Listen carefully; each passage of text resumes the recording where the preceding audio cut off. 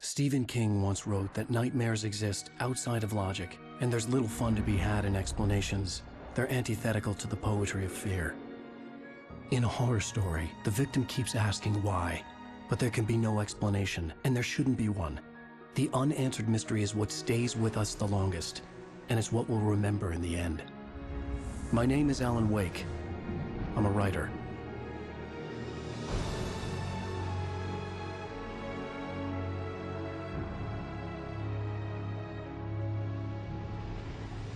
I've always had a vivid imagination, but this dream unsettled me. It was wild and dark and weird, even by my standards. So yes, it began with a dream. Following a typical nightmare pattern, I was late, desperately trying to reach my destination, a lighthouse. For some urgent reason, I couldn't remember. I'd been driving too fast down a coastal road to get there.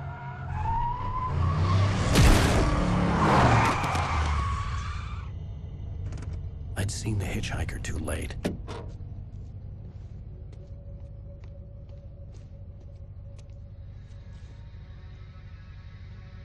He was dead. I was convinced they'd put me in jail and I would never see Alice again.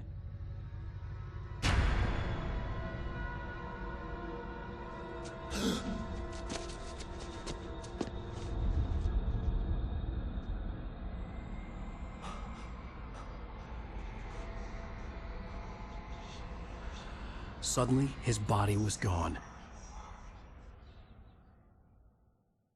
I was in shock from the crash. I could hardly stay on my feet.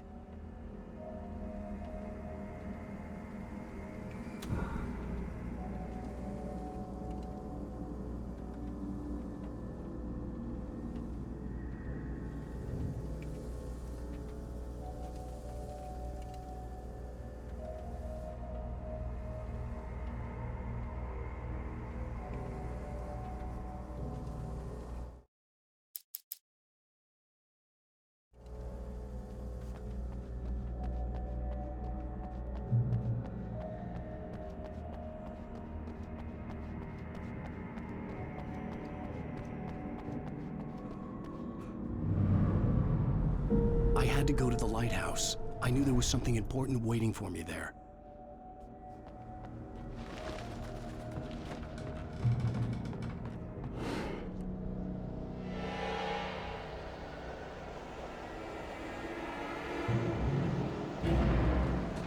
You don't even recognize me, do you, Ryder? You think you're God?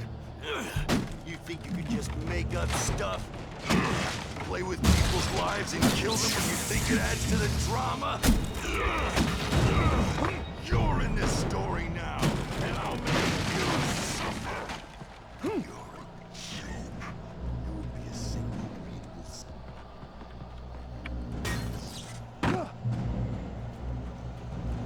You missed your deadline! Damn.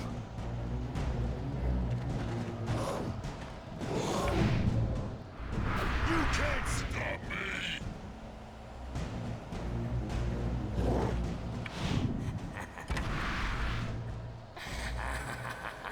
I realized that the hitchhiker was a character from the story I'd been working on.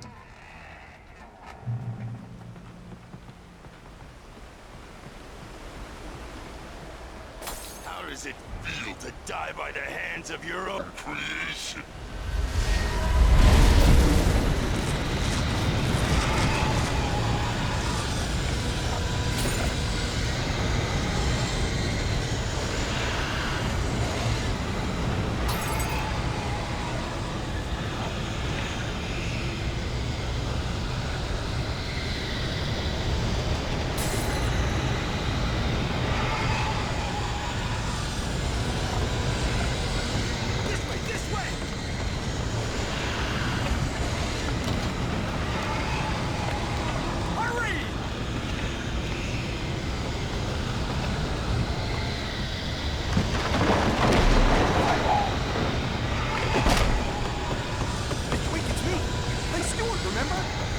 Quickly, get inside! There's no time to lose!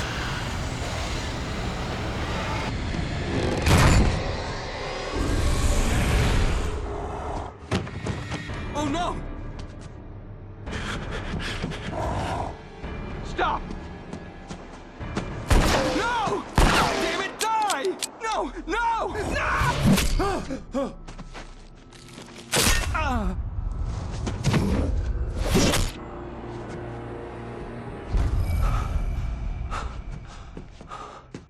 I was trapped. There was no way out.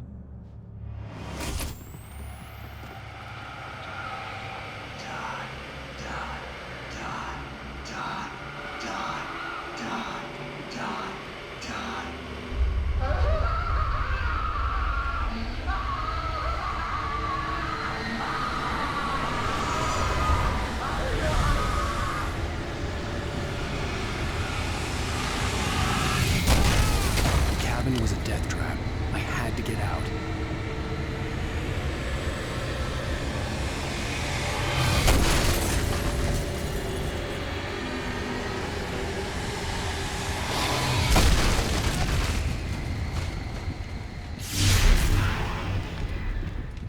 Follow the light.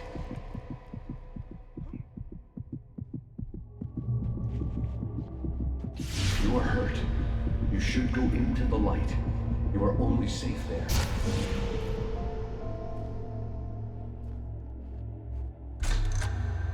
Well done. I have something important to tell you. It goes like this. For he did not know that beyond the lake he called home lies a deeper, darker ocean green, where waves are both wilder and more serene. To its ports I've been. To its ports I've been. Do you understand? No. Follow my light.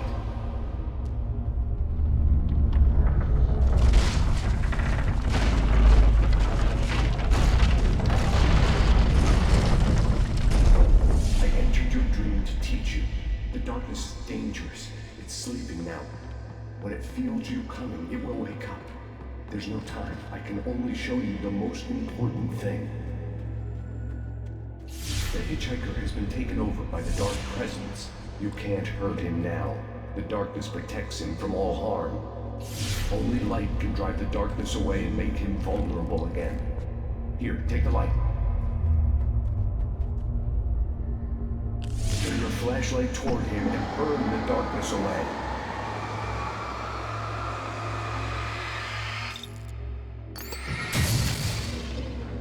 You did it. Now the darkness no longer protects him, but it's still inside, controlling him. He can't be saved. He's still a threat. He is still your enemy. Here, take the gun. Now you'll die.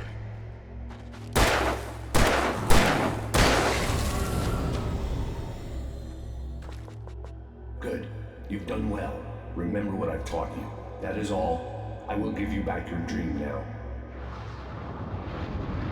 In the nightmare, a terrible darkness was taking over the world. The lighthouse was the last safe place on Earth.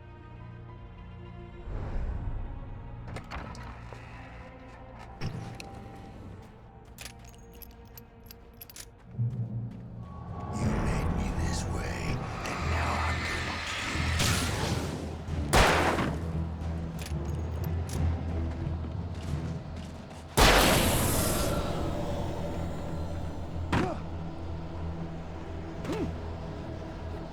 This isn't much.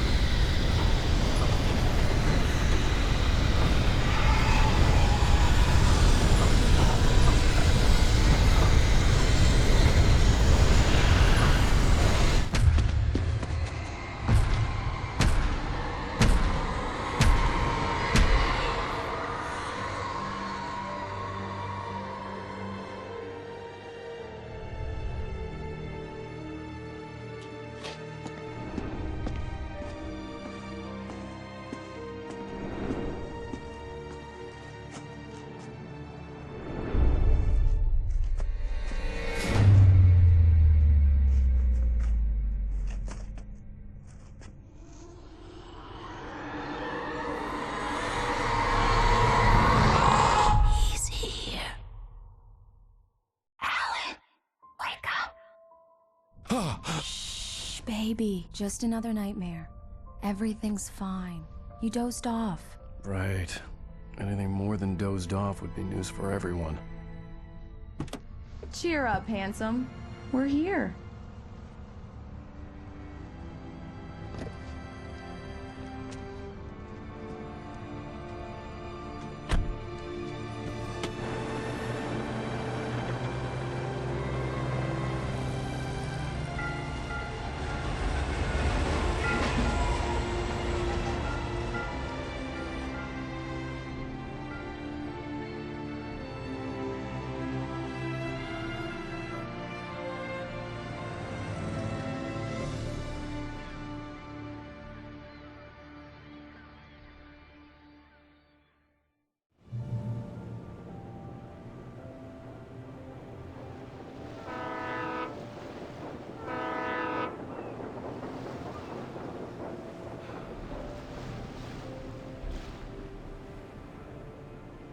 Let's act like we're on vacation. Go stand next to that old gentleman there. I want a shot of you with the town in the background. Sure.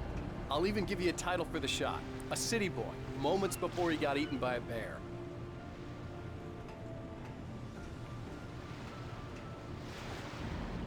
Hi. Hello there. You picked a good time to visit our town. Deerfest is just 2 weeks away. Deerfest, huh? Did you hear that, honey? You have a lovely wife, if you don't mind me saying. I'm Pat Maine, by the way. Nice to meet you. Yeah, I'm Alan Wake. I won't pretend I don't recognize a famous writer such as yourself, Mr. Wake. A pleasure. I'm an avid reader myself. I hope this isn't too presumptuous of me, but I'm the night host at the local radio station. Any chance I could get an interview? Look, Mr. Maine, I'm on vacation. In fact, I'd appreciate it if we could keep my being here just between the two of us. I'm sure you understand. Fair enough.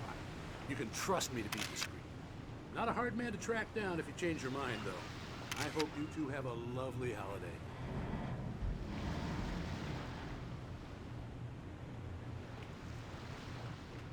Very nice. I got a couple of really good ones. And I see you made a friend.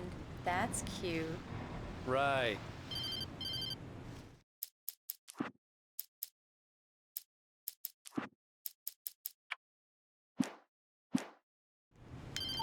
Yeah? Hey, bestseller. How's my favorite writer? Are you there yet? Barry. Yeah. We just got here. Are the locals giving you trouble?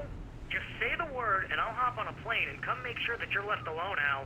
No, Barry, we're fine. Great, great. Just want to make sure you can relax and recharge. So, how is the place? Has it gotten your creative juices flowing? Barry, we're just settling in. Okay, Al. I'll call back later to make sure you're doing okay. And you call me if there's a problem, okay? Okay. I'm just looking out for you, buddy. Talk to you later. I love you too, Barry. You know he's going to be calling you every 5 minutes. Barry is Barry. I can always turn off the phone. What did I tell you? Text message from Barry. He says hi to you too. Alan, we're here. Come on, let's get back to the car.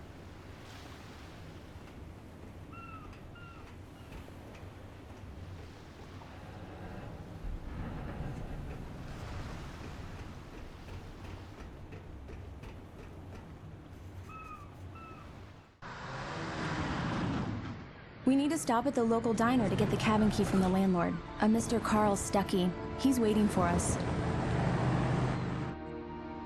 I'll go fill her up while you get the key. I'll pick you up here in, say, 15 minutes? Sure. Alan, thank you for coming here with me. I love you too. Go on. I'll promise to behave.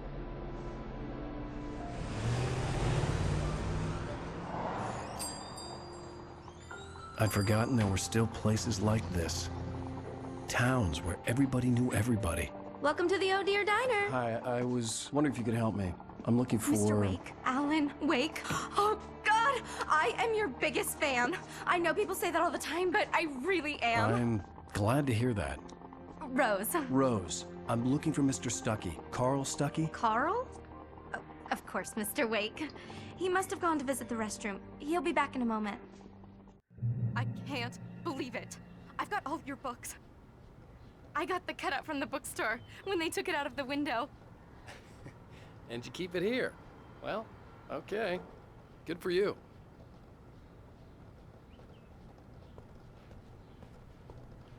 Try the coffee. Just don't blame me when you fall in love, 'cause it'll break your heart when you have to leave. Rusty here is no longer human. Nothing but black coffee under a thin layer of skin. Do me a favor, Sonny. I could really use a tune right now. Coconut, number 6 in the jukebox. I'd do it myself, but both of my legs have gone to sleep. Bad circulation. Yeah. Are you serious? Coconut again? You disgust me. Call yourself a rocker. Unbelievable. Ha! It does that. Get stuck. Yeah, you need to give it a good solid whack.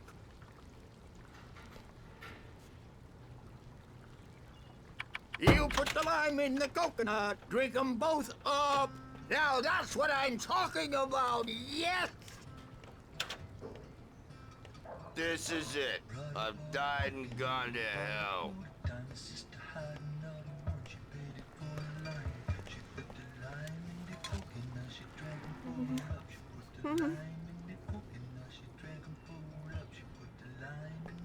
Don't go in there, young man.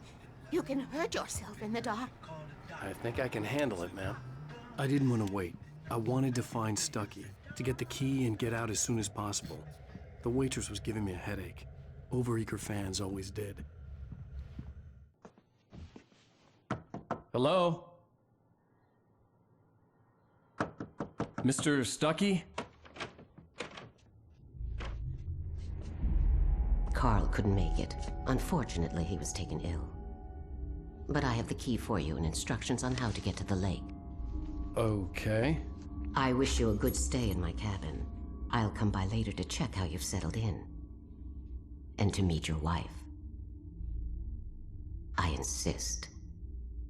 Thanks.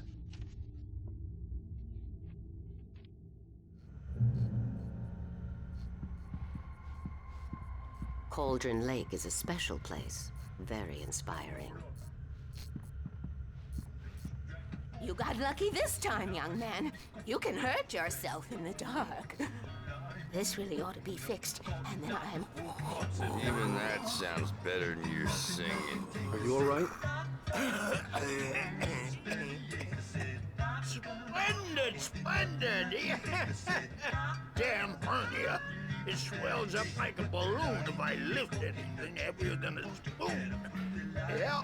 Splendid, splendid. It's been a long time, Tom. Good to see you. Hey, you wouldn't happen to have a bottle on you, would you, Tom? I wish. The Andersons, they're, local musicians. We're waiting for Dr. Hartman to come pick them up. They wandered off from his clinic at the Cauldron Lake Lodge.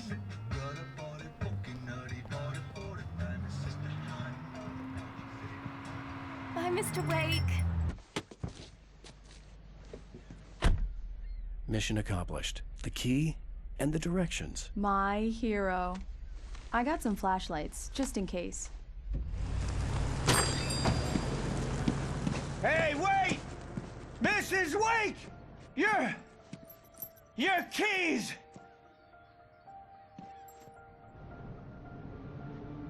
That diner was a real nut house.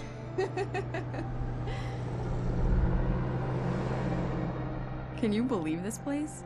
This would make a wonderful setting for a book. We're supposed to be on vacation, Alice. I'll figure it out when we get back home. Okay? Okay. We can talk about this later. Bad man here on KBFF. I didn't want to talk about it. I wanted to bury my head in sand. Here's another one of my favorites to go with it. Once upon a time, I was a successful writer, but that was a long time ago. I hadn't been able to write a word in 2 years, not since my last book. And now the weather. It's gonna be a clear night, so you folks in the big city might want to look up every once in a while, see those stars winking down at you. It gets pretty dark out here, but they'll light your way.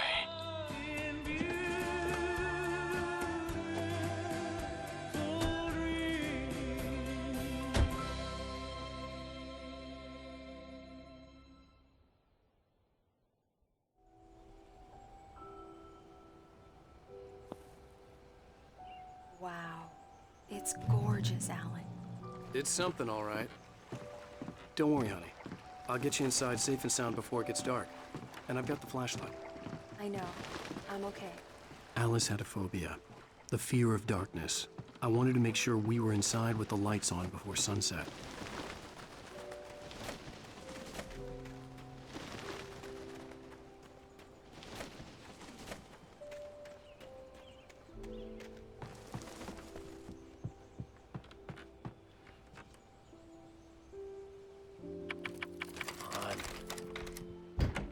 It's dark in there. We need lights.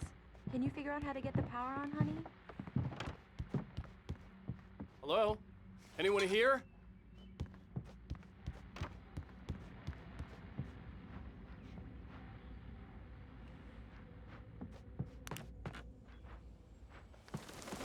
The power cable goes to that shed over there.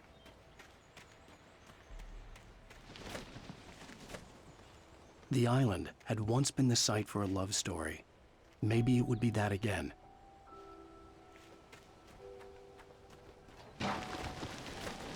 An old generator had been connected to the power cable.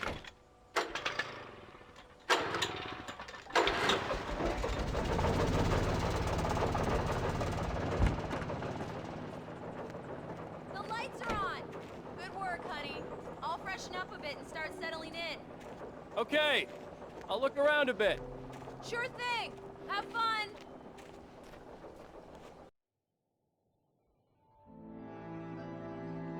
It was a beautiful place. I told myself I could rest here, sleep here, and forget about my work.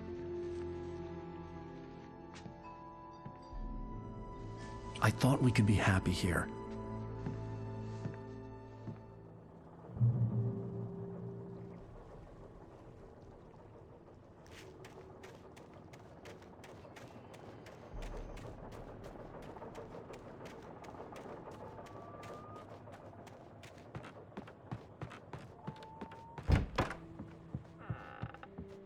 Alice? Honey? Alan, I'm upstairs. I have a surprise for you.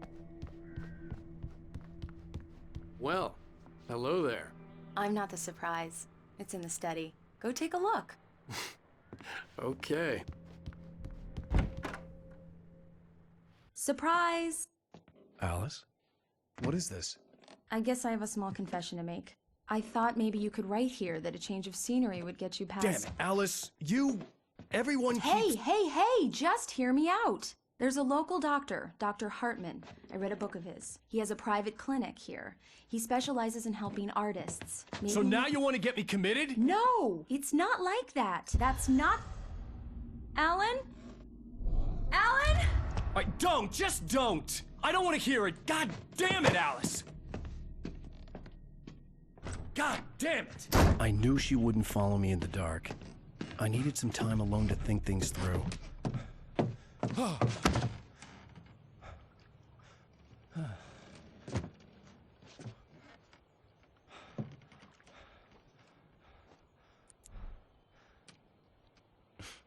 Damn it.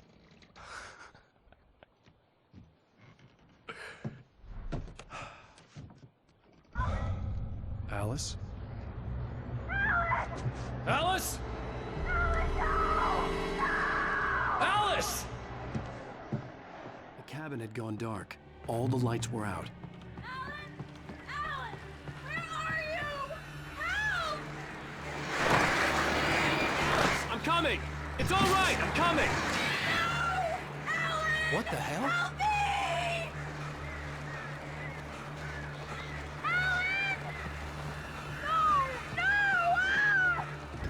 Alice? Alice?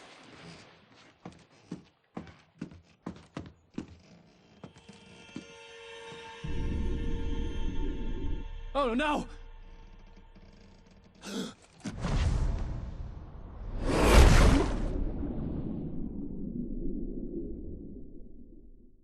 Keep going, Alan.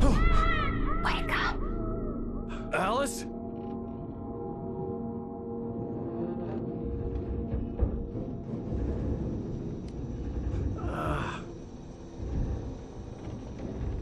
Waking up in the crashed car felt like I had woken from one nightmare and entered another. I couldn't remember how I got there. All I knew was that something terrible had happened to Alice. The phone was dead. I'd have to find help on foot.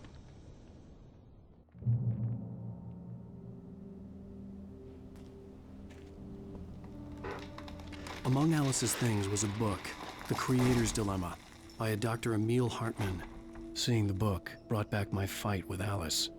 I didn't like it, and I didn't like the guy's smug face on the cover either.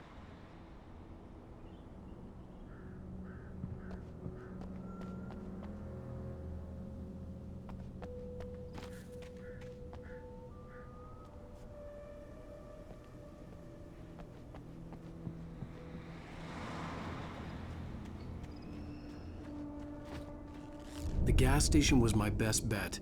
They'd have a phone I could use. It looked like a long hike through the forest to get there.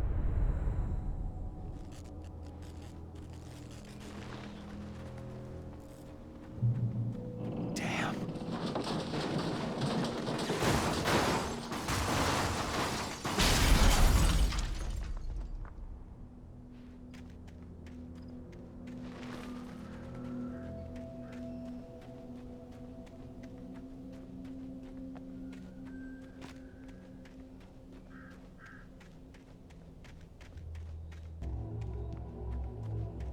Hello?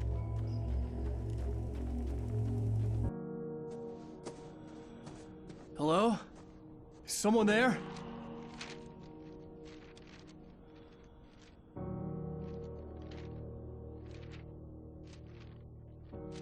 The loose sheets of paper were pages from a manuscript entitled Departure. That was the name I planned to use for the next novel I had never gotten started. I was named the author. I hadn't written it. I couldn't remember writing it. In the scene on the page, the hero was attacked by an axe murderer in the woods at night.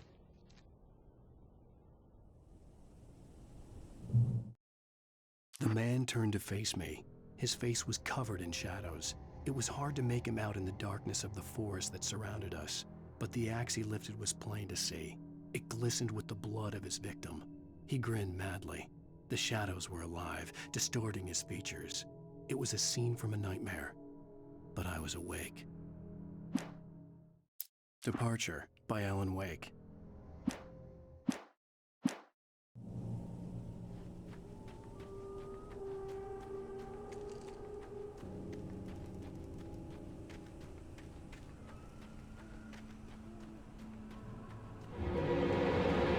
Anybody there?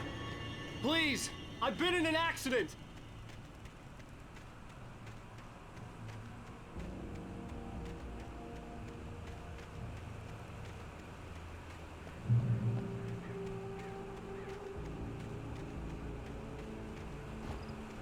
The lights up ahead were a good sign. Maybe I wouldn't have to hike all the way down to the gas station to find a phone.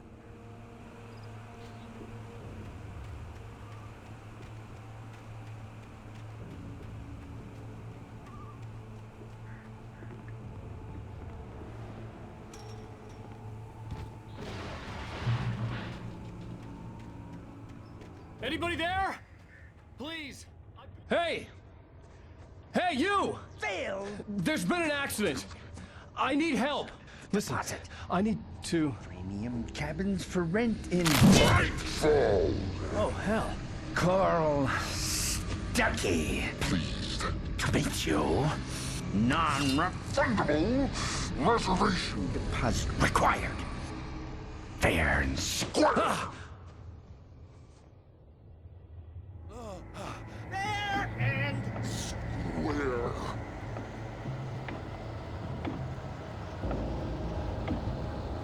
Carl Stuckey. Pleased.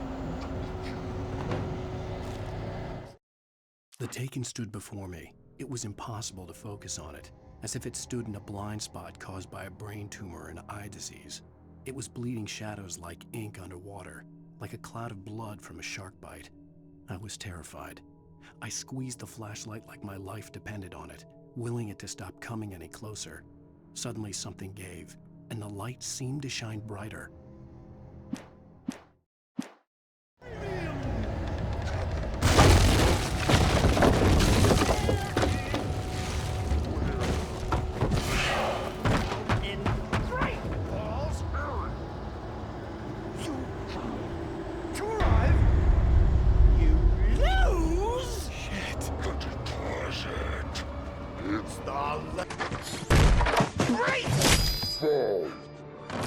I had to figure a way out of this. Any second now, and Stucky would be knocking on the door with his axe like Nicholson in The Shining.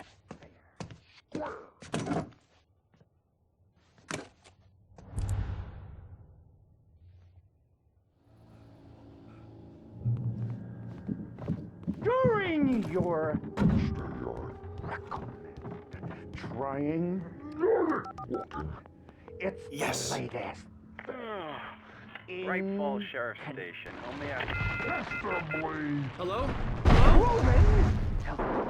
Let you kill The spat.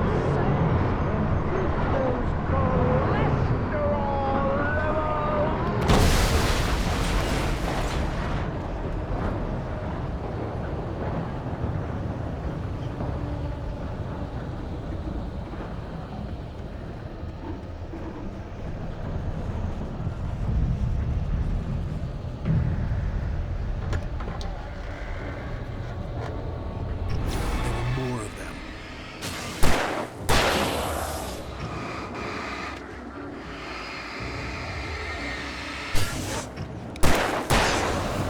My head pounded with the concussion. I'd never fired a gun outside a shooting range, and now I just killed someone. Or something. There were no bodies. They just disappeared. If I was dreaming, it felt real enough to make me sick.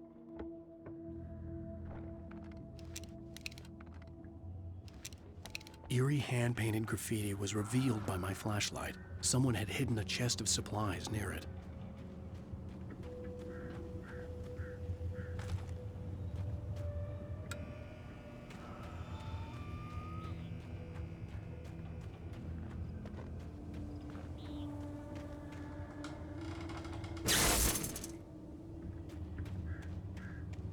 The dark forest was the last place I wanted to go, but I had no choice. I had to get to the gas station. It's rabbit season.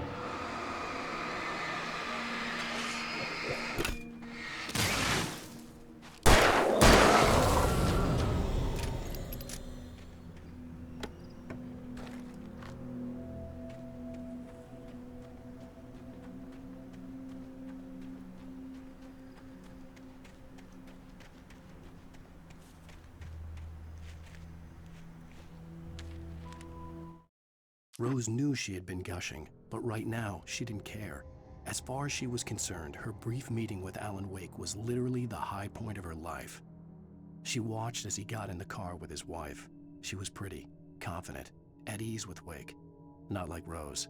They were perfect for each other. She'd have given anything to be called their friend.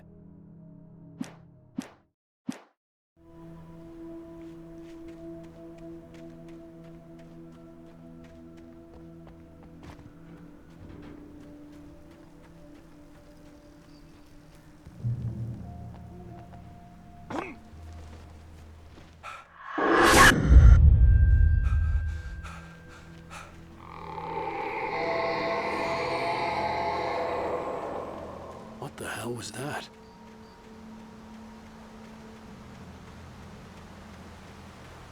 When I saw the river below, something uncoiled itself inside my head. I realized that I'd have to find a way across. I didn't even want to look at the water.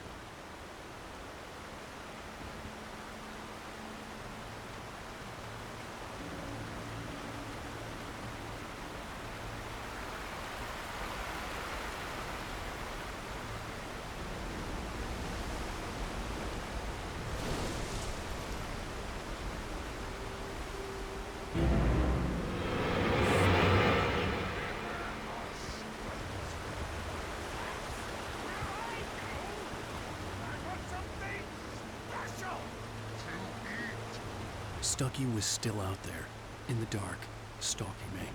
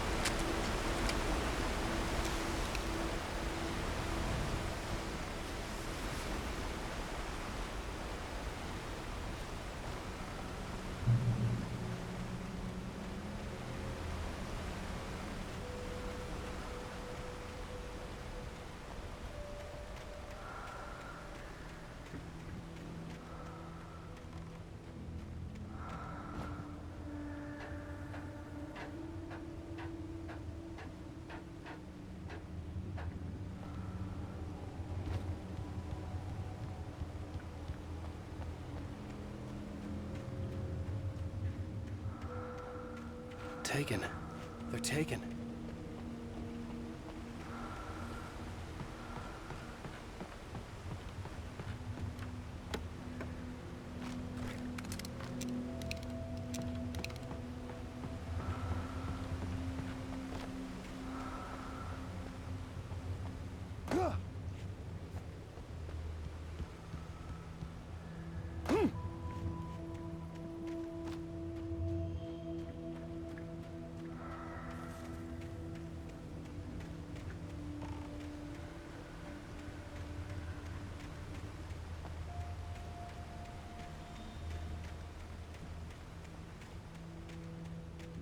The staircase was broken.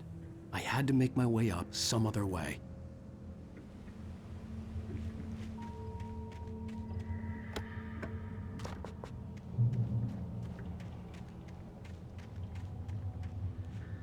There was no power. There was bound to be a generator somewhere at the logging site.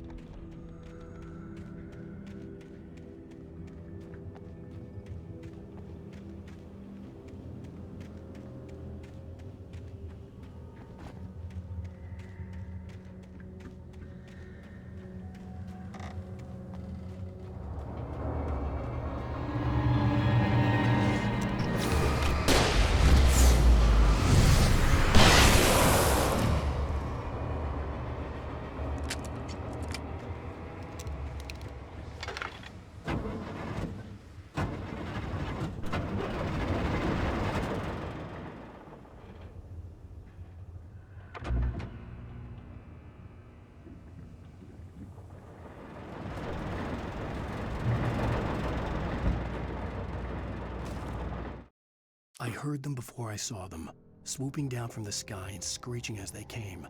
I spun around just as the cloud was upon me. For an instant, I stared into 100 dead eyes, black pearls glittering in the darkness. I raised the flashlight and the swarm exploded like fireworks. Feathers burned, turned into ash. I couldn't hear my scream above theirs.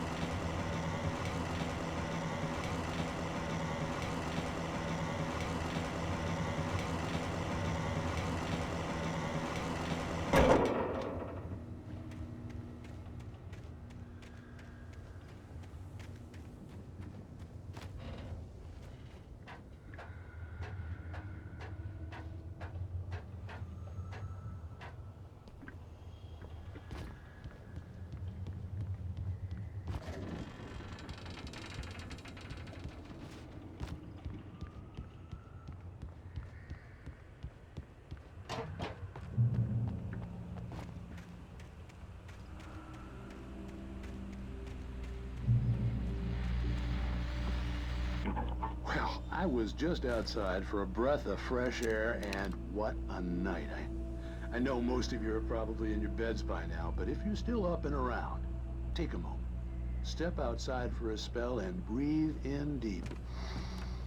The weather is absolutely still. The sky is crystal clear. It's like the forest is quietly breathing along with you. To listeners now, I'm a night owl, and it's on nights like this I wish I wasn't cooped up in the studio.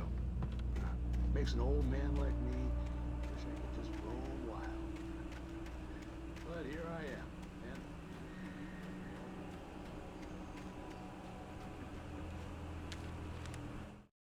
At first, I kept finding the pages as if by accident. The book I couldn't remember was either a terrible and true prophecy or an act of creation that had rewritten the world. I began to hunt the pages feverishly, for they held the answer to the mystery. With it, I could save myself. With it, I could save Alice.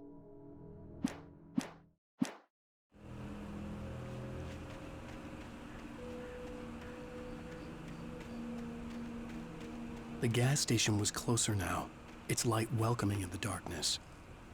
Paul makes the best dogs in the state. Belly Burster is the best with no contest. Monster Dog is second best. The famous dog is...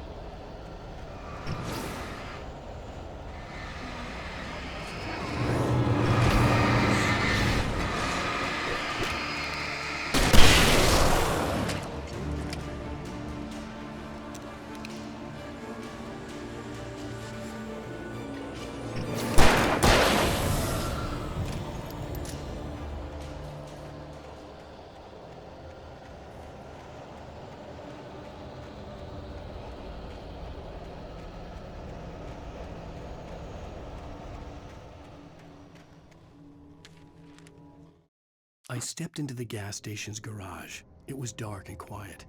The place was a mess. It looked like someone trashed the place or that there'd been some kind of fight. Light spilled into the room through an open door at the back, and I made my way toward it. Without any warning, I was blinded by a bright light. An old portable TV on the shelf had come alive by itself. Impossibly, I could see myself on the screen, talking like a madman.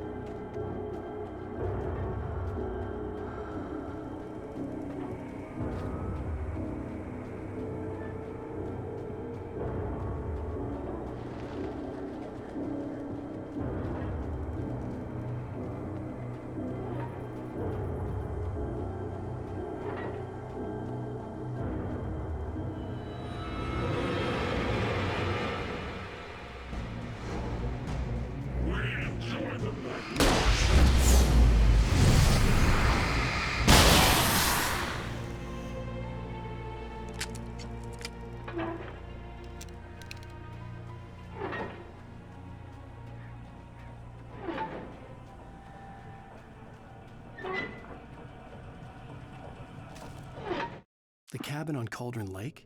She asked. The sheriff looked at me suspiciously. The early morning light flooded through the office windows. I would probably never have gotten out of the woods alive without her help, but I couldn't tell her the truth of what I'd faced the previous night. She'd think I was lying or crazy. She'd lock me up, and she wouldn't help me find Alice.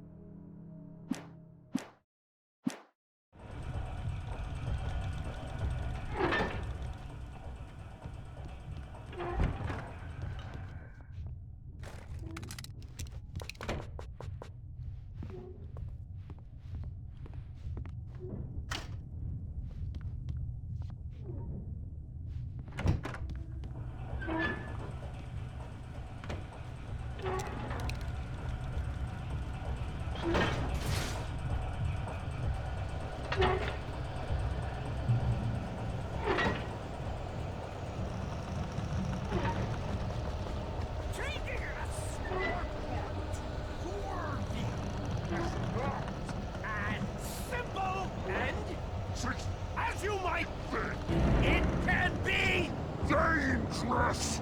It requires patience. No. Even with the engine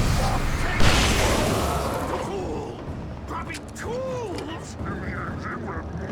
Bounce isn't easy and fatal. Don't make count.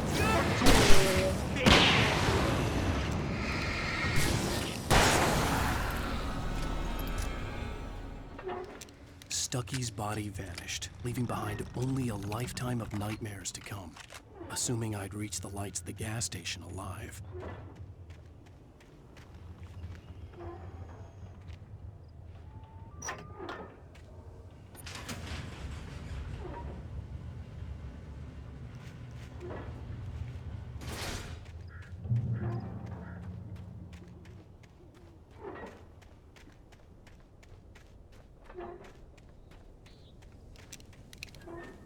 I recognized the parade float I had seen in Bright Falls when I first arrived with Alice.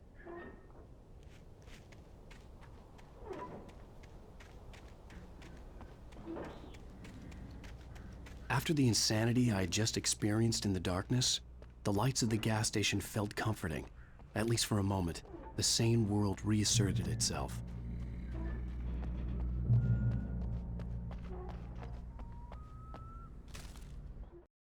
Stucky spat on the garage floor and tried to shake the cobwebs from his head. Ever since the couple never showed to pick up the keys, things had been fuzzy. Something, a feeling, caught his attention. Stucky looked up and stared as his brain tried in vain to process the horror before him. He stumbled back, knocking over a can of oil. A black pool spread across the floor while he struggled for a brief moment, then let go as the unrelenting darkness engulfed him.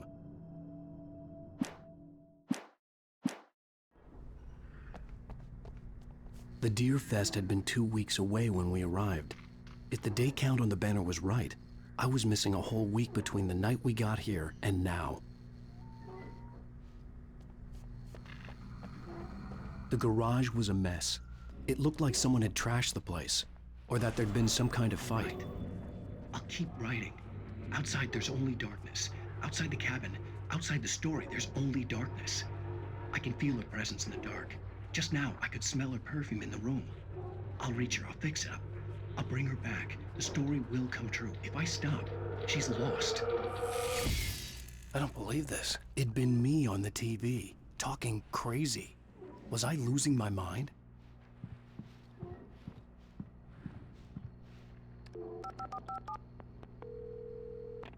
Bright Falls Sheriff Station.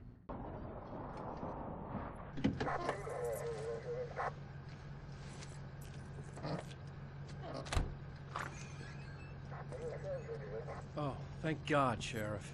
Sheriff Sarah Breaker, you are... I'm Alan Wake, but listen, I was in a car crash. My wife, Alice, she's missing. Calm down, Mr. Wake. We were staying in a cabin on the island, on Cauldron Lake. There's no island on Cauldron Lake, not since the big eruption in the 70s. Please, I can take you there, okay? You look like you've taken a pretty bad knock to the head. Are you okay? Listen. We'll figure this out. Please get in the car. We'll swing by the lake and then we'll go to the station, okay? Mr. Wake, have you seen Stucky, the guy who owns this place? I realized I couldn't tell her what had happened in the forest. She wouldn't have believed me, and then she wouldn't have helped me with Alice.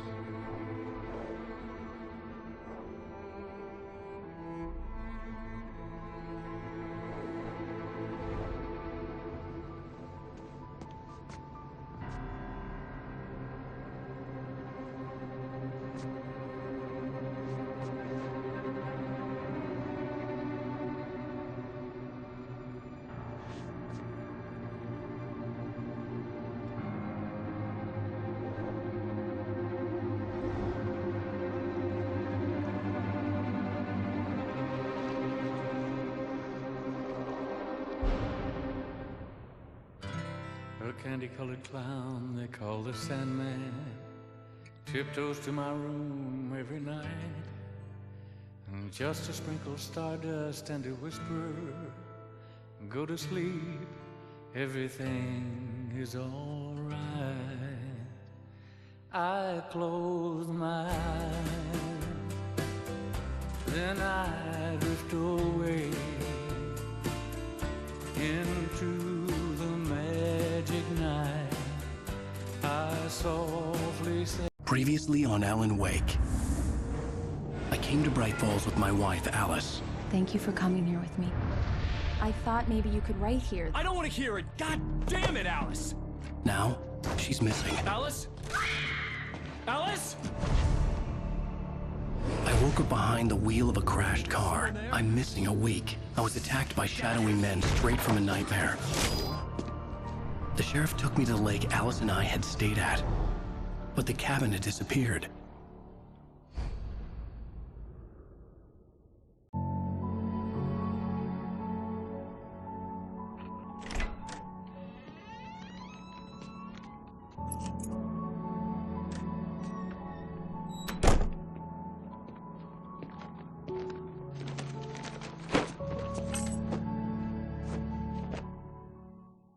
Honey, I'm home. Back here, sweetie. How was it? Worst weather I've ever seen. You should put some coffee on. It'll warm you up. Hey, handsome. This is gonna be a long night, but these shots are turning out great. I guess you're gonna need that coffee then. I'll go put it on.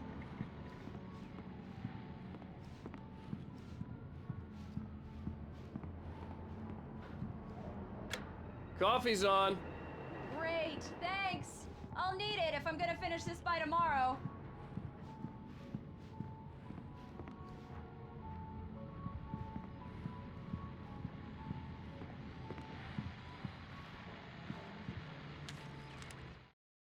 This was a late goodbye. 13 years after I'd gotten my revenge, it had finally caught up with me. It had been a long time to bear the pain. My blood painted the snow red. A gruesome slushy dissolved all the scattered painkillers and leisurely dripped down to the sewer, mingling with the bile of the city, becoming one with it. I can see them now, my wife and my baby. Honey, I'm home. It's true what they say about the fall and the sudden stop at the end. I'd lain here in the snow while the lurid chain of scenes that had led me here kept playing in my head. A rerun of my own private snuff movie. A memory of my corpse. Alone at my own wake. Thinking in metaphors again. The femme fatale was gone. Only a sour taste remained of the kiss that killed me.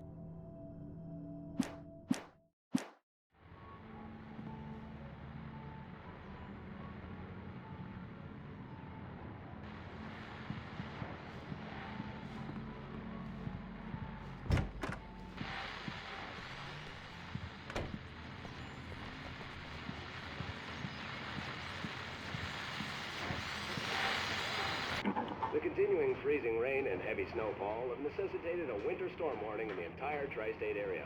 People are advised to stay indoors as many roadways are already closed, and city officials are not expecting snow crews to keep up with the weather. We're now on the third day of the blizzard, and the weather is not expected to clear up anytime soon. Oh, hey, I just finished those cover mock-ups. They're on your desk. Tell me what you think. No kidding. I didn't think you'd get them done this quickly.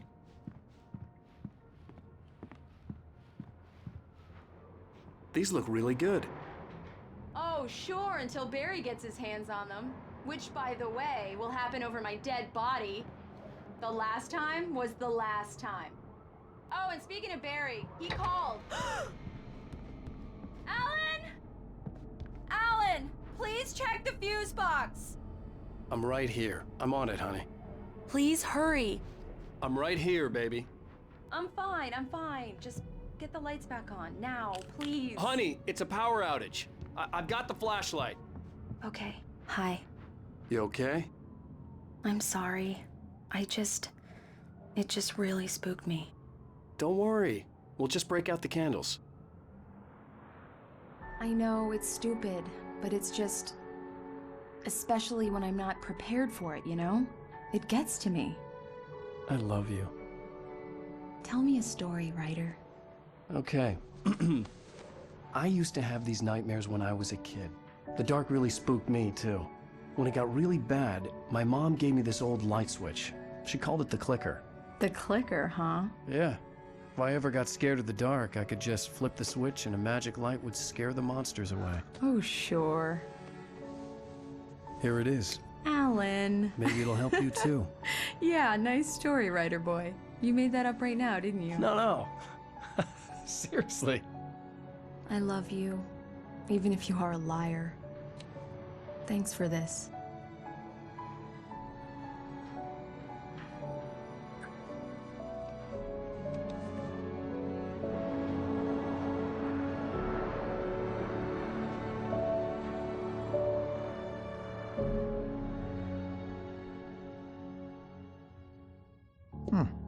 How do you feel, Mr. Wake? Any nausea, disorientation, anything like that? Mr. Wake, how are you feeling? I'm okay. My head's fine. I had to lie about my headache and memory loss. He'd send me to a hospital for tests. I couldn't leave without Alice. Very well. I don't think you have a concussion, but you've obviously been through quite a shock. You should take it easy for a couple of days. Thanks. Well then, Mr. Wake, we're done here. If the pain gets any worse or you experience any other symptoms, you should come see me. I'll let you get on with it then. Sarah, Sheriff Breaker, is waiting for you. She's very good at her job. I'm sure she can locate your wife in no time.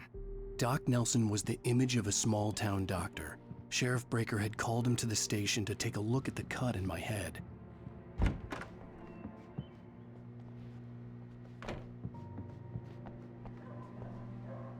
Thank you for testing the lights, Miss Weaver. Everything seems to be fine. I don't have the luxury. Come in, Mr. Wake. Your phone's on the desk. The battery was dead. It's charged now. Have you started looking for my wife yet? My men are already on it. Now, can you tell me what happened? I'm not sure. I can't remember. We were arguing. I walked out of the cabin. The cabin on Cauldron Lake? How did you end up at Stucky's gas station? I wanted to tell her what had happened last night, but I couldn't. She'd lock me up.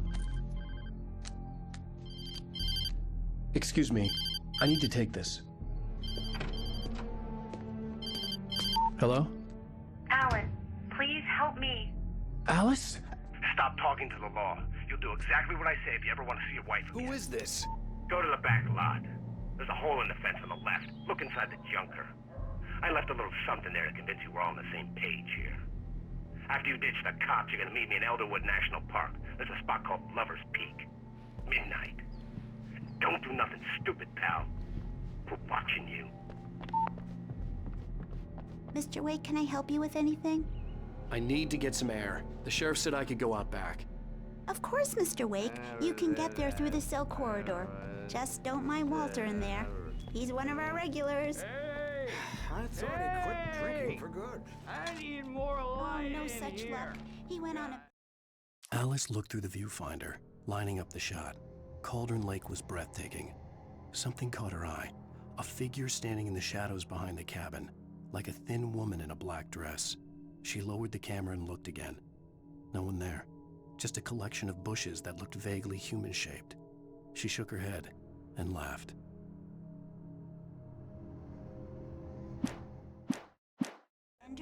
Danny pretty badly? He started shouting like that the moment he woke up. Goddamn shadows in here! Yeah, it's Mulligan here. I'm at Stucky's gas station with Thornton. There's no sign of him. Over. Wait. Yeah, this is Thornton.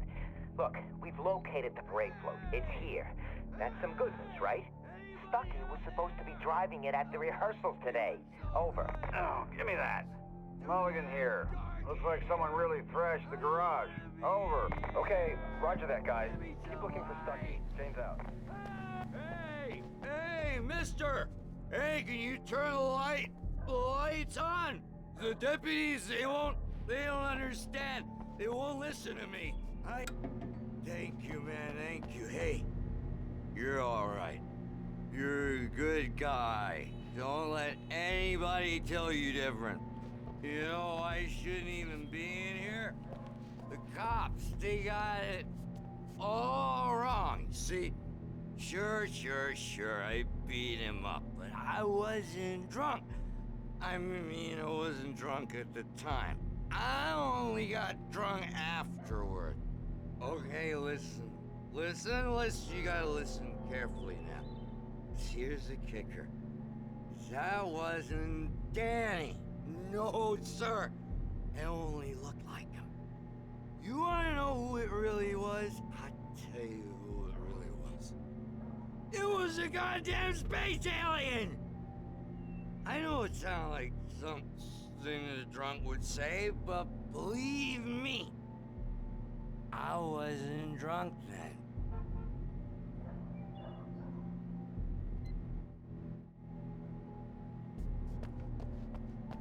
The early morning light hurt my eyes and made my head ache. The man on the phone had said, "Go through the fence on the left."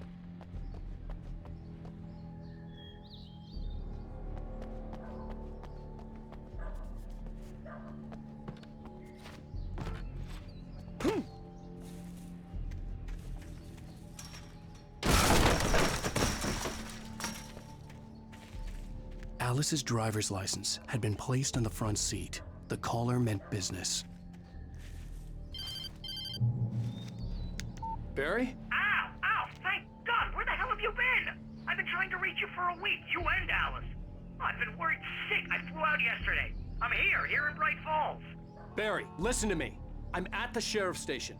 Come and get me. I can't talk now. Ow! What the hell is going on? I had to get the sheriff to let me go.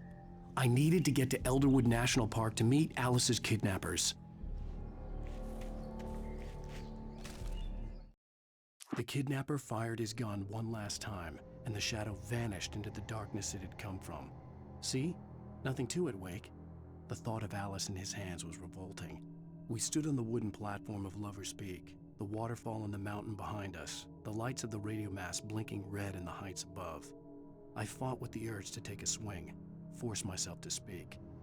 Let's cut the act now. Where's my wife?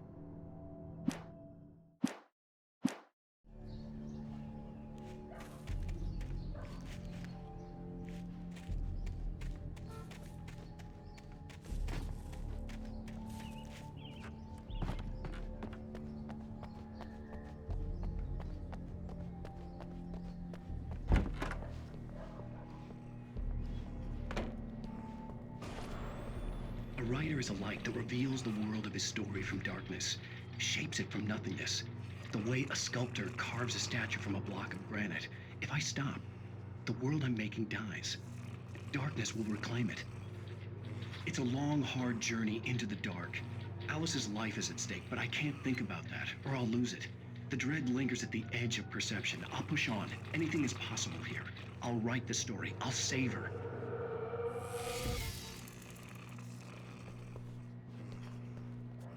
Marvelous, Sarah. I just wanted to settle all the damage the Anderson brothers might have inadvertently caused on their recent and regrettable little outing. They are not accountable for their actions, of course. I can assure you that my staff has been reprimanded. Tor and Odin never caused any trouble to anyone when they were still living at their farm. Indeed. All we can do is to slow down the progress of their dementia. Are you feeling any better, Mr. Wake? I'd like to leave. Am I free to go? Well, we still need to talk about... Am I under arrest? No, of course not. But I need to know where you'll be staying so I can get in touch with you. I'd avoid the motel. The Majestic is known for its roaches. The cabins at Elderwood are pretty nice, though. That sounds perfect. I'm Dr. Emil Hartman. I'd like to invite you to stay at Cauldron Lake Lodge. Did you talk to my wife? I had the pleasure of discussing your situation with her on several occasions. Did you set something up with her? I invited her here. My clinic is a place where... Oh! Hey! Oh, my! Take it easy. Hey, nobody move! Get your hands off of my client! Who are you? I'm Barry Wheeler, his agent. If you have business with Mr. Wake, you talk to me. You yokels won't know what hit you once I sick my lawyers on your asses. No harm done, Sarah. I'm all right. I don't want to press charges. Mr. Wake, my offer still stands. Get me out of here. What the hell was that about, Al? We don't need a replay of that thing with the paparazzi. I thought they were gonna lock you up. I had to talk to someone. I told Barry everything. He thought I was certifiable, but when he heard about the manuscript, I had him. The fact that I'd written something, even if I couldn't remember it, was enough for him. He smelled money. And he believed that Alice had been kidnapped. Anything beyond that was another story. I had a midnight appointment with the kidnapper in a place called Lover's Peak, somewhere in Elderwood National Park. The plan was to rent a cabin. I don't like it, Al. I don't like any of it. It's not good. In fact, it's the absolute opposite of good. Mr. Wake! Barry, you found him! Hi, Rose. Oh, wow. I was just thinking about you, too. Great. I was just bringing Rusty some coffee. He's on the balcony, looking after Max. Poor thing. I really need to go. Great to see you again, Mr. Wake. Later! Who's Max?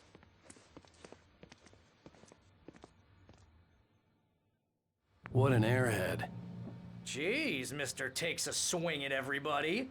This is not her fault. She's a very nice girl and, more importantly, a fan. She even has a fan site dedicated to you. And she was very helpful when I was looking for you.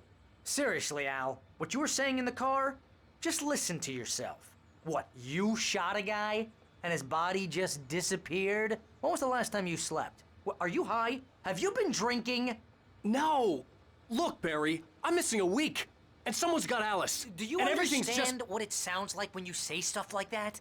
Don't get me wrong, it's a good story, could be a bestseller. But when you start confusing fiction with reality, you're buying yourself a ticket to the funny farm. All right, wait here.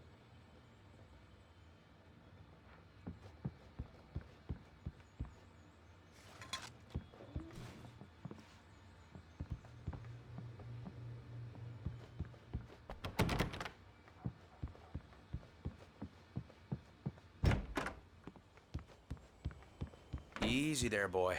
I'm almost done. Hey, Rusty, right? You rent cabins. Oh, Mr. Wake. I'd shake your hand, but mine are kind of full here. Actually, I'm sorry about this. Would you mind grabbing the registration form from the desk? It's just across from Bucktooth Charlie. Okay, sure. What happened? Crazy poachers. Max here got his foot caught in a trap. They're illegal to use here. Hell, you're not supposed to hunt within the park at all. But that doesn't stop some lowlifes. Well, at least Max is gonna be okay. He got lucky. Max is still groggy from the shot I gave him, and I'd rather not leave him alone just yet. Seriously, Al, you can't just go and meet a kidnapper. Those situations always end up in disaster. You gotta talk to the cops. She's my wife, and it's my call. Can we talk about this later? No. This whole thing... Listen, you hit your head. I mean, geez, Al, come on. You gotta understand how crazy all this sounds. If you're trying to pull a joke on me, freak me out, it's working. Ha ha, let's have a laugh on Barry. Well, you had me going there real funny, Al. You can quit it now.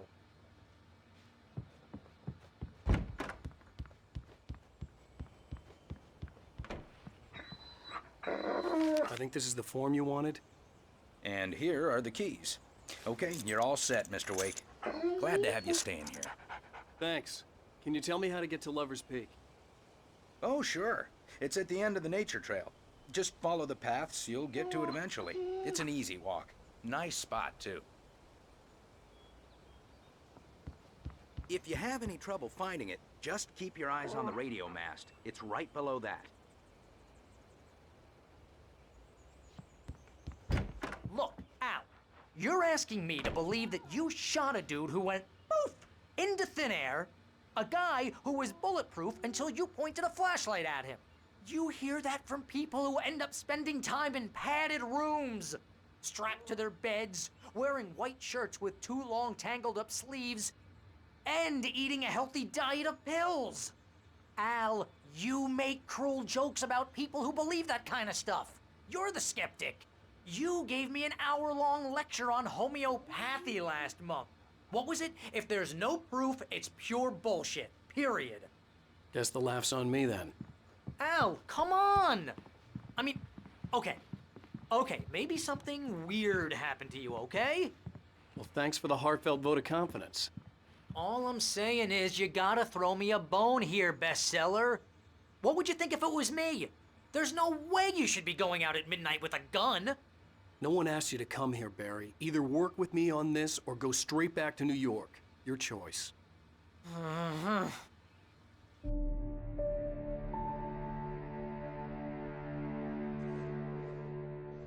That's just crazy talk, Al. Al? Al? We should go to the sheriff or call the FBI. Damn it, Barry, they'll kill her! This is not a goddamn debate, Barry. I'm going to Lover's Peak. He said to come alone. Okay then. I understand. But you're my best friend and I'm worried that you're not right in the head. Tell me what to do to help and I'll do it. You stay here, and if I'm not back by morning, call the cavalry. Achoo! Just be careful with the natives, Al. These yokels are dangerous. Everybody hates a tourist, or it'll be deliverance all over again. Achoo! Bless you.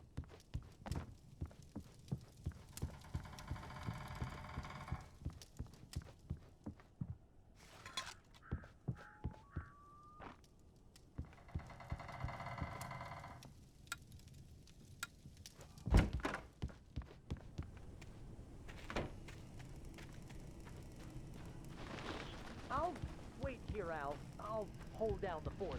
I'll be with you in spirit every step of the way, Al. One through the door now. Barry had never gotten along with Alice, but he knew Alan loved her with an almost frightening intensity. And now something had happened to Alice. And here was Al armed with a gun and saying things people got put in padded cells for. It was as if his friend had experienced a massive psychotic episode and was now totally disconnected from reality. It scared the shit out of Barry.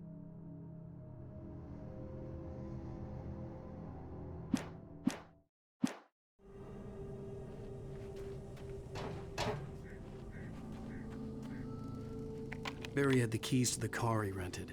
Wasn't a long walk to the visitor center, and it wouldn't be any use to me in the forest. I knew I should have gone to the cops. This wasn't the smartest thing I'd ever done, but I was still angry with Barry for trying to talk me out of it. These people had called me right in the sheriff's station. The cops wouldn't scare them, and they had Alice.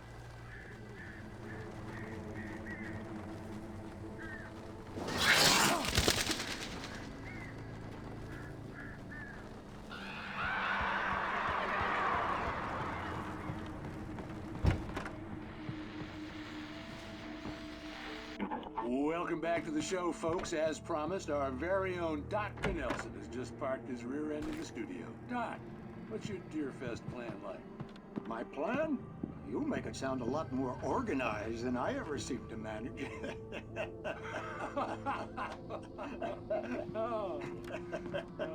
No plan, really. Just taking the atmosphere. I'm getting a little too doing much more than that, you know. Tell me.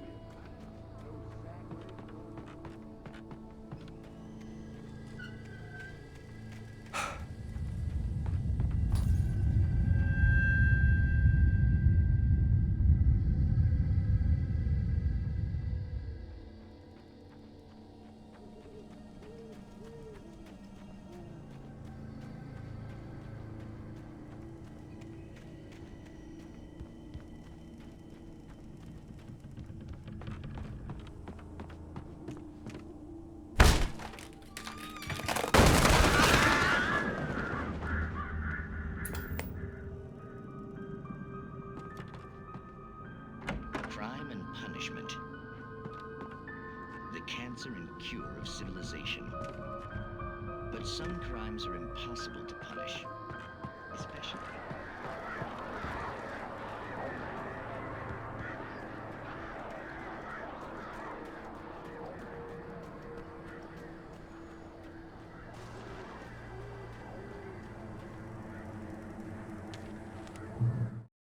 The air in the visitor center was heavy with an awful smell, as if some rotten drowned thing had crawled up from its grave.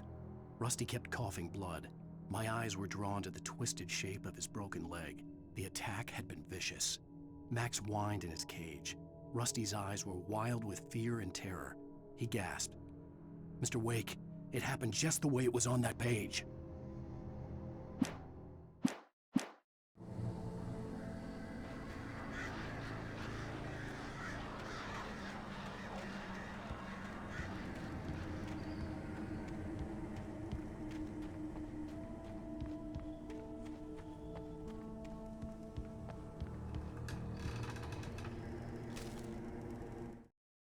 Rose knew that Rusty was in love with her, and she liked him too. She liked him a lot. He taught her to dance, and life had certainly taught her the value of a man who was gentle. He treated her well, made her smile, made her feel good. But Rusty wasn't the prince of her dreams, and that tended to underline the unbearable truth. She was no closer to that Hollywood magic than he was.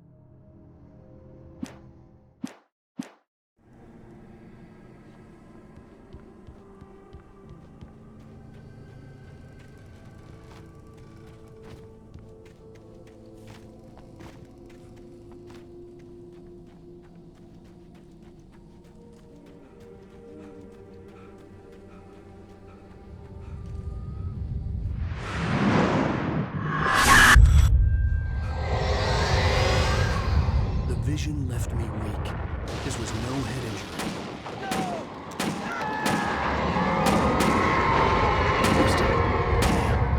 Rusty, hang on! Oh, God! I'm coming! Please, help me!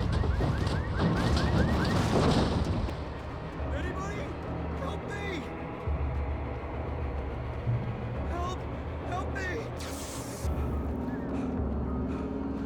Can you hear me? Anyone? Hello? Please, help! Back here. I'm back here. Mr. Wake? Oh, hell. It happened just the way it was on that page. I found. Came true. It knew. So dark. It'll come back for me. You must... The lights. In the office. I have the key. Okay, Rusty. Hang on. I'll be right back. Whatever did this couldn't be far. Rusty had found a page from the manuscript. It would help me understand what had happened.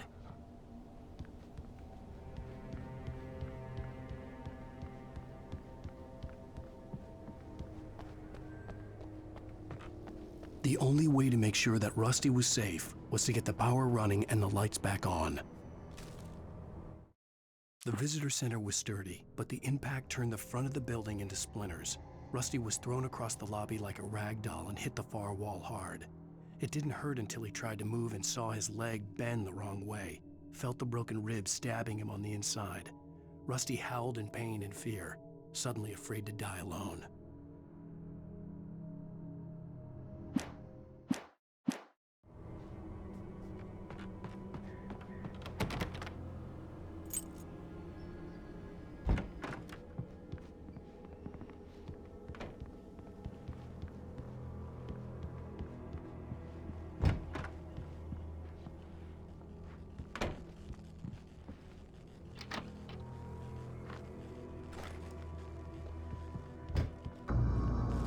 I was too late.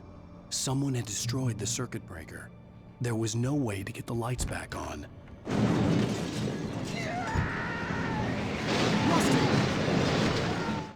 At the last instant, I changed direction and threw myself down.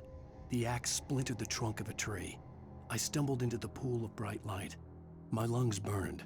I was too exhausted to move. I tensed as I waited for the killing blow, but it never came. I raised my head. Nothing moved in the darkness beyond. For the moment, bathed in the cold light, I was safe. Rusty!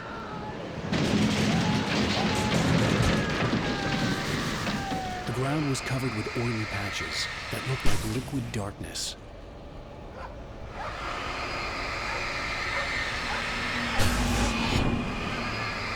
I just need hunting licenses.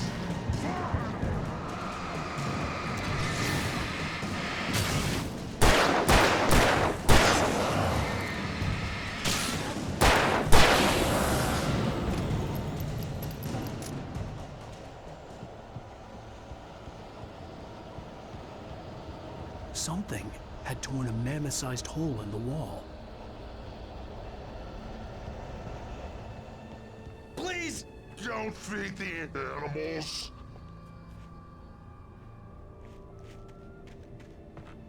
Fishing Is only permitted for those visitors who purchase a park fishing. license. Obey The park rangers and sergeants. at all times. Rusty, no! Never No recovered any other to persons or approach any other wildlife closer than.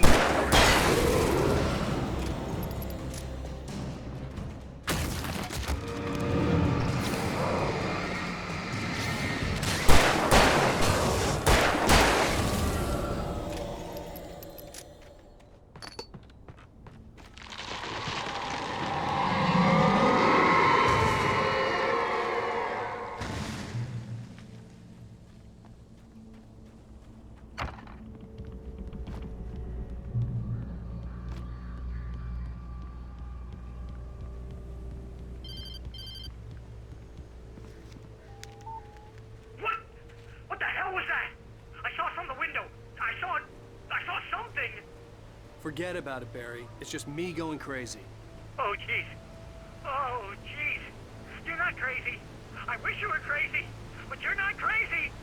Ow, be careful. Stay in the cabin. Don't open the door for anyone. I mean it.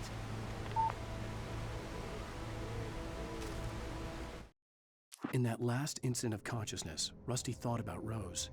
He was older than she was.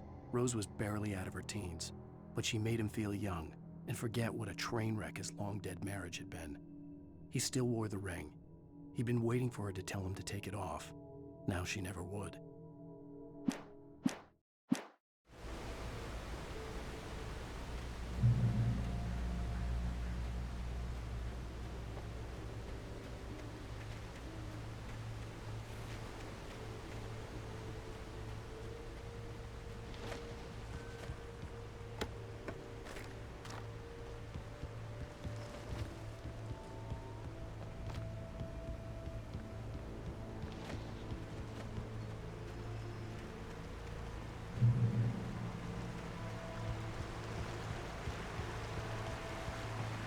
Lover's Peak was at the far end of the nature trail.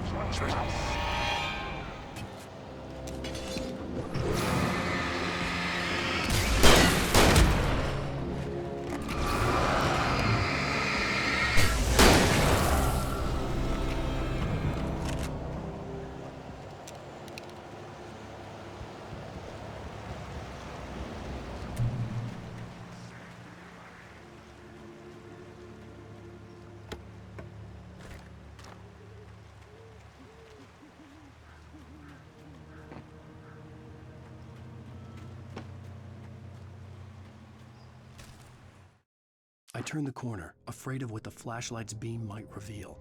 Suddenly, a roughly painted symbol of a torch glowed in the light. Behind it, hidden by a rock, sat a battered metal trunk. It was here for a reason, packed with supplies, batteries, flares, ammo, things you need to make it through the darkness of the night. Something left behind by someone who knew what I knew, and more.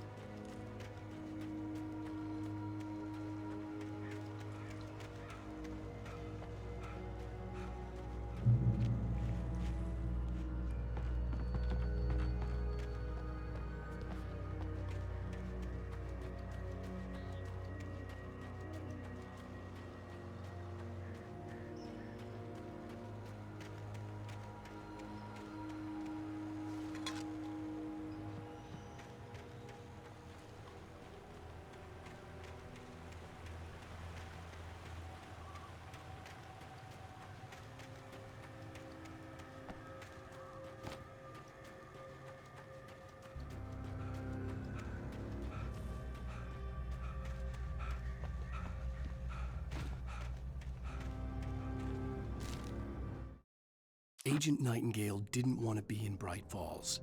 These little communities revolted him, and he didn't like the trees or the coffee. He now knew that impossible horrors lurked behind the storefronts and smiles. He desperately wanted to turn the car around and just drive until he passed out or ran out of road and booze. But he had a job to do. He had a rider to catch, at any cost.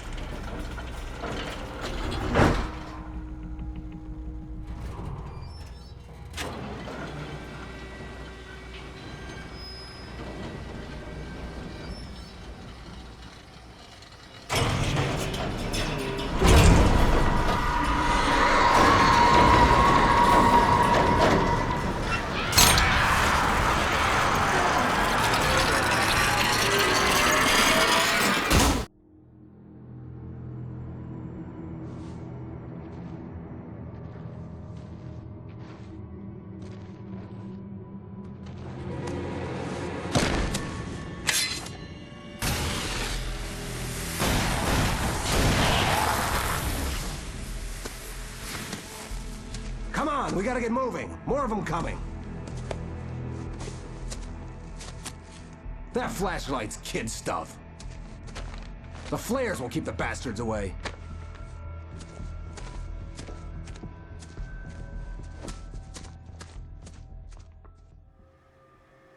You can see them too?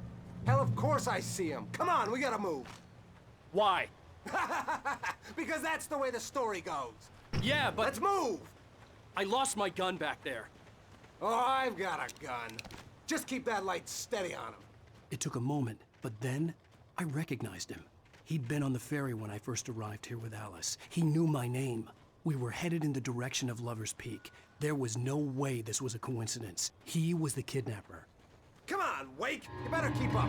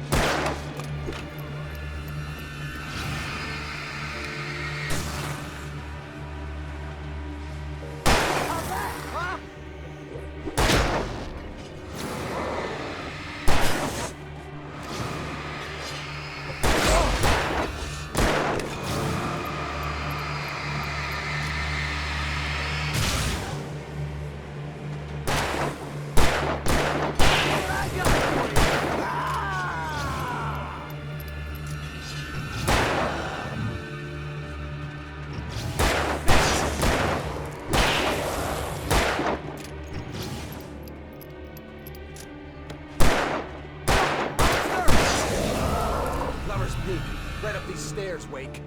Use the flares from the emergency box to hold them off while I get these boards off. Give me the gun. Yeah, no can do, Wake. Are you kidding? Give me the gun! No time for back talk. Hold them off, damn it!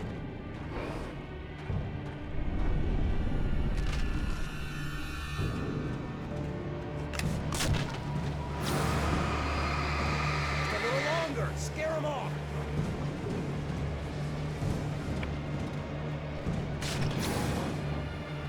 Get some light on those guys!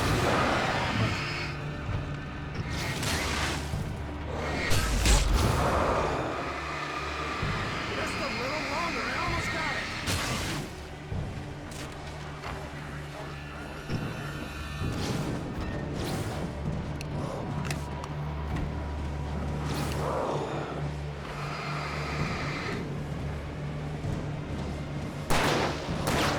Okay, it's over. Over to me!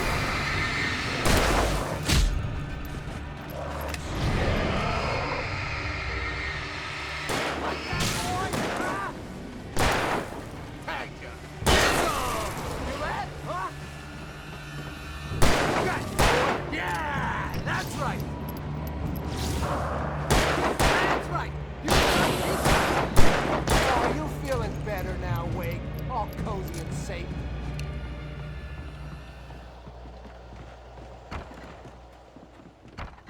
Better get ready. They'll be on us soon.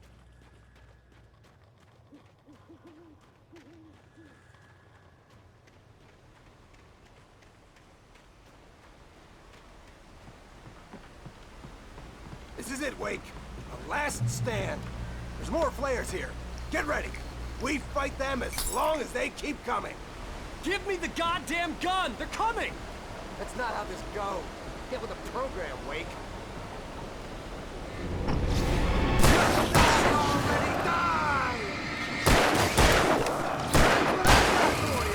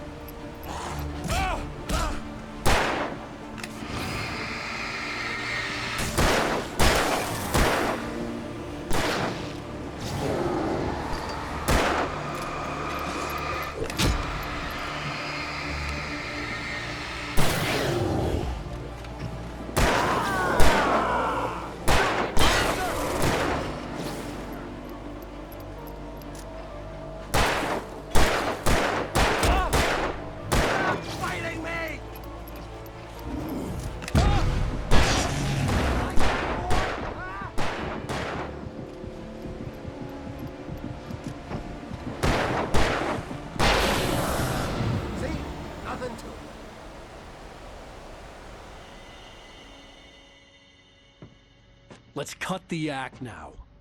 Where's my wife? I knew you were gonna say that. I read it all before. You're a hell of a writer. Congratulations. You're gonna bring about something glorious and terrible once we get you some proper editorial control. What the hell are you talking about? Where's Alice? I want the entire manuscript, or she's gonna suffer bad. You touch her mouth.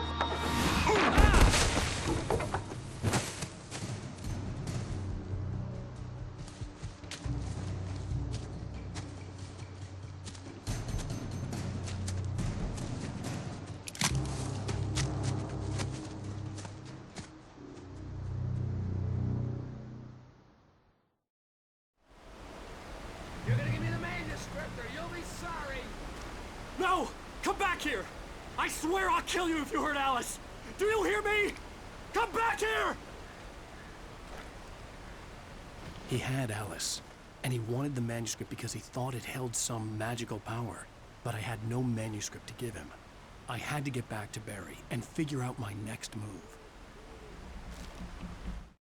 On more than one occasion, Alice had tried to explain to me how it felt to be afraid of the dark.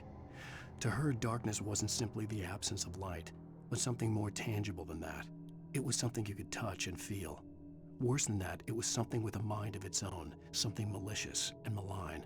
For her, things changed when they were wrapped in darkness. They turned into something else, something foreign, and nothing was safe or innocent anymore. I'd never really understood what she meant, until now.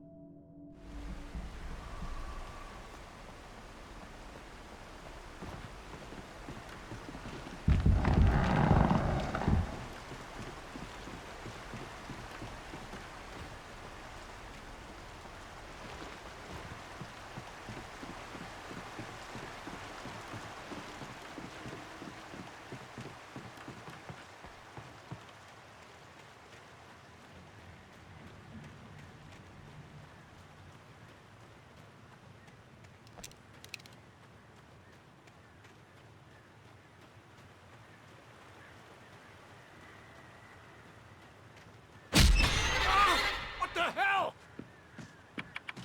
Rusty had warned me about these traps. It hurt like hell. I was stuck.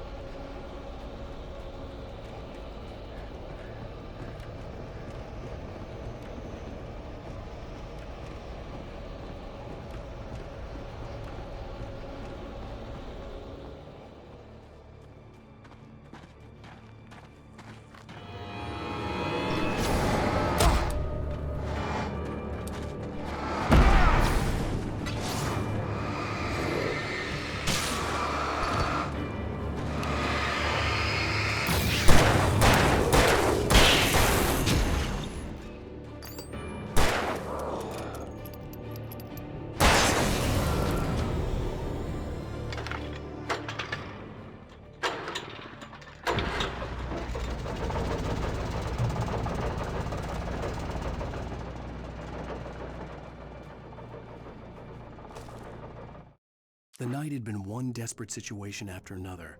I was exhausted, and my body felt as though it had been chewed up and spat out. The flashlight was heavy in my hand, and each pull of the trigger sent a painful shock up my arm. But I was finally out of the woods, and things were looking up. That's when I heard the chainsaw.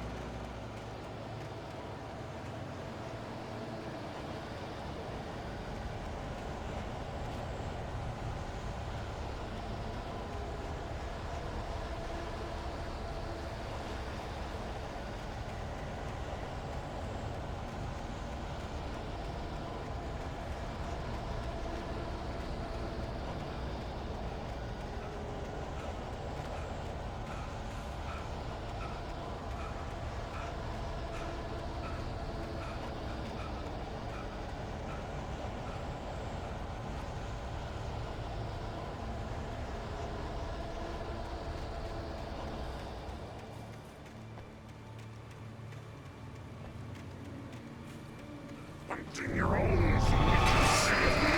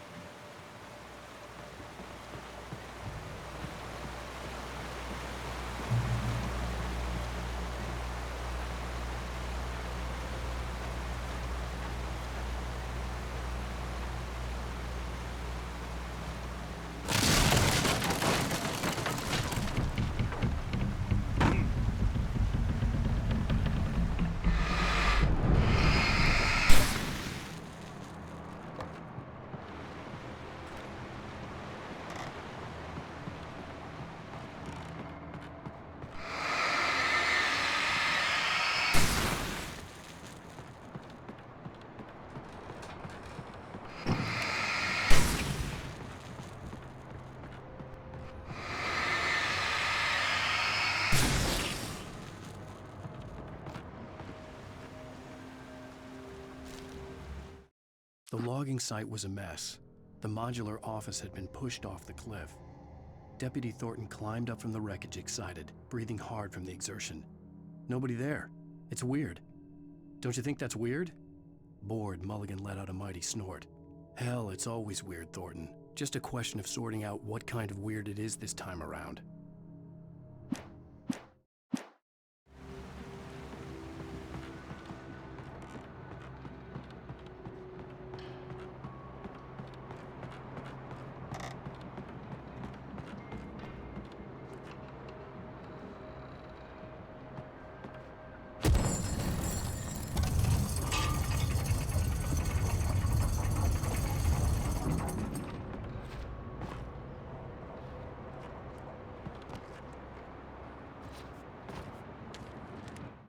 When Barry saw the darkness attack the visitor center, it made him a believer.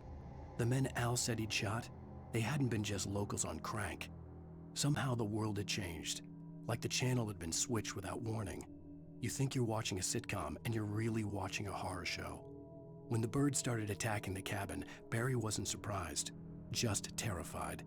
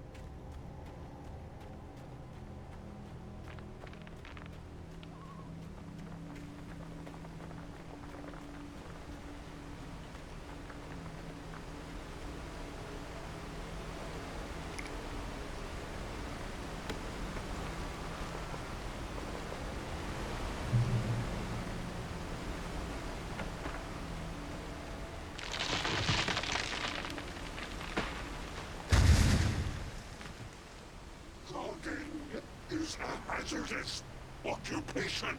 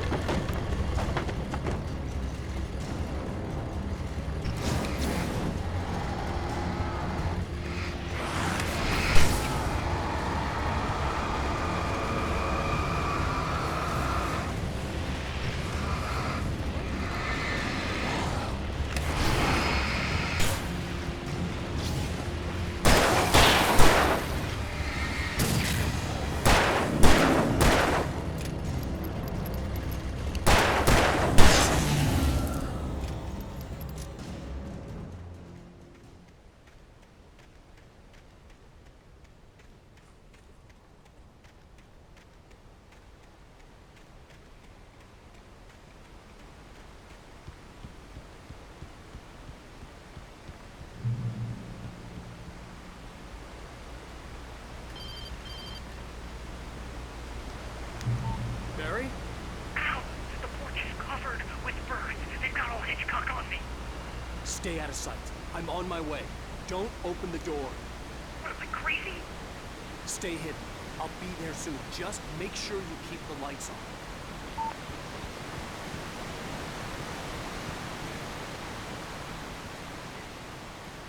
I still had to reach Barry at the cabin, but at least I was out of the woods.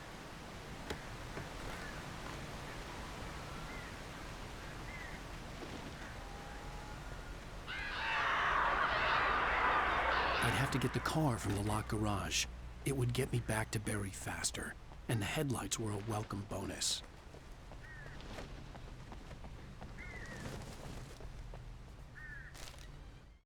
The FBI agent's command froze me in place. I considered surrender. It was all falling apart anyway. I could give in, let someone else deal with it, but it felt all wrong. Call it instinct, his posture, the way he held the gun. He was no friend.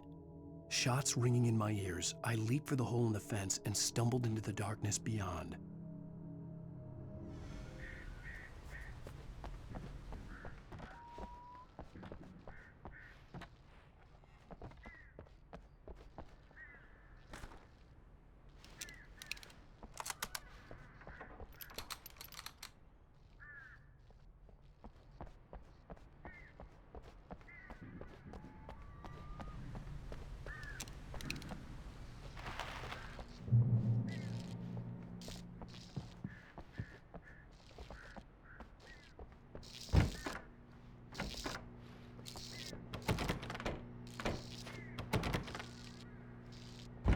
I had to find the key to the garage.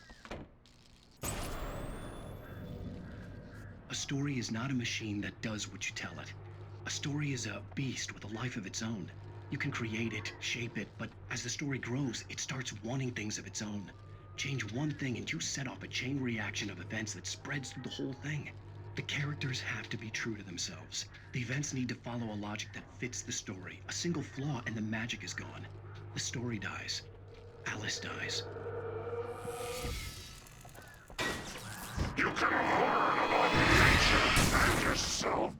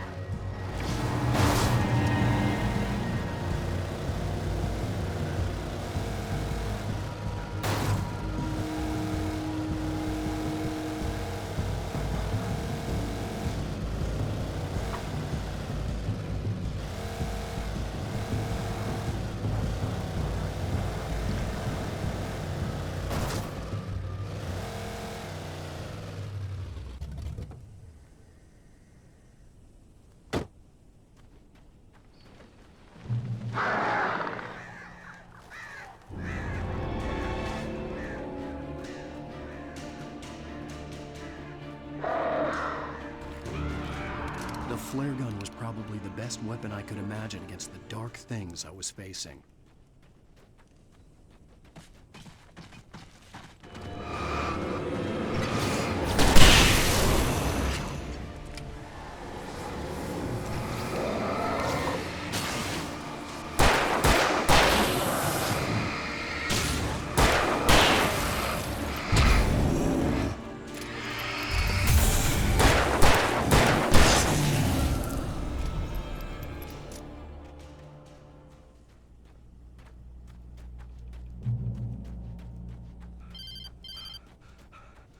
It was the kidnapper. You son of a bitch! Where's my wife? Enough horseplay, Wake. You deliver the manuscript, and you can have your woman back. Simple as that. I don't... Listen. I'm gonna need time to finish it. I still need to write the ending. I need a week. It's not done? I need a week. 2 days. The old Bright Falls coal mine is nearby. You can find it easy, city boy. The main building, there at noon. You bring the manuscript, you'll get your wife. If not, well, get me? Yes, I get you.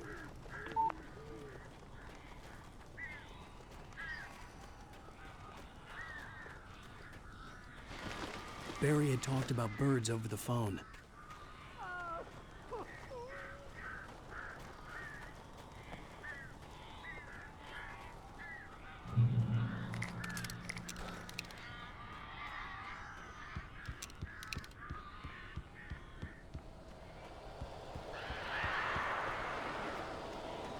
Al, I am so glad you're here. A couple of them got in here before I blocked the chimney. This isn't normal. These birds are weird.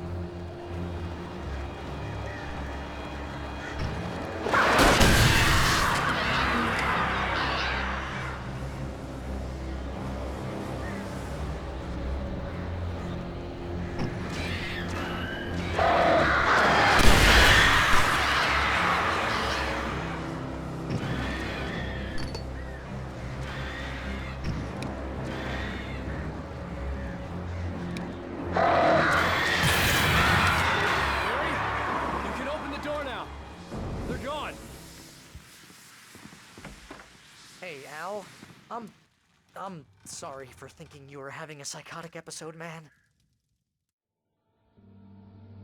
I sent Barry to the town to ask around about a man fitting the kidnapper's description. He'd go through the archives of the local paper. Perhaps he could learn something. Anything about the island and the cabin that had disappeared. The man wanted a manuscript. I had to try to write him one to get Alice back.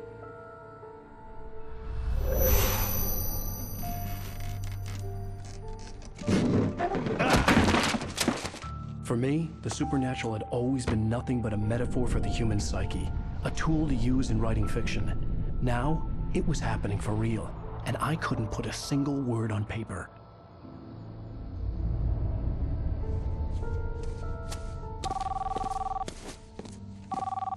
Barry Wheeler speaking. This is Rose. Rose? I found Mr. Wake's pages. Oh, you sweet, brilliant girl. Could you and Mr. Wake come get them? I live in the trailer park outside the town. We'll be there in less than an hour. I know. See you soon. Have a great day. Hope you come back soon. Welcome to the Oh Dear Diner. Good girl.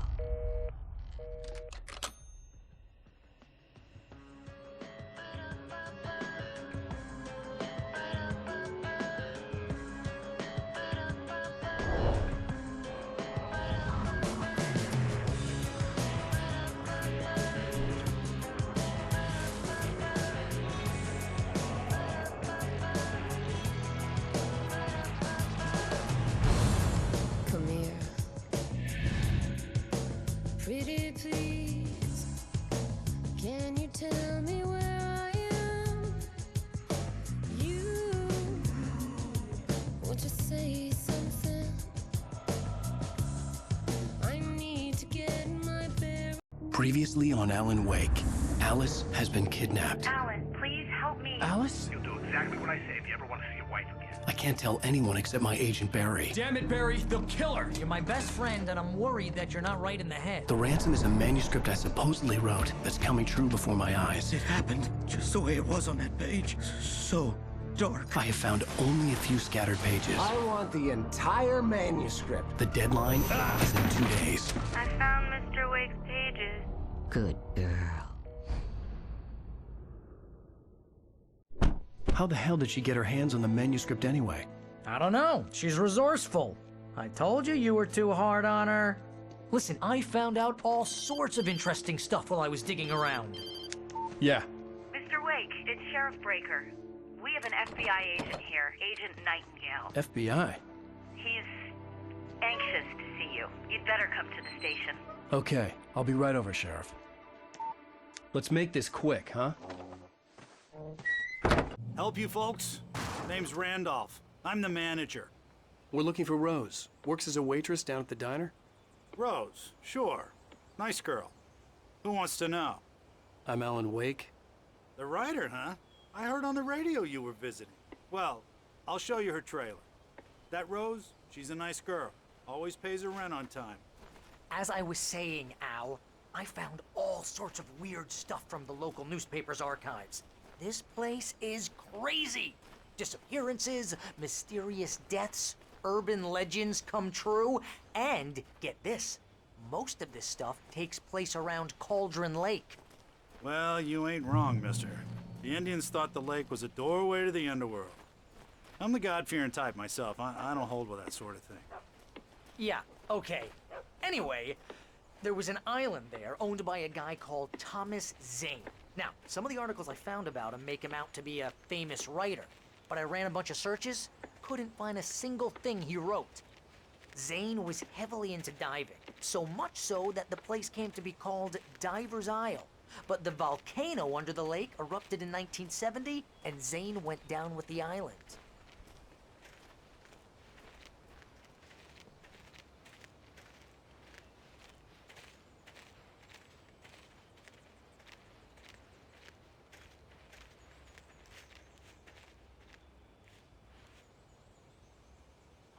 It gets better. A local girl, Barbara Jagger, drowned in Cauldron Lake just a week earlier. They were lovers. Sure, Jagger's a local spook story. The Scratching Hag. Comes for you in the dark. Childish stuff like that. Anyway, Al, I'm just getting to the best part. All of the articles about this stuff were written by Cynthia Weaver. I asked around, and she's that crazy bag lady you met. What, the lamp lady? She can be a little loopy, but she's not homeless or anything. Yeah, anyway, she knew both Jagger and Zane before they both died, and she had some kind of a breakdown.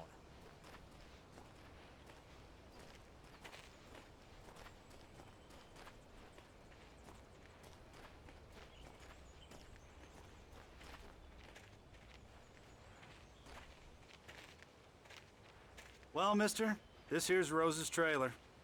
You mind me asking what you want with her? We're just here to talk to her, pal.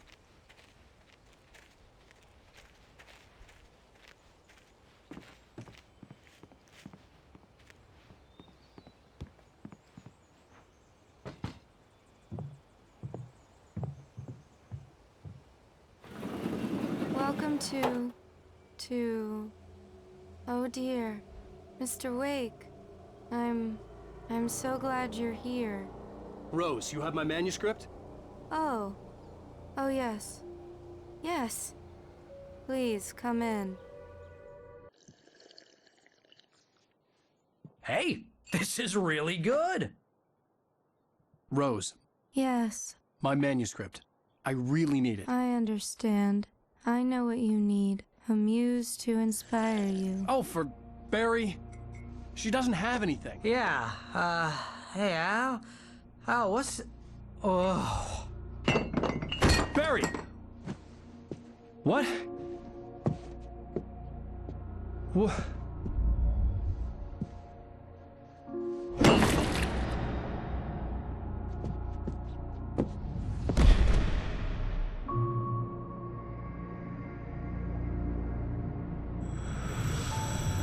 It's coming for you, hiding in my barber's skin. I'm too weak to stop it. You must turn the lights on. I promised I'd come visit you and your lovely wife. You must finish what you started. I insist. You must turn the lights on. Turn the light on. Back to work, boy.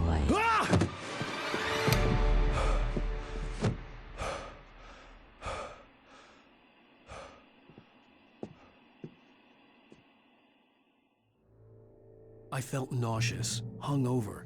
Only anger kept me going. I can't tell reality from dream anymore, but it seems I have an imaginary editor to help me. She's an old woman in a funeral dress. I call her Barbara Jagger. She's very strict. I'm writing faster and faster. My manuscript is being heavily revised. The edits are getting very aggressive, and each day there's less of me and more of her. I hate it, but I know she's right. She promises me I can save Alice this way. She knows more of this than I do. About the complex incantation I'm attempting. About this place. She's worked with another writer under similar circumstances, Thomas Zane. The genre of the story seems to be shifting. It's turning into a horror story. I'm getting close. I can feel it.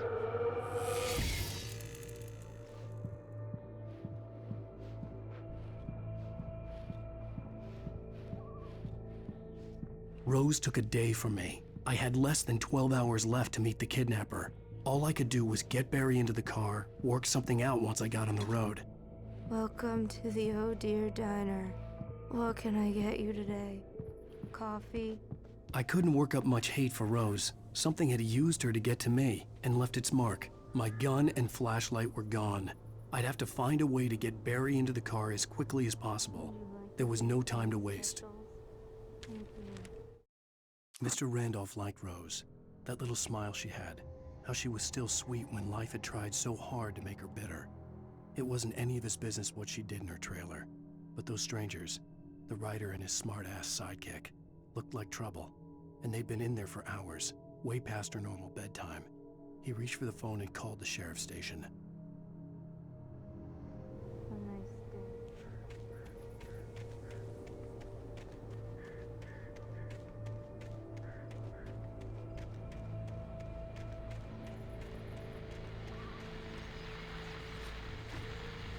I just stepped outside to catch a breath of fresh air. Let me tell you, the weather's getting heavy.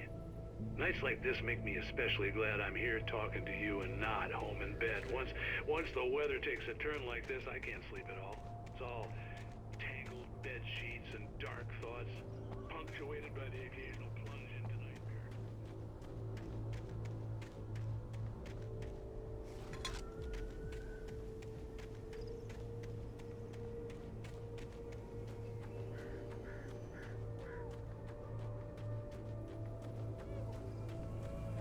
Oh, you're gonna get it now.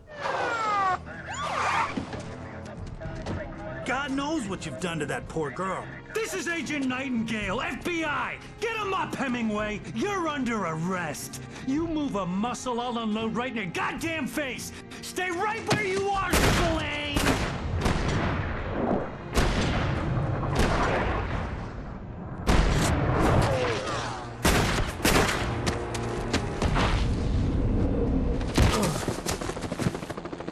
What are? I'm standing right here, you goddamn maniac!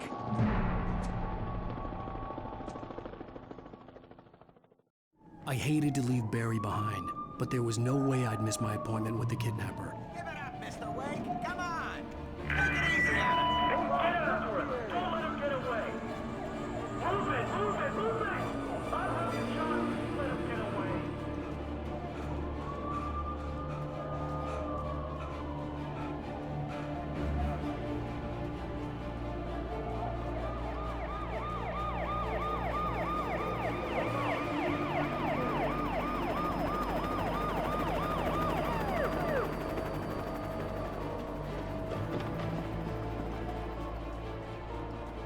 There he is! There he goes! Keep your eyes peeled. He's gonna try to make it through here. Oh, damn. Man out! Go! Go! Stop! Up that way! Keep an eye out! God damn it! Where'd he go? Just away! Keep an eye out!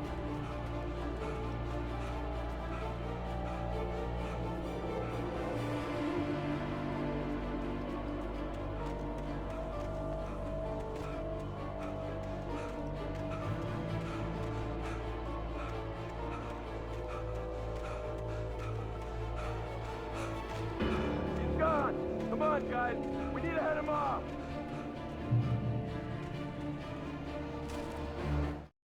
For decades, the darkness that wore Barbara Jagger's skin slept fitfully in the dark place that was its home and prison. It was hungry and in pain. It dreamed of its nights of glory when the poet's writing had called it from the depths and given it a brief, terrible taste of power and freedom. The rock stars had stirred it from the deep sleep the poet had sunk it back to in the end. When it sensed the writer on the ferry, it opened its eyes.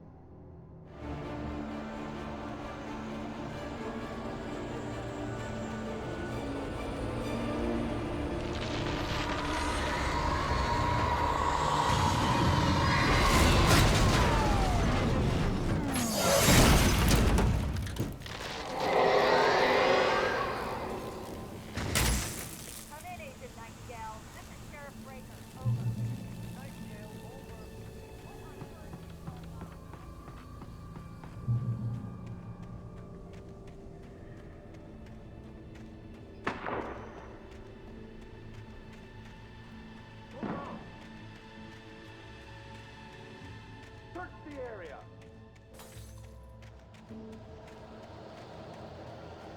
Stay sharp! This way! Over here!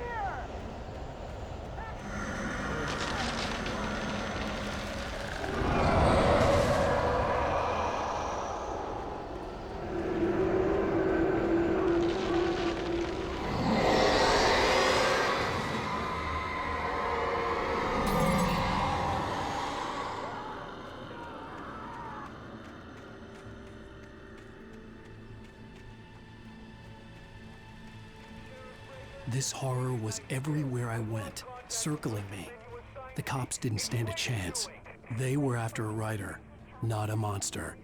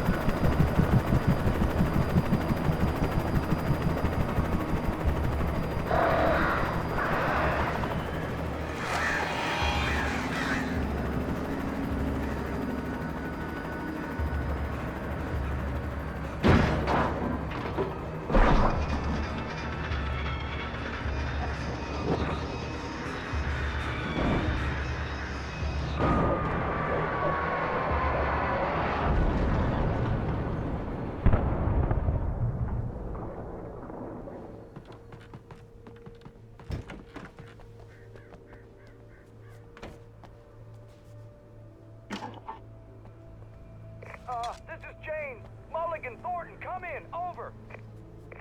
Thornton here. James, we got both Wheeler and Rose in custody. They didn't put up a fight or anything. Why didn't we... Hey, come on. Sit down and give me that. James, Mulligan here. Over. Go ahead, Mulligan. Over. We got Wheeler and Rose here. Wheeler's drunk or hopped up on something. Speaking of which, that Fed had a pretty distinctive whip load of scotch about him. I imagined that the broadcast tower in the distance was part of the local radio station. Maine seemed like a decent guy. Perhaps he could give me directions to the coal mine.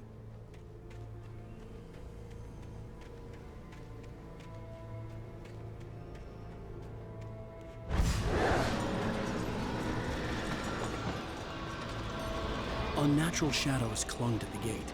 The darkness that was after me was trying to stop me. I wouldn't get through without a light. There was no power to the searchlight.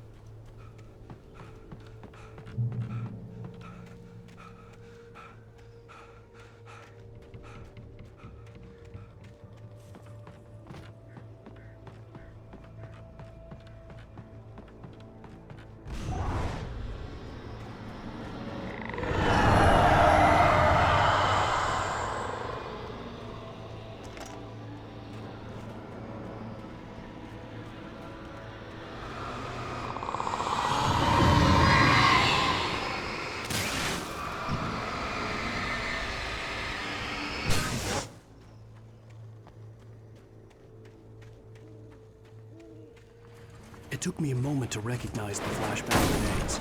They were an ideal weapon for my situation. Team 1, come in. Over. Team 1, this is Sheriff Breaker. Report. Over.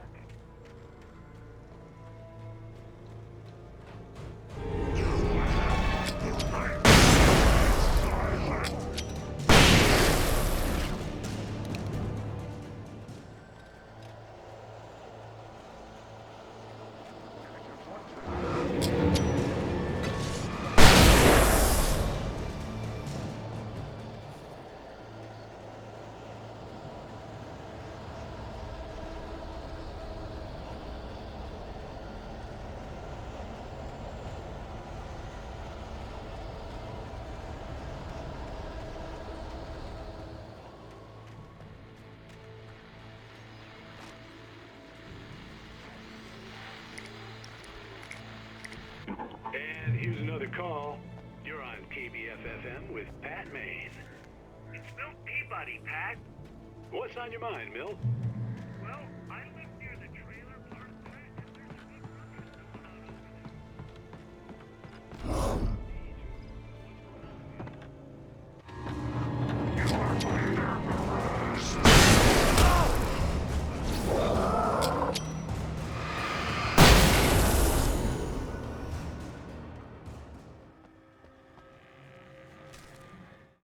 Touched by the dark presence, Rose was lost in a dreamland where everything was drawn in black and gray crayons. The old lady had promised her that all her wishes would come true. She would be Alan Wake's muse. She was smiling so hard it hurt her face. She crushed a bottle full of sleeping pills into the coffee. Deep down inside, she was screaming in terror.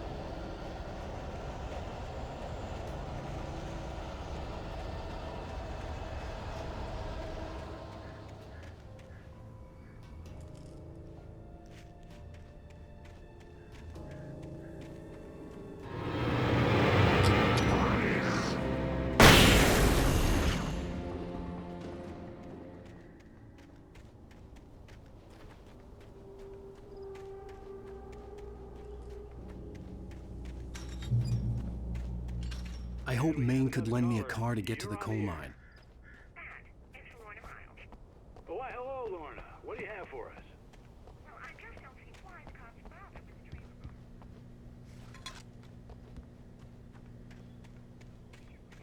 A place like that, I mean, what do you expect? The sheriff should be helping us normal citizens instead of wasting resources on those people. Well... They'll have to try to sort themselves out. I'm sorry, but my granddaddy settled in Bright Falls in 1911. Well, thank you very much for that, compassionate viewpoint, Lorna. Oh, here's a little surprise. The famous writer Alan Wake just walked in. Folks, I'm gonna see if I can talk him into an interview. Come on in, Mr. Wake. Oh, I'm so glad you could find the time to do this, Mr. Wake. Nowhere to run now, Dan Brown. You back away from me. Don't hurt it. Whoa. Everyone calm down. Put the gun down. We're all friends here, right? Cool your jets, Nightingale. We got him. Judas Priest! What the hell's the matter with you? There's a civilian in there.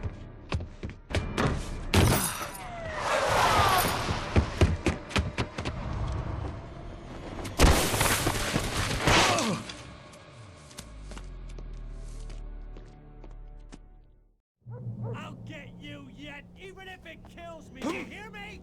You hear me, H.P. Lovecraft? I had fallen off so many cliffs it was ridiculous. That's what you get for naming a book The Sudden Stop. It was probably good I hadn't had the chance to tell Maine where I was going. I'd have to lose the cops and find my own way to the mine.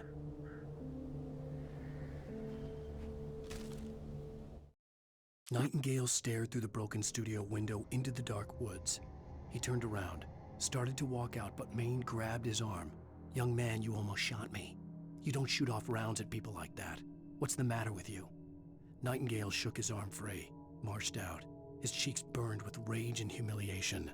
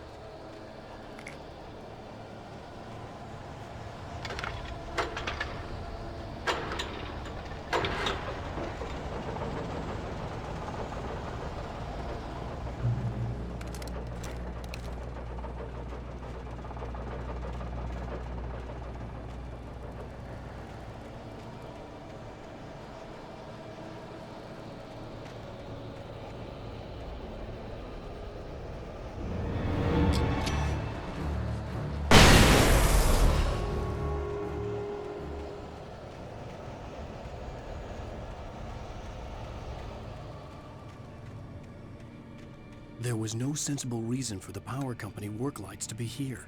It was almost as if they'd been left for someone like me to use.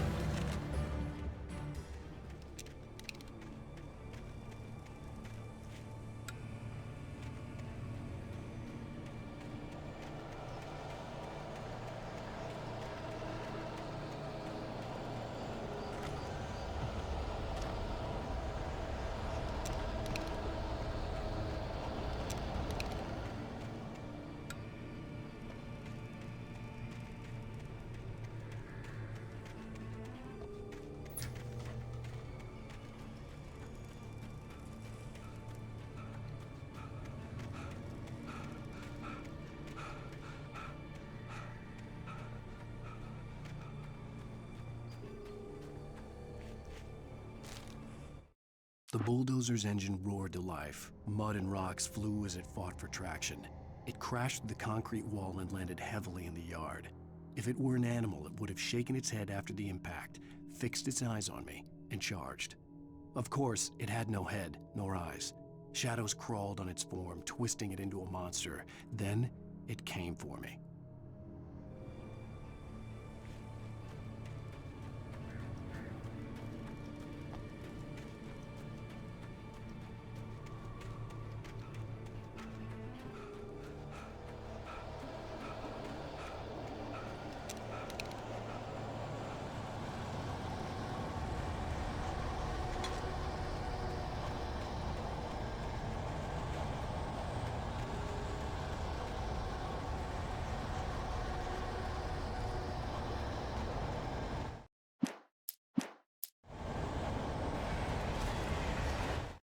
Sarah trusted her gut, and her gut said Agent Nightingale was an asshole. He felt wrong, and it wasn't just the smell of stale booze. It was in the way he flashed his badge, pulled rank, the look in his eyes when he wanted answers. Where was Alan Wake? What was this about an accident? Where was his wife? And most importantly, why did she let Wake go? He wouldn't answer her questions. Federal business was all he'd say.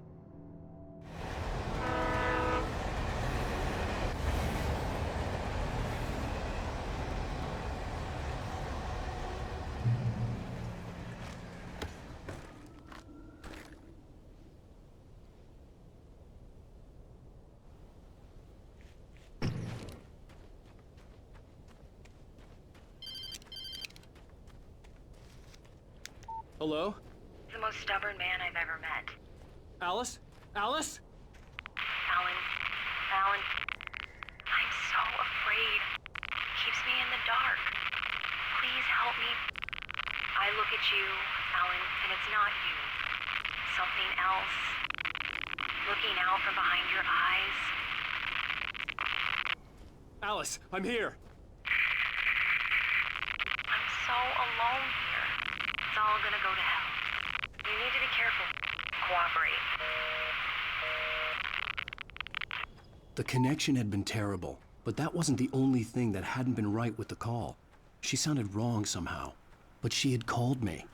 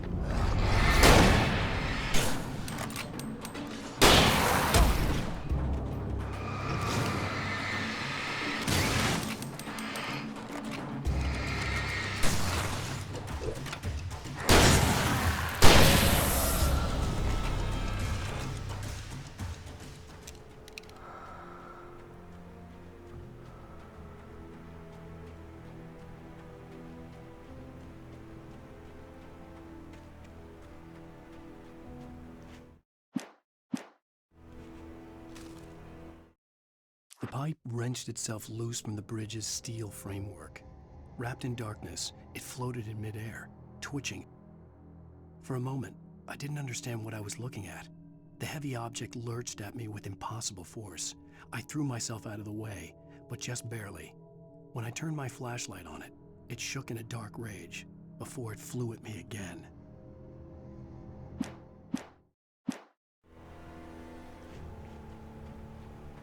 I could see a railway bridge up ahead, and a warehouse of some sort on the opposite shore.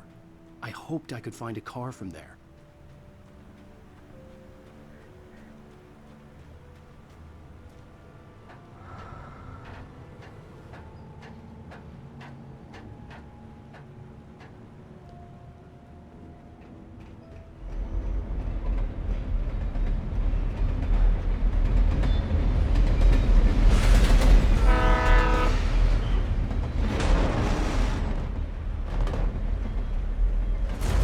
That was pursuing me was growing stronger, and it was taking over everything in its path.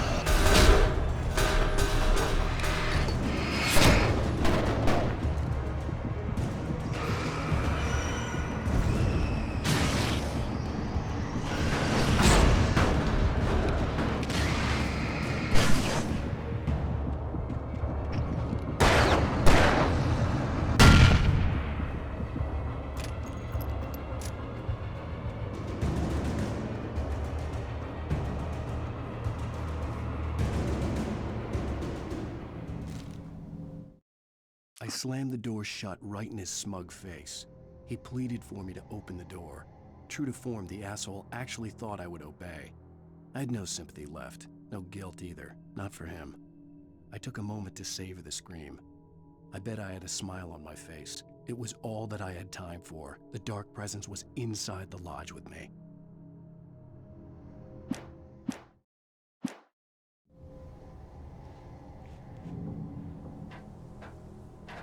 As a teenager, just starting to get interested in writing, Stephen King had been a source of inspiration to me. I thought about all the inanimate objects that had come to life in his books. No one is safe in a good horror story. Certainly not the protagonist. That's what makes them fun. This was anything but. The darkness could possess anything, and it was getting closer.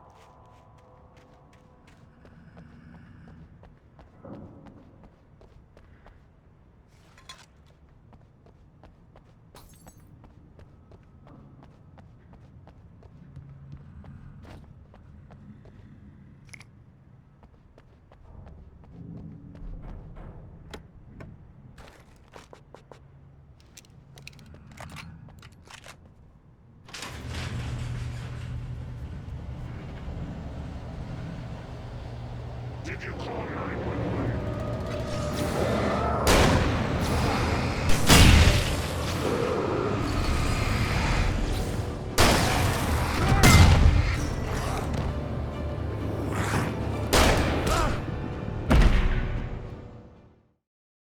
Objects that had come to life in his books. No one is safe in a good horror story. Certainly not the protagonist. That's what makes them fun. This was anything but. The darkness could possess anything, and it was getting closer.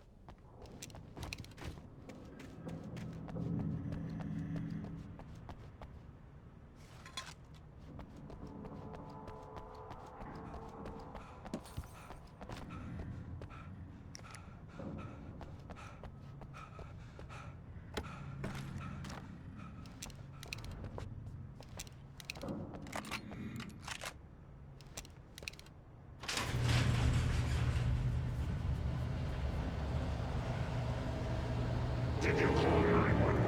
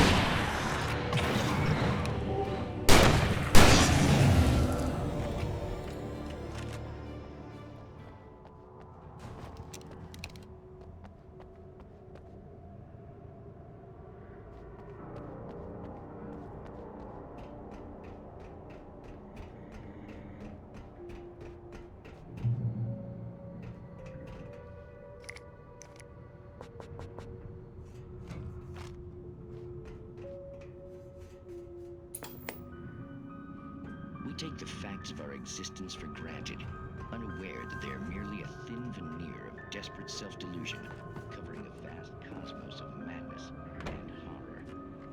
All too often, The darkness surged towards me, sucking everything loose from the ground into its depths, tugging at my clothes. I saw the flare the kidnapper had dropped and threw myself towards it just as I felt my feet leave the ground. The darkness embraced me with the force of a tornado. Somehow I managed to light the flare. The darkness roared and cast me away. I fell toward the dark waters of the lake far below.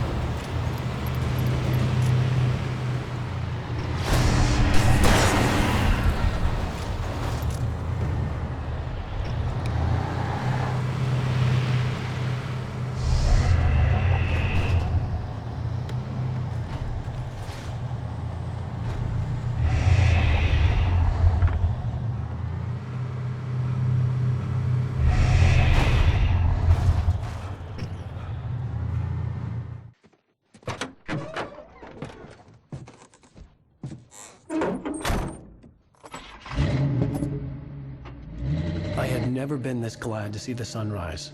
I had a couple of hours to get to the coal mine.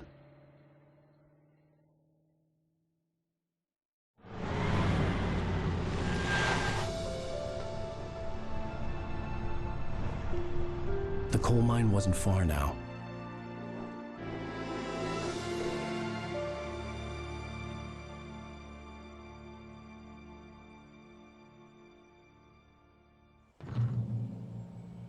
Today, I would meet the kidnapper, and he would give me Alice. I wouldn't give him any other choice. A drowning man will clutch at a straw. Little by little, without realizing it, I'd come to believe that the story in the manuscript was coming true. The current of its narrative had taken me deeper and deeper into dark waters. Alice had been taken from me. Barry was probably in jail. I was a fugitive from the FBI. The whole world taken over by the Dark Presence was trying to destroy me. It all felt real, but it matched a textbook case of insanity.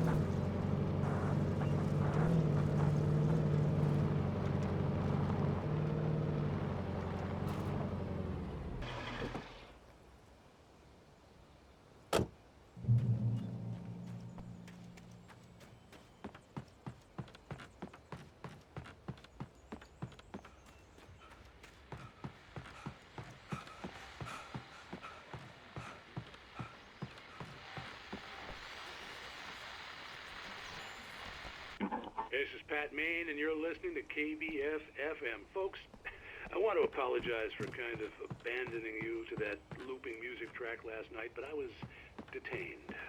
You see, I encountered a big-shot G-man with an itchy trigger finger who could use a lesson in manners and a boot in the ass. Not necessarily in that order either.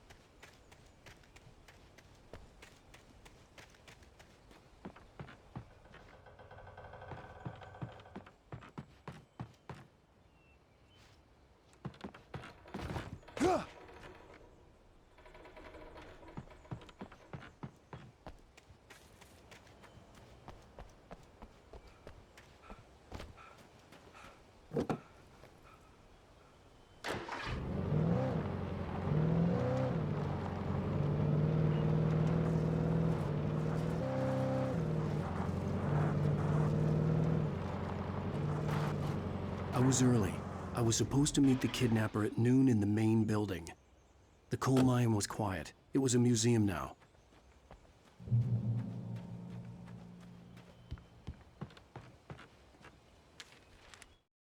With Nightingale gone and the night wind blowing in through the broken studio window, Maine stared at Sarah. The sheriff looked away.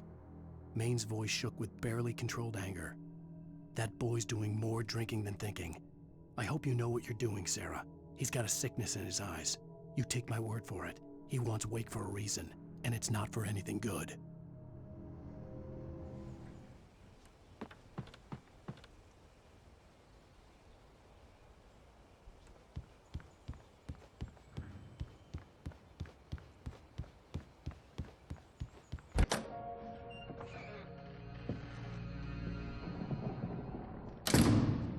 I didn't want to go outside. Cops had to be looking for me. The noon sun turned the place into a sauna. The day dragged on. Different scenarios ran through my mind. Ways of how I'd torture the kidnapper to get Alice back. Or the different horrible things he could have done to her. I imagined her dead. I had no way of knowing she was still alive. It was killing me. I was running on blind hope. It was all a waste of time. The bastard never showed up.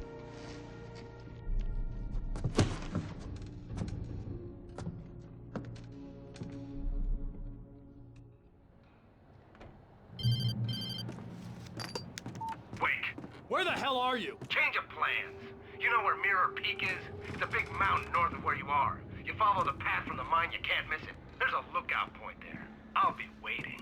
I'm through being jerked around by you. You want to see your wife alive? Because if you do, you better watch what you say to me. Do we understand each other? I want to talk to Alice. Yeah, and I want the manuscript. Don't keep me waiting, Wake. Hello? Hello! Ah! I'm gonna kill him! I had to get to Mirror Peak.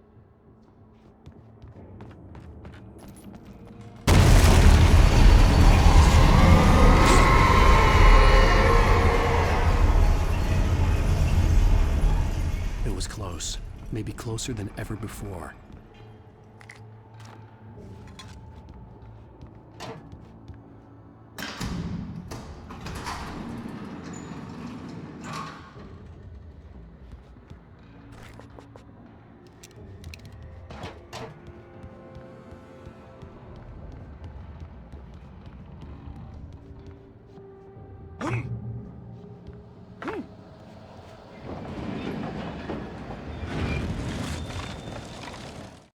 When Thomas Zane fell for Barbara Jagger, it happened fast. She was young, vibrant, and beautiful, full of life. He had never been a very happy man, and without any seeming effort, she had changed all that. Zane felt good for the first time in his life. Everything she did was another piece of a jigsaw puzzle he hadn't even known he'd been missing. And best of all, she made the words flow, strong and sharp. She was his muse.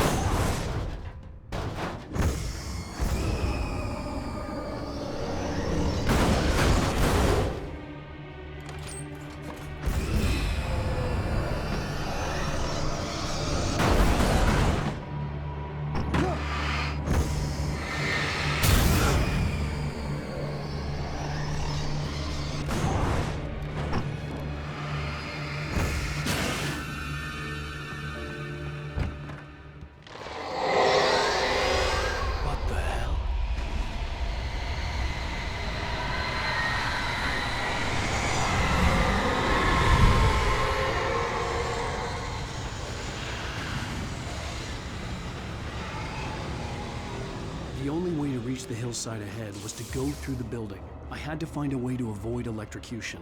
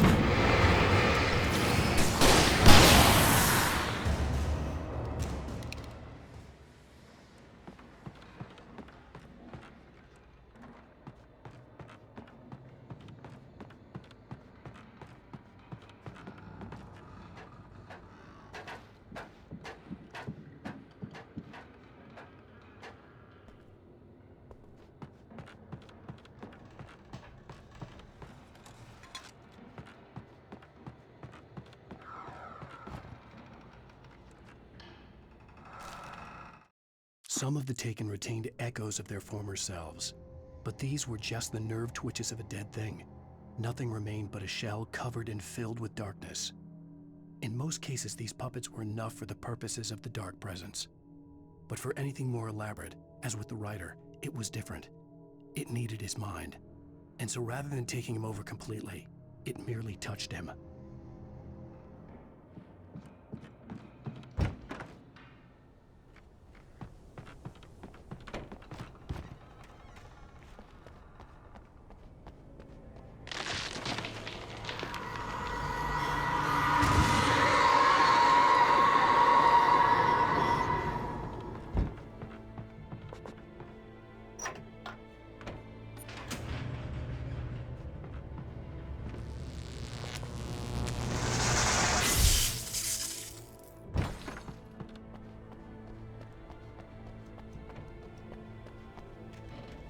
There was no way the flashbang grenades were Standard Power Company equipment.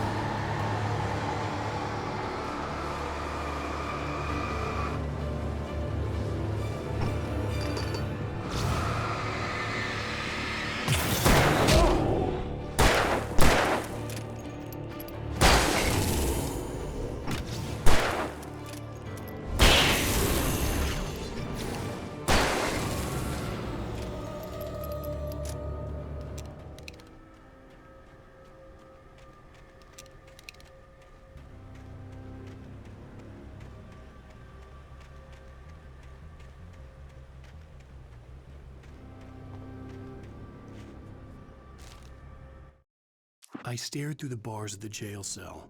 Barry stood behind me, swaying on his feet, looking as ill as I felt. Agent Nightingale stood on the other side of the bars with Sheriff Breaker. Nightingale had a stack of manuscript pages in his hand. He seemed unhinged as he gloated. "Well, I've got you now, Raymond Chandler. It's all here, all the evidence, including conspiracy to murder a federal agent."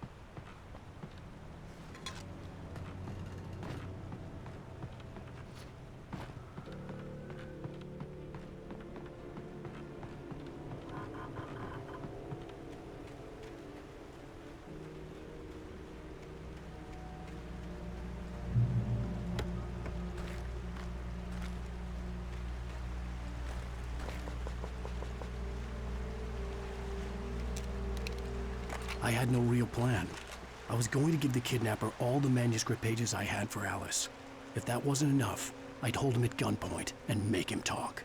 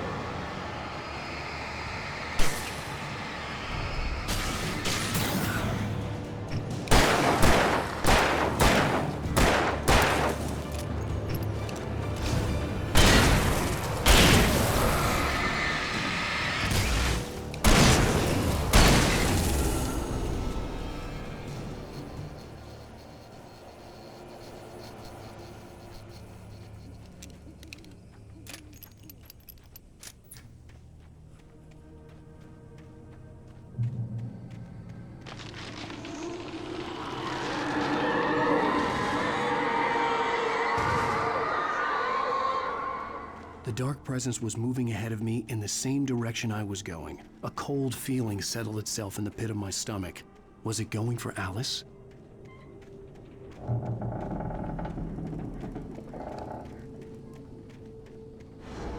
The graveyard shift may cause cancer.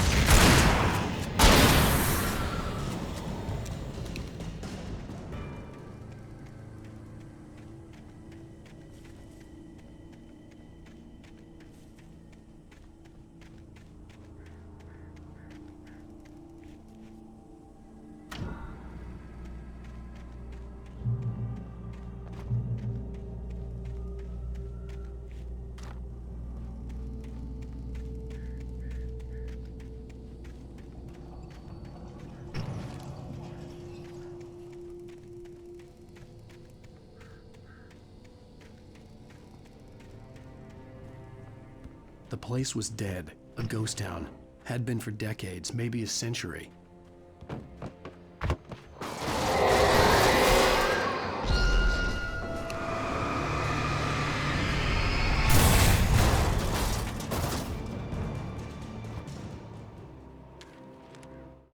Things were never as simple in real life as in fiction. I had lost count of the times I had wished there'd be a clear reason for my writer's block. Something to fight. Something to lash out on. There wasn't. I was filled with doubt. I was nothing like the hero in my books. Alex Casey had gone through his life with single-minded determination, never wavering from his goal. Even now, I was angry at myself, angry at Alice, angry at Barry. I was fumbling and I had no plan.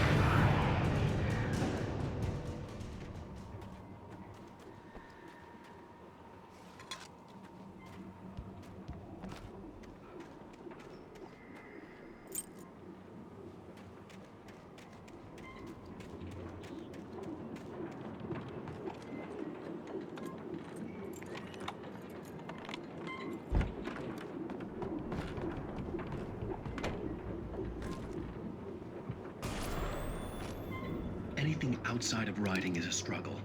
I feel ill. I managed to make my way downstairs. There's a shoebox filled with books and papers by Thomas Zane. It's very hard to focus, but I managed to read some of it. He's a poet, and a good one. He writes of muses and creators summoning fabulous things from a magic lake using his powers to shape the world of a realm of gods and dreams and demons, dark things that wait for a chance to slip through, wearing the flesh of men as disguise.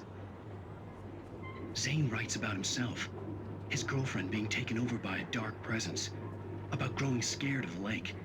Zane believes it's a mirror to the gaping void of darkness above, where some Lovecraftian presence lurks. I crawl back upstairs. I'll borrow these things for my story. They ring true. They fit.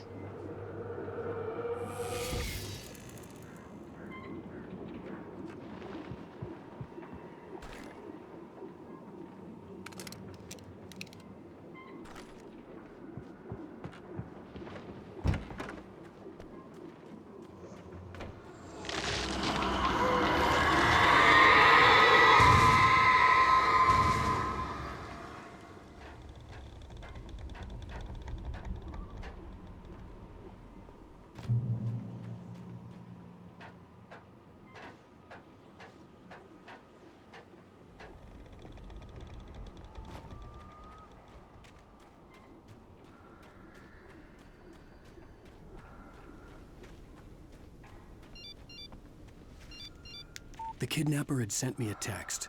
The message was full of spelling errors and insults. It was telling me to hurry up.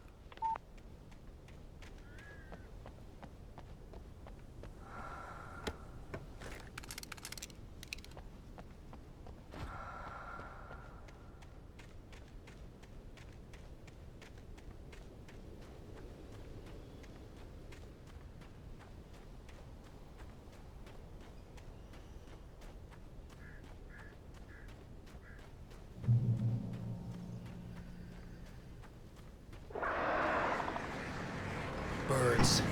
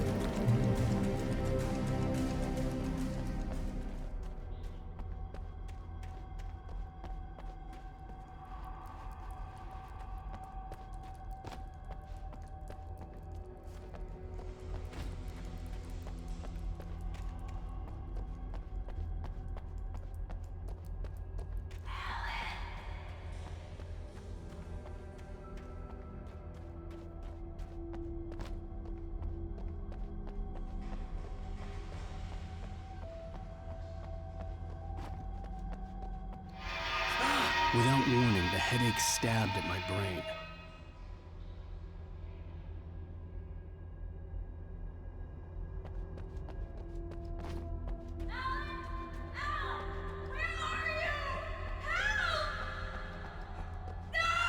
Alice? Alice!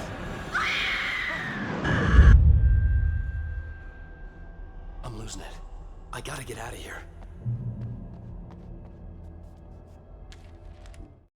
The hunters were big, thick-set men, confident and at home in the woods. They were feeling good, running on beer, ghost stories, and camaraderie late into the night. It did them no good, as they were taken by the dark presence, sucked deep into a darkness far worse than any ghost story they ever told or heard.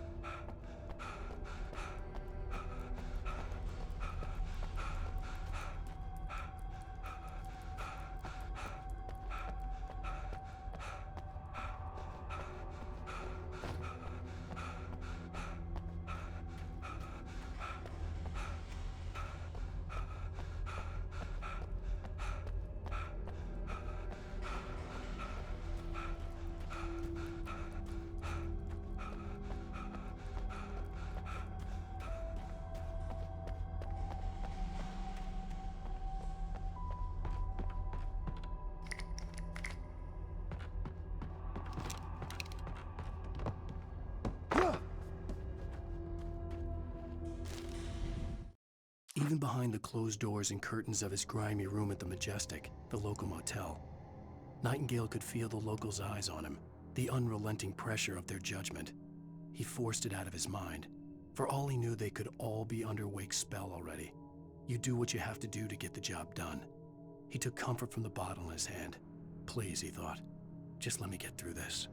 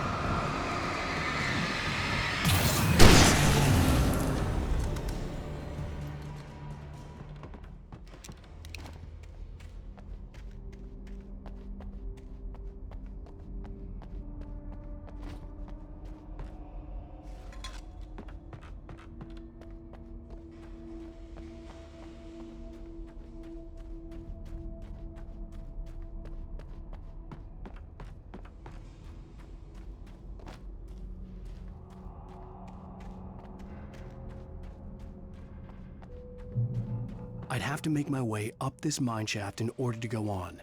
Maybe the machinery could help me with that.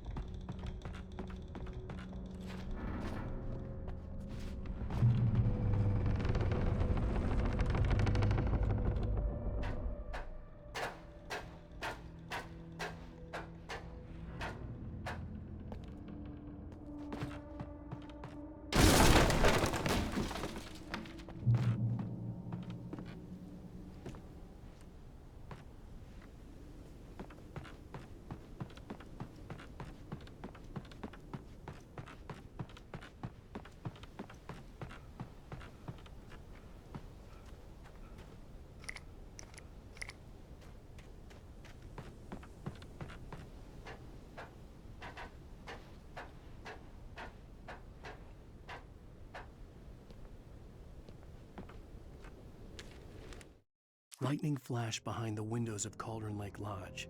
Tor Anderson laughed and held the steel hammer above his head. Nurse Sinclair was trying to calm him down without success. Tor grinned madly and shouted, "My hammer's up. Here's a friendly poke from Mjolnir, wench." He brought the hammer down with all his might on Sinclair's head. "We're on a comeback tour, baby."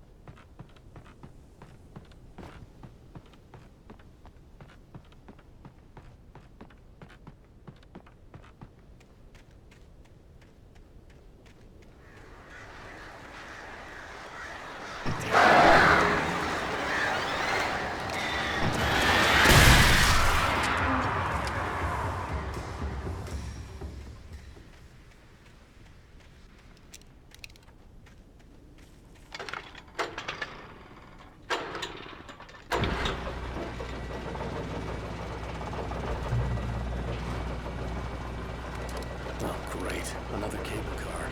Just great.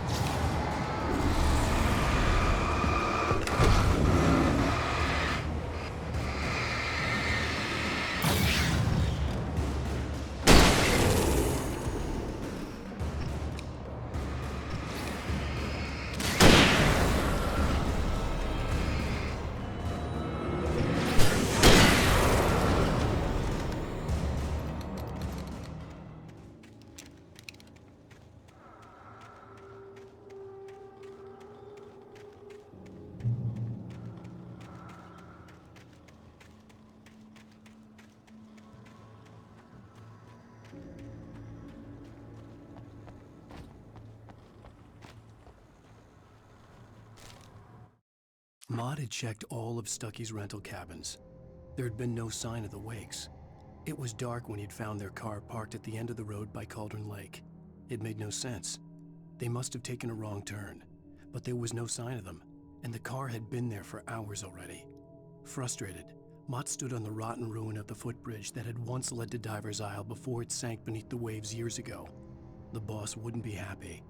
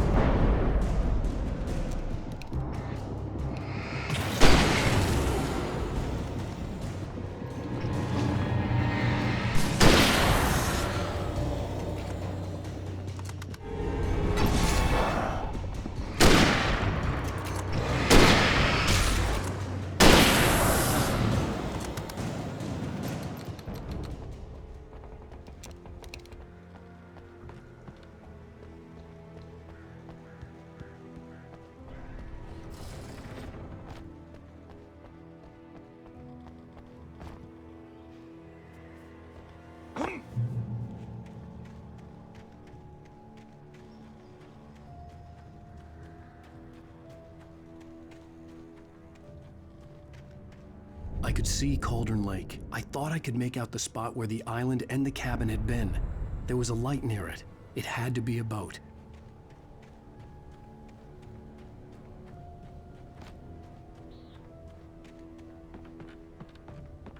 I was close now. I had to get there fast. I dreaded what I would find. I tried to hold on to Alice, but her form melted away. I was losing control. Dr. Hartman stood in her place. I wanted to hit him, but my arms were jelly. He smiled. It was a reassuring smile, and I hated him for it. I had to give you a sedative. Don't fight it. You went through another rough period. Right now, it's very important that you stay calm. We don't want you to have another episode. You're a patient at my clinic. Have been for a while now.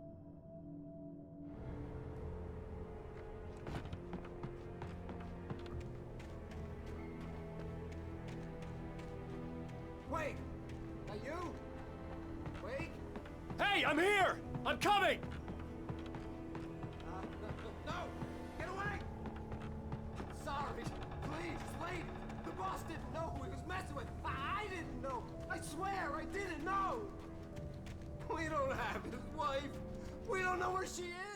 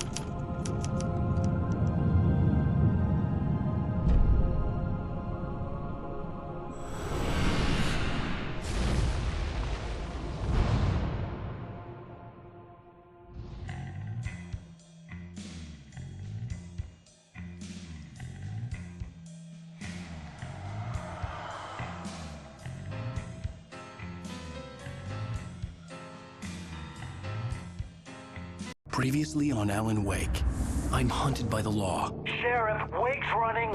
I'm giving chase. Are you seriously telling me that writer just took out my deputies? A thriller I supposedly wrote is coming true. The genre of the story seems to be shifting. It's turning into a horror story. I was told that Alice had been kidnapped, but that was a lie. We don't have his wife. We don't know where she is. Her purported kidnapper was eaten up by the dark presence before it attacked me.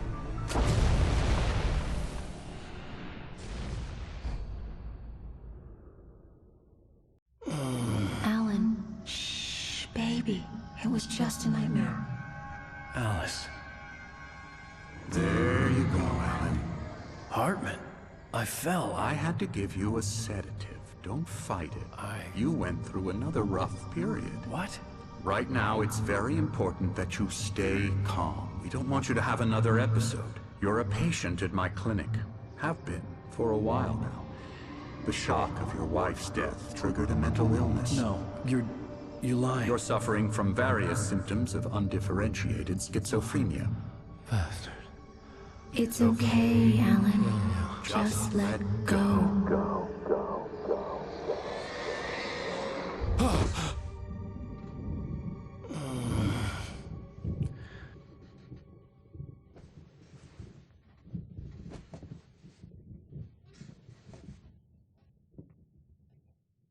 I felt groggy. Whatever Hartman had bumped in me was making me numb. I felt like this was happening to someone else. Someone I was watching on television. I couldn't think. Couldn't focus. There were only empty sheets of paper here. No manuscript pages.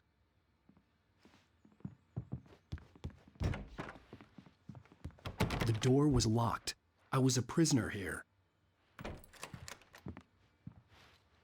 Good evening, Alan. Are we feeling better now? Feeling calm? Yeah. I see you brought your pet gorilla with you. So sure, I'm calm. I get the message. Loud and clear. Quite right. That's the spirit. You're being very brave, Alan. I understand you're confused. I would be more concerned if you weren't suspicious of me. I don't blame you for it. Big of you. Now, why don't you come with me? We'll reacquaint you with my clinic and go over everything you might have forgotten. Little walk and some fresh air? Yes, it will do you good. This corridor is for patients. Most of them aren't here right now. Jack took them out for a fishing trip, except for the ones who are particularly vulnerable, of course. I encourage creativity as a part of the recovery process here at Cauldron Lake Lodge. I specialize in treating artists. I bet you do. Splendid, Alan. I honestly believe we can get this thing under control if we work together. This way, Alan.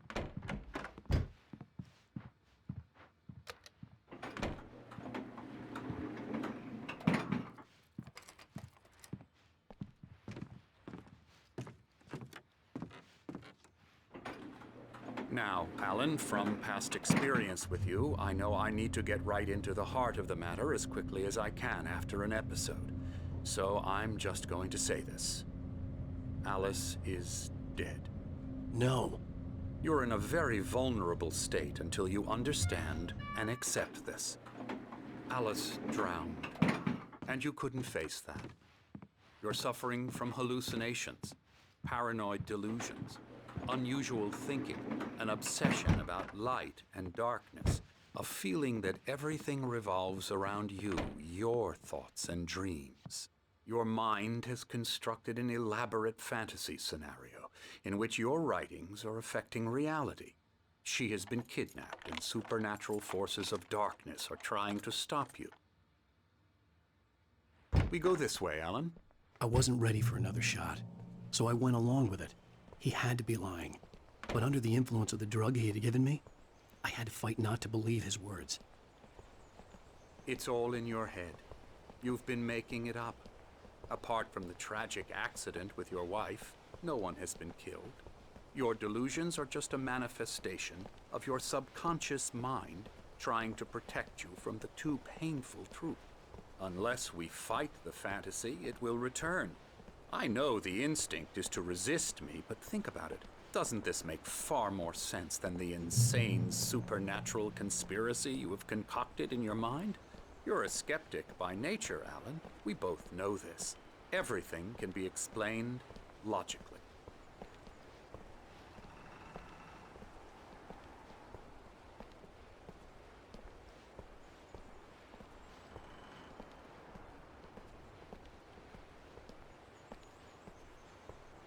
I never get tired of this view. Very inspiring, isn't it? Cauldron Lake spread below us. I could see Mirror Peak on the other side of the lake. I thought I could make out the spot where Diver's Isle had been when I arrived with Alice. Now there was nothing but waves. It seems there's a storm coming. Funny, I don't recall there being a mention of that in the weather forecast. Well, no matter. This way. Follow me. Alan, what I'm telling you is good news. Right now we're in control. Every time you have a relapse, it gets more and more difficult to resurface from the dark depths of your imagination. Not surprising, considering your profession. Imagination is what you work with. After all your nightmares, this should come as an immense relief to you. If it doesn't, why is that? Because I'm lying? Or because you don't want to admit that you're not well? It's very natural for you to think of me as your enemy. It's part of the illness. I let him talk. After all, Hartman obviously loved his own voice. His words echoed madly inside my head. But I dug my nails into the palms of my hands to stay focused. You need to work with me. Once you accept that, we can begin the journey towards your recovery. Come along. Let's go inside.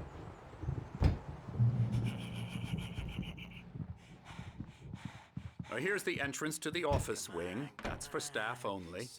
You were impressed by my trophies when you first arrived here. I do love to hunt. The great outdoors, man versus nature. It's wonderful stuff. Pretty damn wonderful, yeah.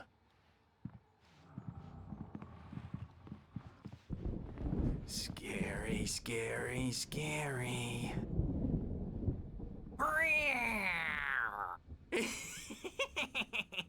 Emerson.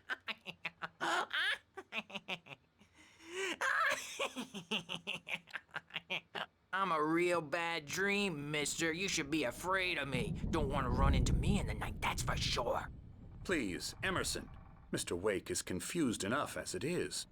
Yeah, you'd like me to go away so you won't be scared. But you can't just decide what kind of dream you have or when you have it. Emerson. Okay. Sorry. Boo. That's Emerson. We're actually making some progress with him, I'm happy to say. He works on video games. Ooh, yeah. It's trash, of course, but it does involve some small creative effort, which makes him receptive to my therapeutic methods. No kidding.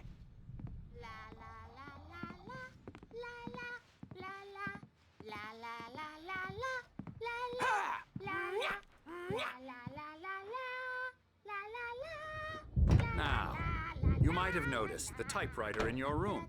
You've been writing as a part of the therapy. As soon as you feel up to it, you should continue.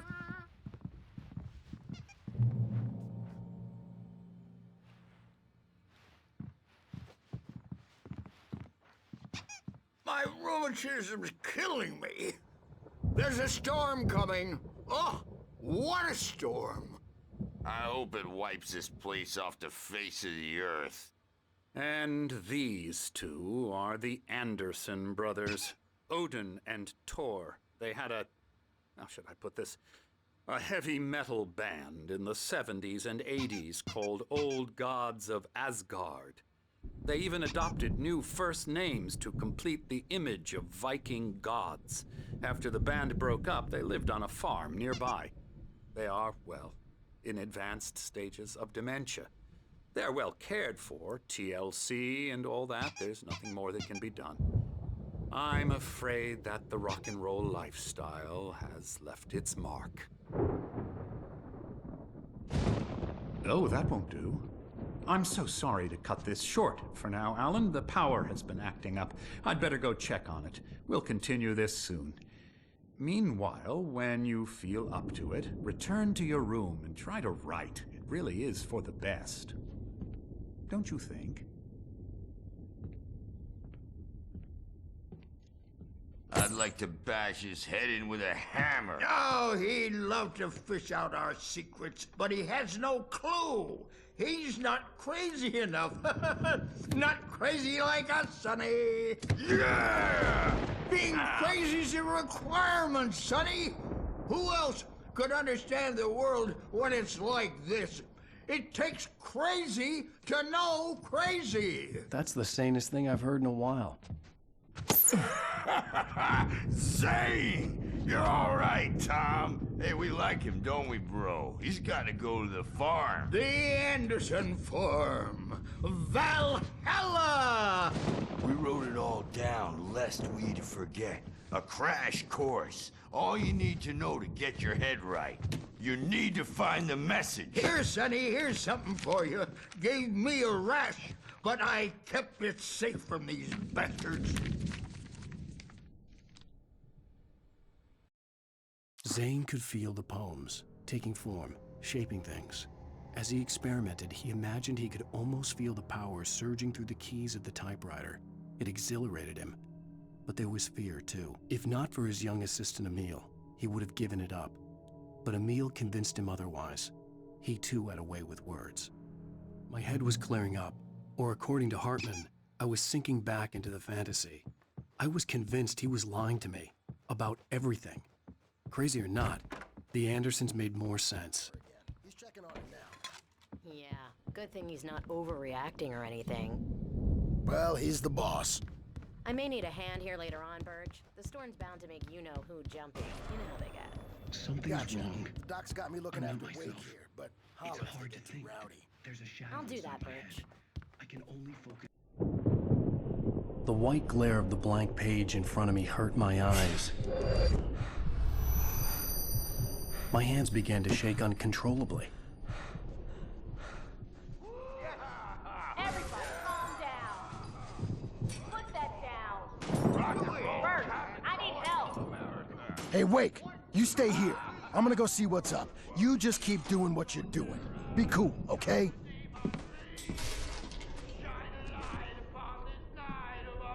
I didn't know what the chaos was all about, but it could be my only chance of getting out of here.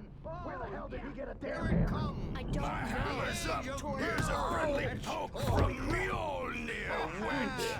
Oh, Hartman kept talking, giving Barry the grand tour, clearly proud of the place.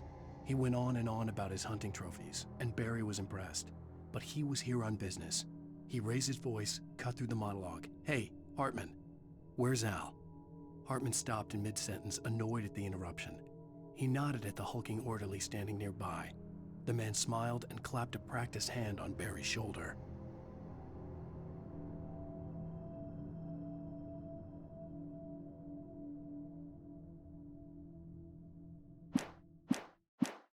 afraid of the crazy brothers, are ya? Not so weak now, are we? Sinclair looked bad.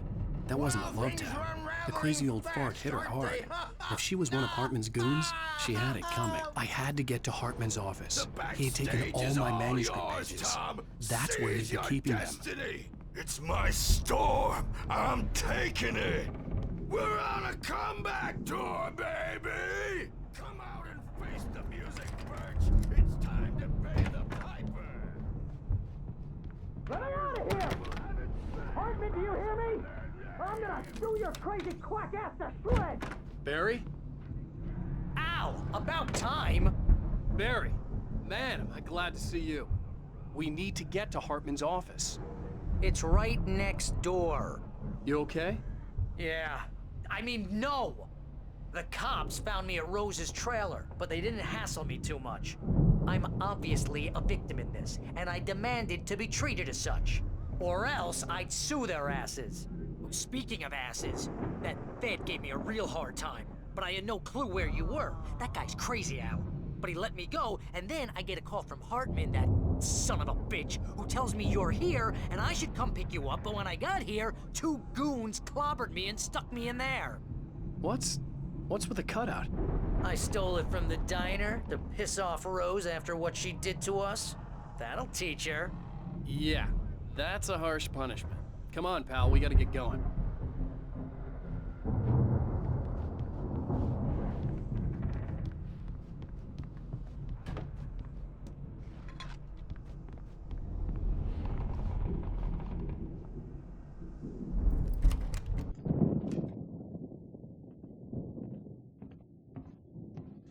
These were all the pages I had on me. And more.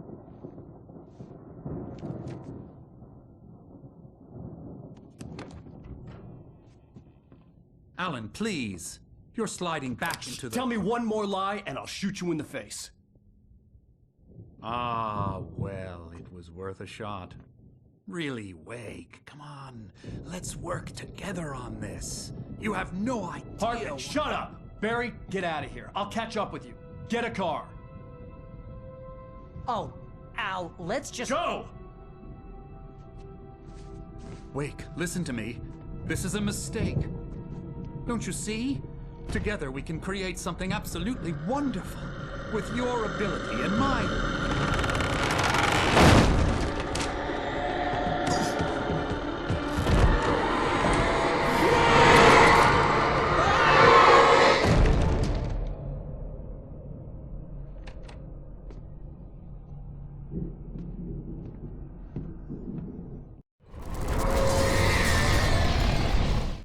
Hartman followed the fall of Alan Wake with his binoculars.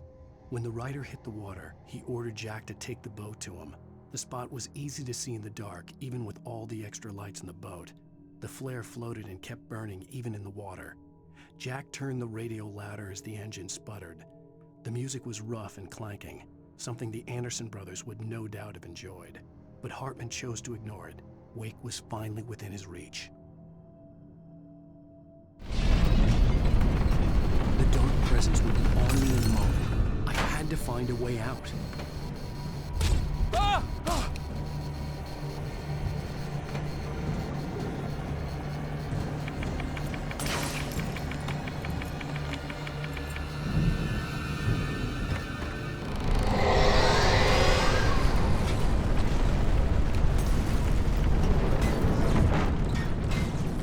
I needed light to get the possessed bookshelves out of my way.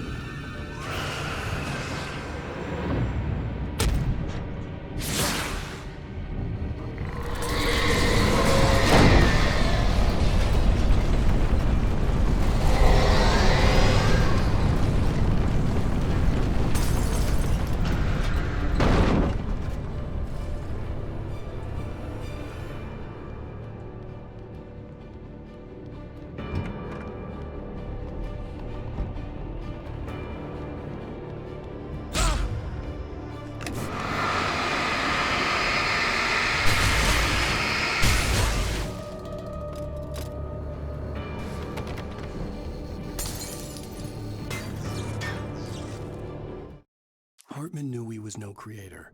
He had no ambitions on that front, and he certainly didn't want to end up like every artist he had worked with here, damaged in ways that were hard to describe, or worse.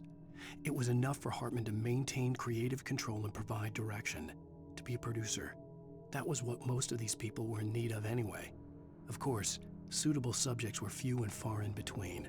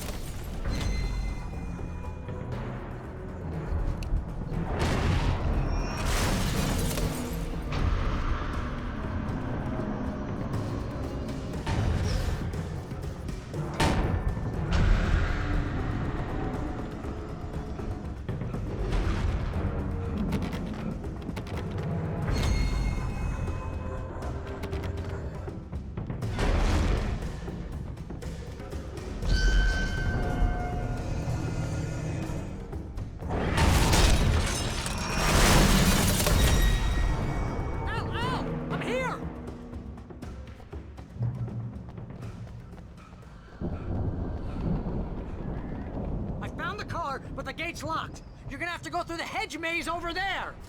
Barry, I don't have a light. Take this, Al! Oh, God! Look at the house, Al! Look out!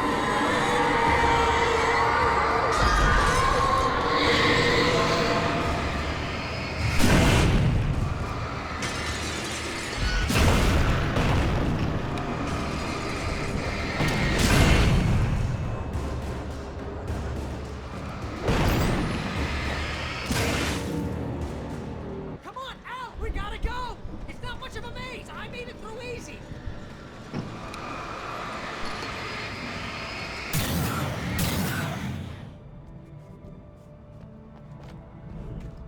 Oh, jeez, Al! The house looks bad! Let's get out of here!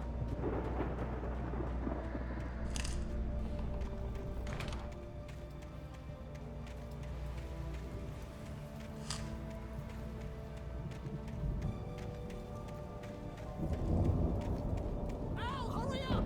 I can hear those evil guys moving around!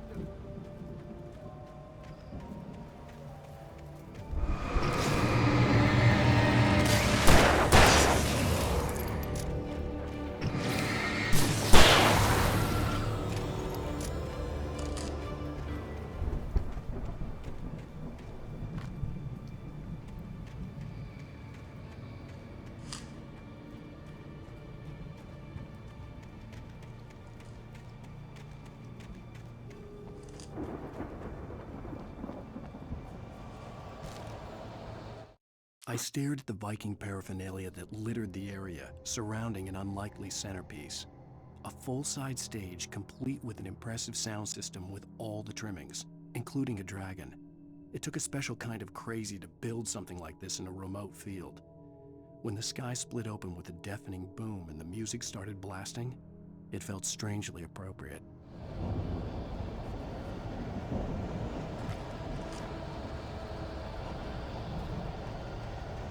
Al, be careful! I can see them moving around! They're coming for you!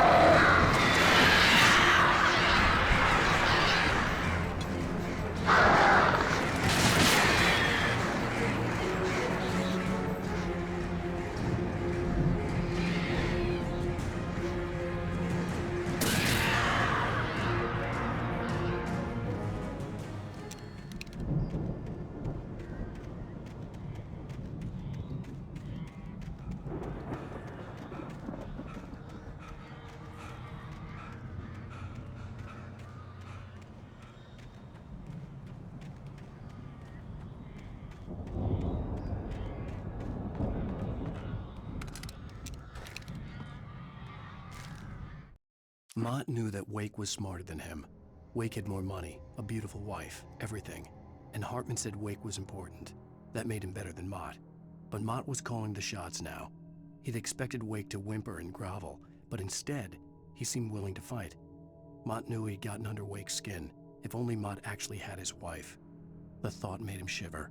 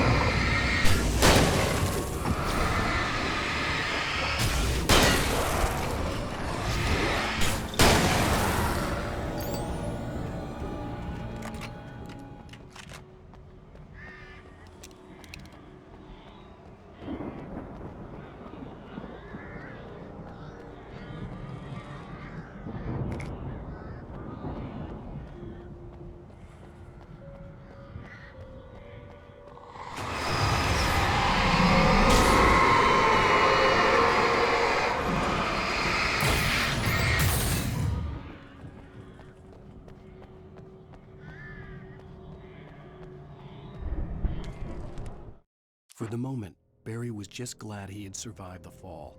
He had been separated from Al, and there was no easy way to climb back up. He told himself he'd be okay in the gloomy forest at night.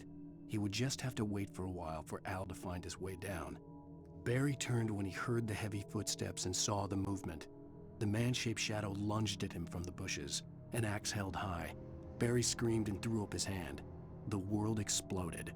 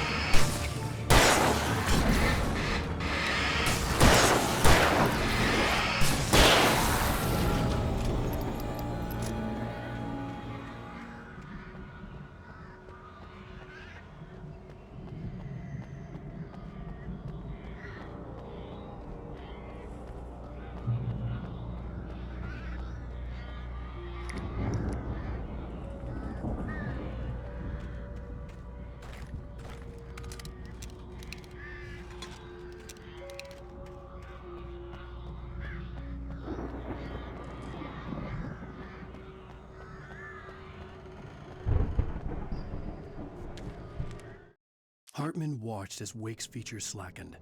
The man was bullheaded, no doubt. Even lying on the bed, he'd almost broken Hartman's nose the second time. But with a little time, he could break Wake down, give him proper direction. Wake was easily the most promising subject he'd had. Well, since Tom, really. "Sleep well, Alan," Hartman whispered with a smile. "Let me take care of you." He sniffed hard to clear his throbbing nose, swallowed blood, and barely tasted it.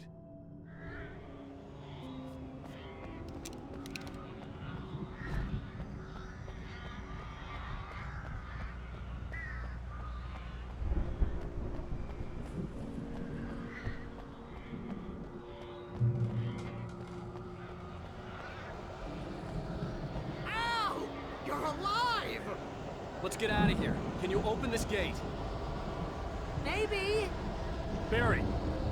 Well, I slammed it shut when the nasty showed up, and the key fits kind of loose in the lock, so, Barry!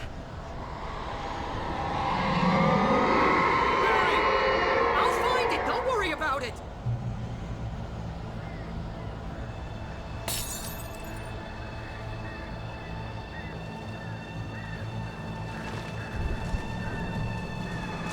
Hurry up, Barry! I'm on it! I'm on it!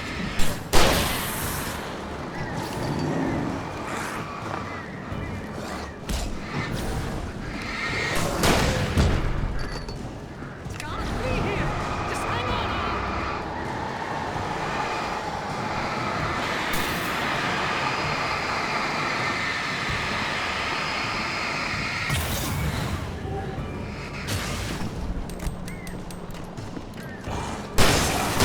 Hey! I found a corridor!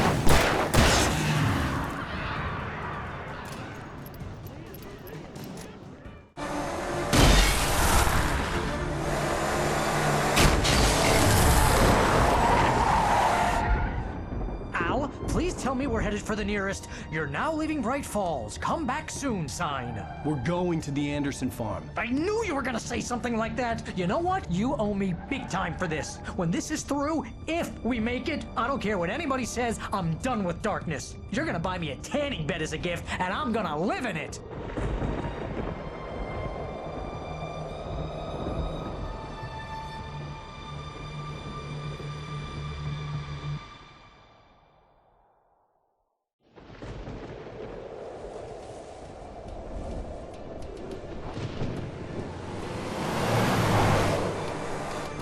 I'm crazy, but that's fine, Barry. Oh, you got that right, Al. You're barking mad. You are by far the craziest. But maybe that's inevitable when you deal with crazy stuff like this. It helps.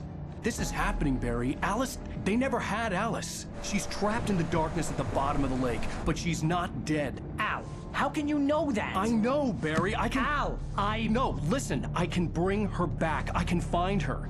There's something special about this place. The lake, it does something to the works of art created here. It makes them come true.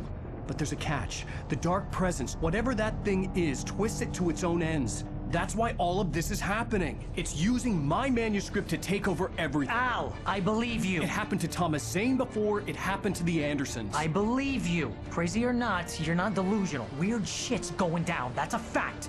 I'm on board, man. I'm with you. The Andersons knew about it, but they were too far gone to tell me with all the drugs they were on. But they wrote it down. There's a message somewhere at their farm, Barry. We just need to find it. Look out!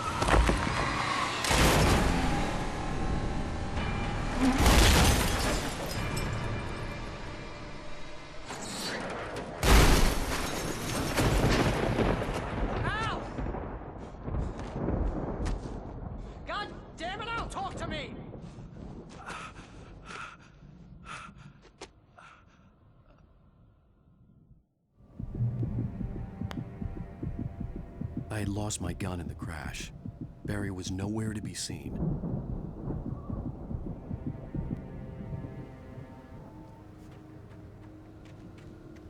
Barry! Barry! Oh, man, you're okay! Jeez, it's good to hear your voice! I was trying to get out of the car, but the ground gave way. Man, what a drop! Don't worry, your cutout is fine. Forget that! Are you okay? I hit some bushes, didn't get a scratch. There's no way you can climb down, though. It's like a sheer wall. Al, there's something moving down here! Barry, it's a take-it! Use a flare, Barry! Oh, yeah! Barry, are you all right? I'm good, Al. I'm great. Guess you never messed with anyone from New York City before, You're gonna have to find your way around to the farm, Al. I'll be waiting. Barry, just wait for me, okay? Al, I'm not staying here. It's suicide. I'm going to the farm. I'm gonna go ahead and secure the area. You can catch up. Don't worry about it. I'm on the case. Now he's Rambo. This would turn into a disaster if I didn't catch up with Barry.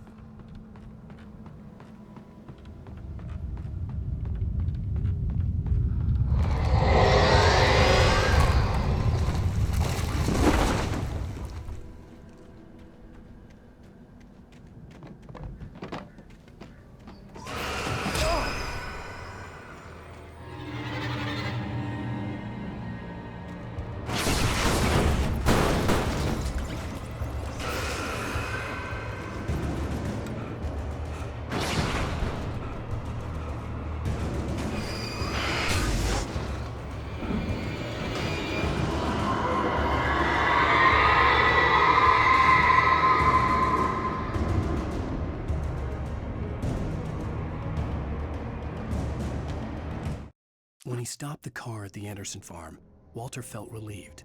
Oblivion was close at hand. The brothers wouldn't miss a jar of moonshine or two in the booby hatch. But then he saw the man on the porch, and he knew who it was. Driving for his life and knowing it was useless, he didn't realize he was crying until he couldn't see the road for the tears.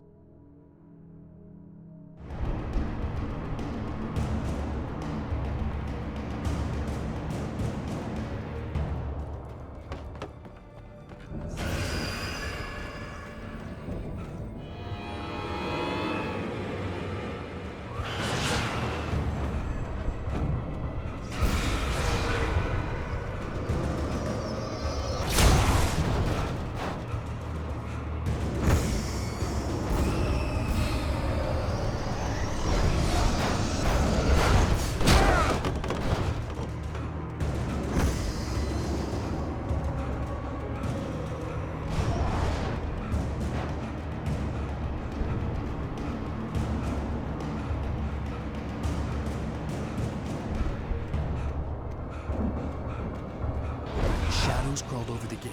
I needed a light to destroy them to get through.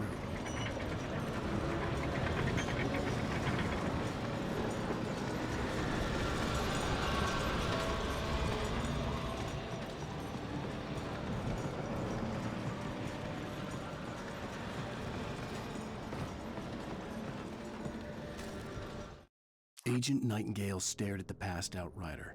The man was sleeping off one hell of a night. Nightingale felt a stab of envy at Wake's oblivion, but he had a job to do.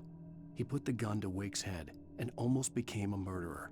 His hand shook and his throat felt tight and dry. Biting his teeth, he tried again to pull the trigger. He lost the nerve. Wake stirred. Nightingale would have to settle for an arrest.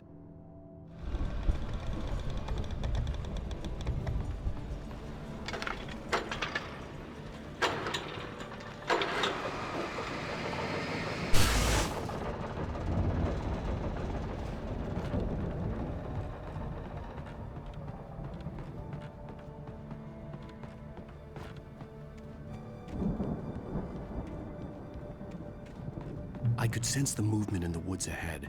Facing the enemy without a weapon was dangerous, but I had no choice.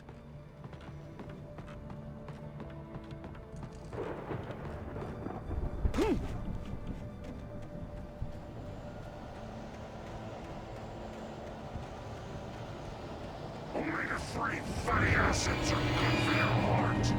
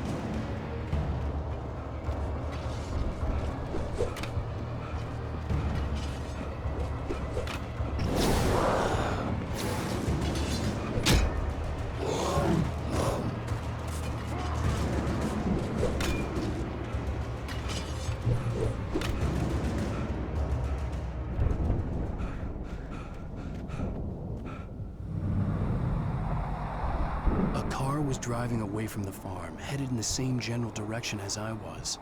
For all I knew, it was Barry, caught in the consequences of leaping before looking.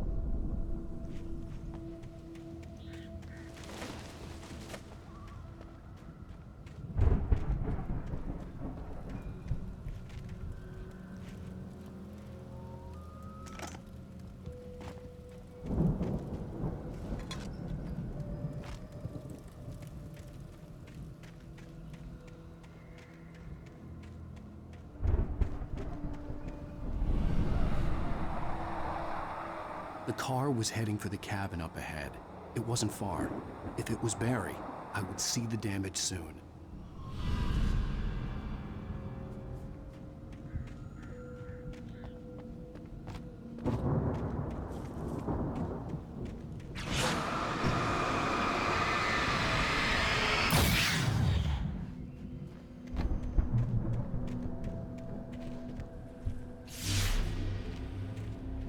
I'm trying to deliver each page to the right time and place. I'm trying to show you how the story goes. I had seen glimpses of the light before. I had seen it in the dark presence followed the choreography laid out to it in the manuscript, growing stronger and stronger, moving like a storm from one scene of destruction to the next. But it was still bound to follow the story and chained to the dark place it came from. When the story reached the end it longed for, it would finally be free. My dream. It was a strange spaceman or a diver in a bulky suit. He was the one who'd been placing the pages on my path.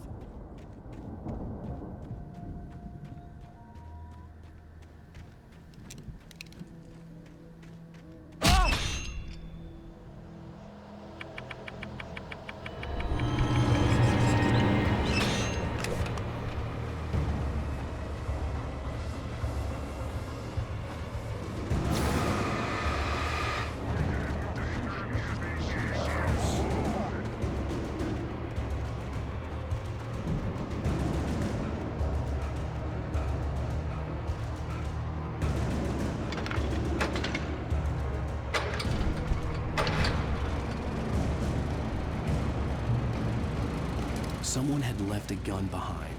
Now I had a fighting chance of reaching the farm. The storm raged on as the Anderson brothers walked unsteadily away from the clinic with the other patients in tow, knowing that this time they wouldn't return. The darkness around them seethed with horrors, but Tor and Odin were unafraid. Their eyes glinted with guile. They knew every secret path, and there was blood on their hands. They had fought these shades before.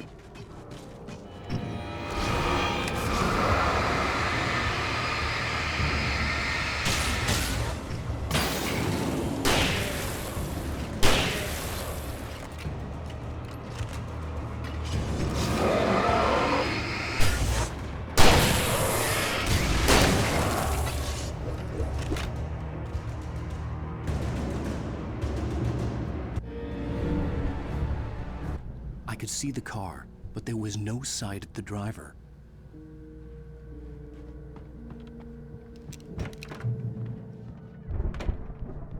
Hello? Anybody here? Barry! No! Danny, you're not! Please! What are you? No! Don't! I'm sorry!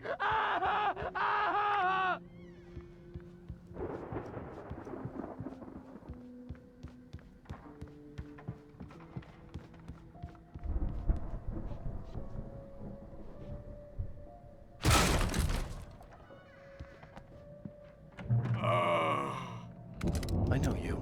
You were in jail the other day.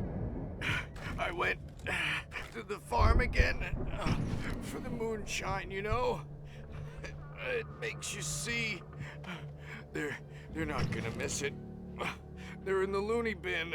But my buddy, Danny, I lost him. Something's gone wrong with him. It's not him.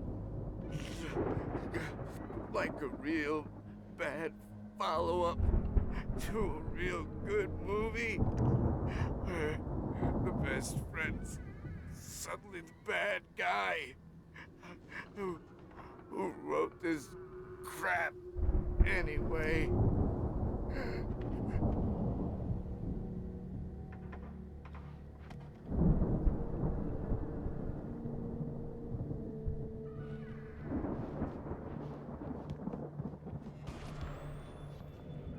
I've run through every possible course in my head. If I continue like the Dark Presence wants me to, the story I'm writing won't save Alice. It's a horror story, and it's going to kill her, and me, and everybody in this town. No one will survive. Darkness will consume everything. This is what it's wanted all along. It will be free, unstoppable. It used Alice to get to me, dangled her in front of me to keep me going. It was never going to release her. I'm going to change this. I'll escape. I've written myself into the story. I'm now the protagonist. This feels like a terrible risk, but it's the only way to save Alice. I'll be bound by the events of the story just as much as anyone else who's been woven into it. The story must stay true for this to work. There have to be victims along the way, near escapes, cliffhangers. In a horror story, it can't be certain that the hero will succeed or even survive. He almost has to die. I'll write my own escape into the story next. I need help. Zane's going to be the one who will help me. I'll make it happen.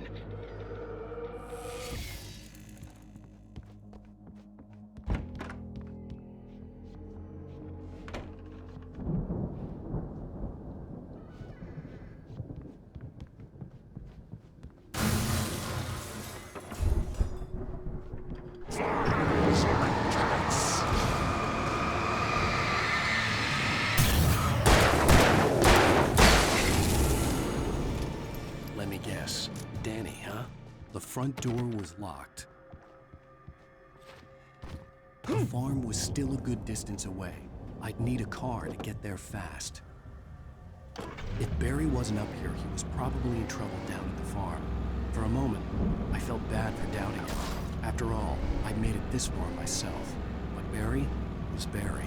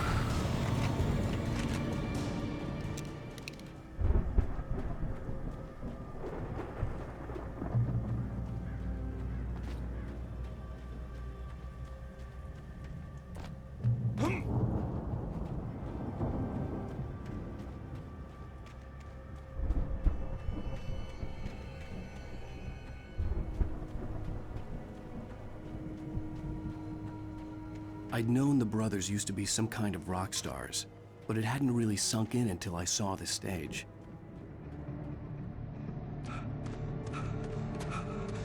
Ow! Run! Incoming! There's too many of them!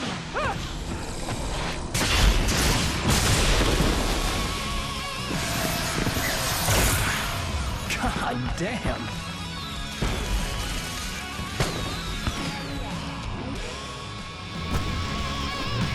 So glad you decided to go it alone, Mr. Thompson.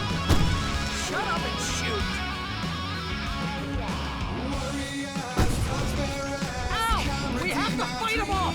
I can set off more of the fireworks from here and help you out! Hey, Al! Did you notice there's a lot of ammo and stuff around? This place is stacked! Al, hold on! I gotta get the stage lights on!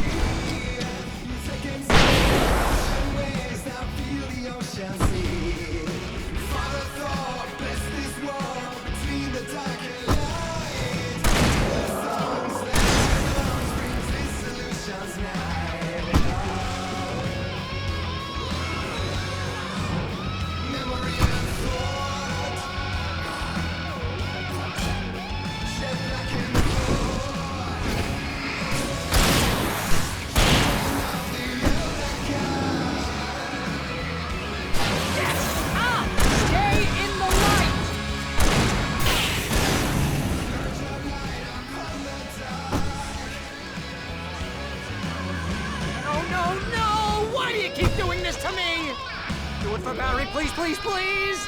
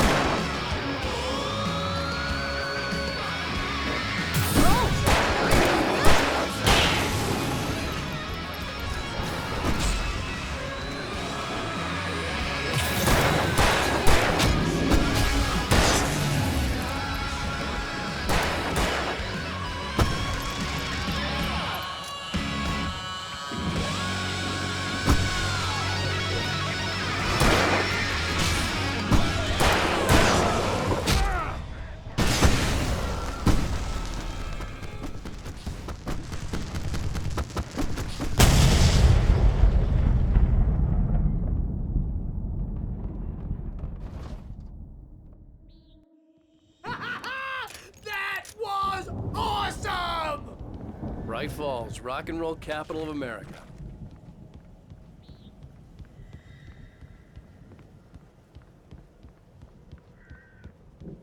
Hey, Al! This way to the farm!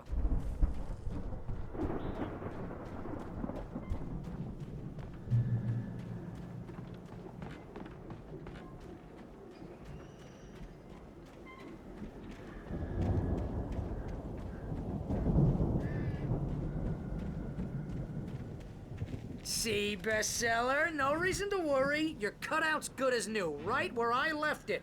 I'll come back for it once we have the place secured. Yeah, that's been my biggest worry all this time. We need to get this thing moved out of the way. This is as far as I got before they ambushed me.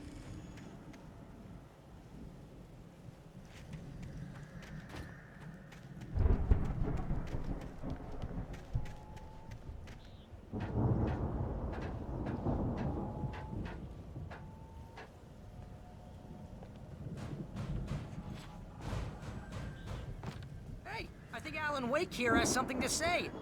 What's that, Al? Ooh, I'm Alan Wake. I'm always right about everything. And if I don't get my way, I'll sulk all day long. I'm always intense and moody. It makes me very attractive and mysterious. Right now, I'm just standing here because I need my best friend Barry to carry me. But that's okay. I can just take him for granted. I think I see what you did there. Yeah. Wow! You look at that thing, Al! They really went all out with this Viking crap, didn't they? Look at all... Sleep. We all spend. Oh, Night Springs.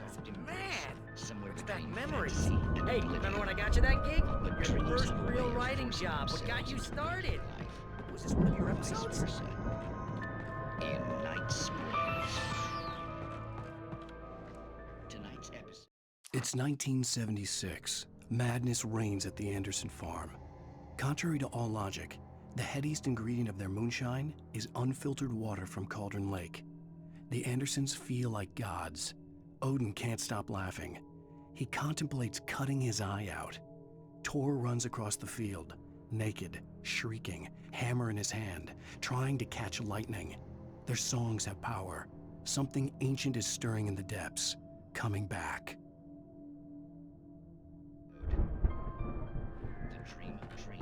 The Viking boat looked imposing, almost like a battering ram.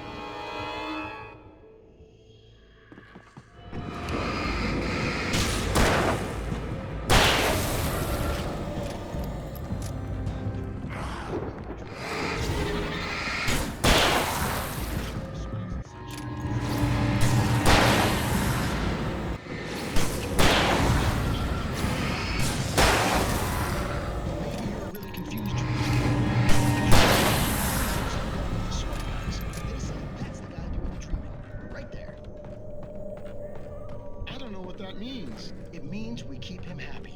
No sudden falls. We make sure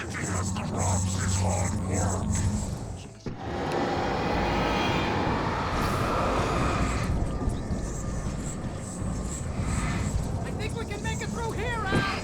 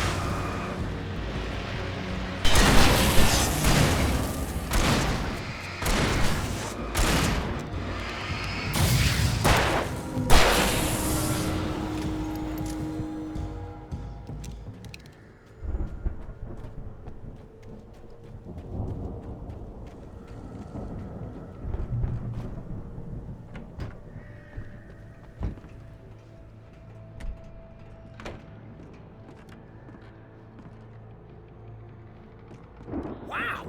Those geezers had quite a production going on.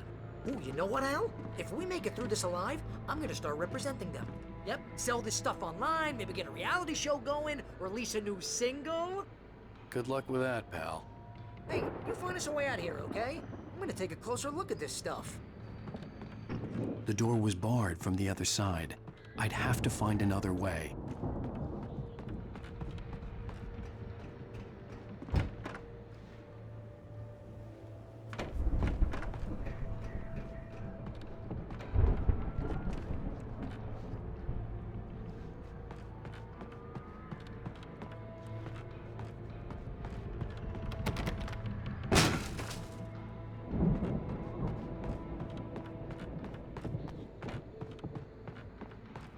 Be careful, Al!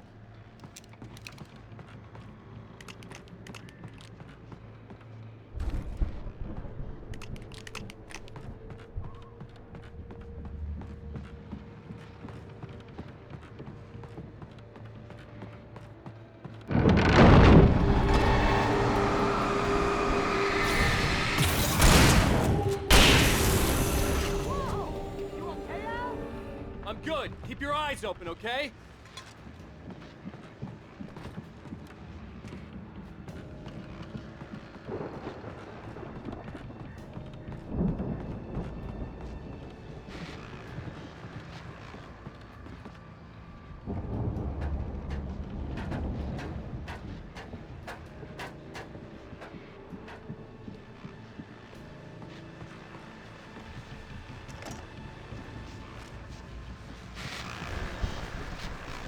As you regular listeners know, I tend to work through the night, but I'm not the only one. Deputies Mulligan and Thornton are taking a couple of moments off their busy schedule to join me here in the studio. Boys, how busy are you now? Your test is almost filled up. Bet that keeps you in business. Pretty busy, yeah. Actually, Pat, we've been real busy. I could see the building that had to be the Andersons' home on the other side of the field. It wasn't far now. I wasn't worried about trusting the ramblings of two burned-out geriatric wrecks. They had the goods.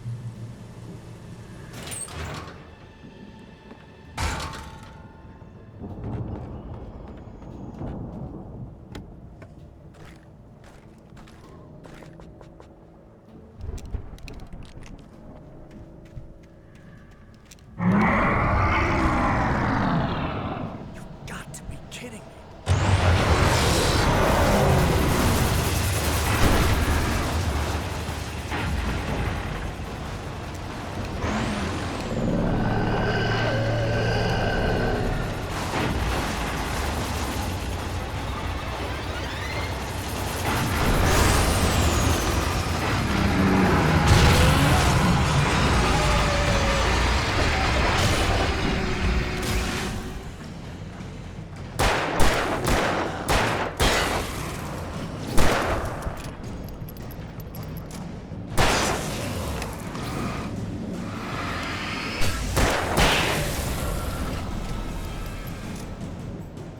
There are 65 billion cows and pigs in the world.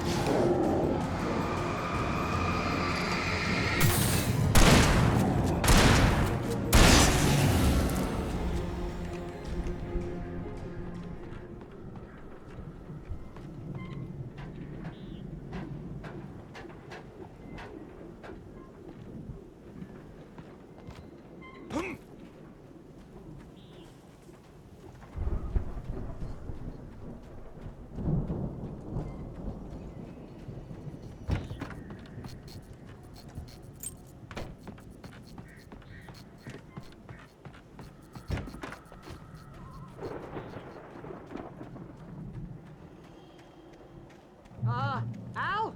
Is that you out there, buddy? Yeah, it's me. Hey, let's go, man.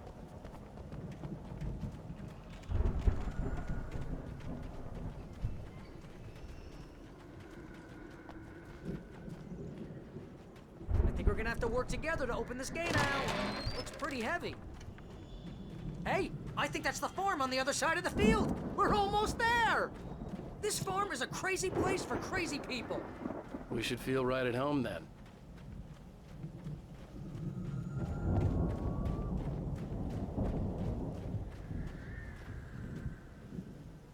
Come on, one more gate. Let's do this thing.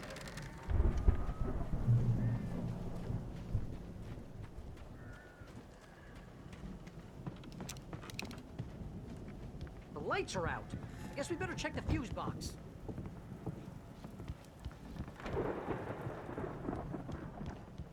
You know, this place looks kind of lived in. I thought the Andersons were in the booby hatch. Again, Alice's screams rang in the stillness of the night. I saw myself run toward the cabin, flashlight in my hand. I followed my past self. I was an out-of-body observer, a time traveler in a crazy drunken dream. This was the beginning. The night Alice had disappeared. The mystery of what had happened during the missing week was about to reveal itself.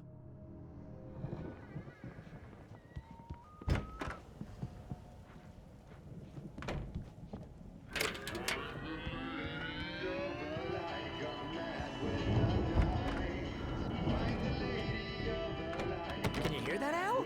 Music? Of course. We need to find where it's coming from. That's the message the Andersons talked about. That's the whole reason we're here. Lady of the Light? Oh, that's gotta be what's-her-face, the crazy lamp lady from the town. Cynthia Weaver. Right. Must be.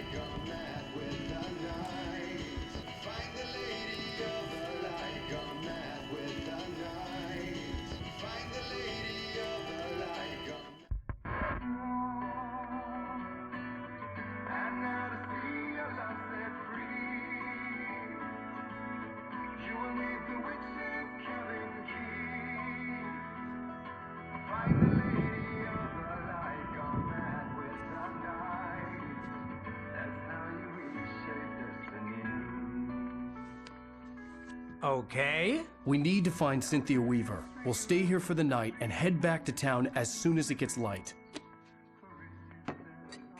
Hey, Al. Lots of hours before dawn. Might as well get some rest. And by rest, I mean drunk. Come on, Barry, this is... Yeah, what the hell?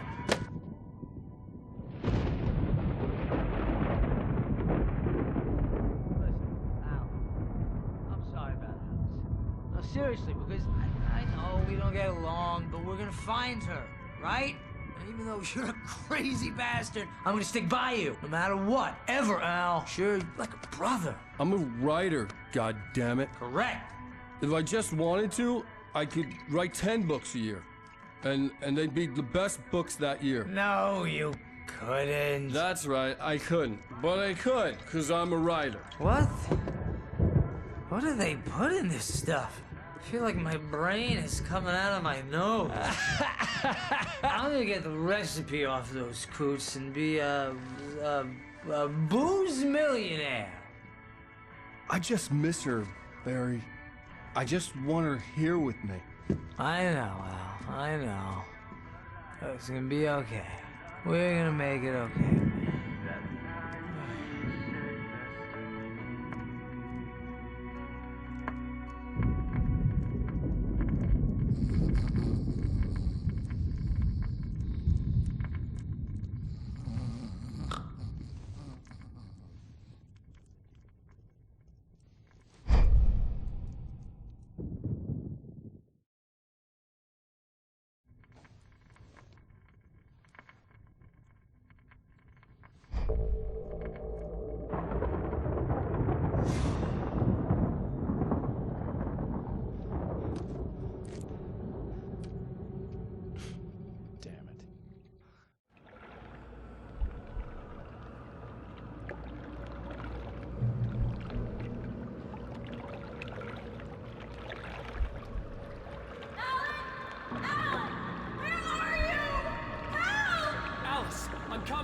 It's all right!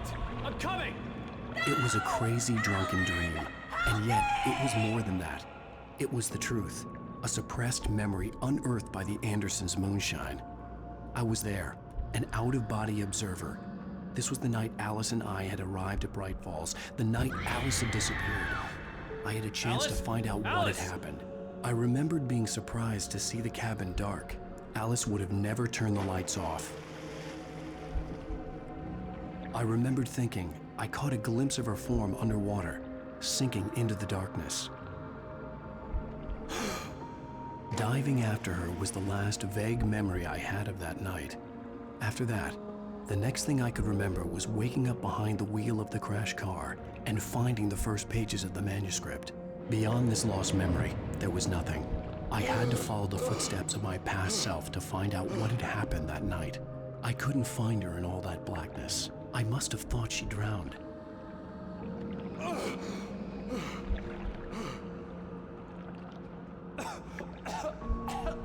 Alice! Jagger had Alice, and so she had me. Alice!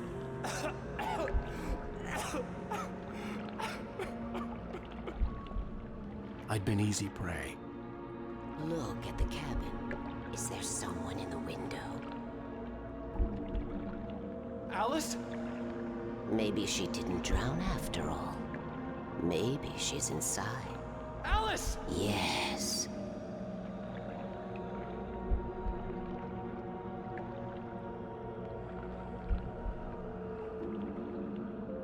The dark presence had touched me.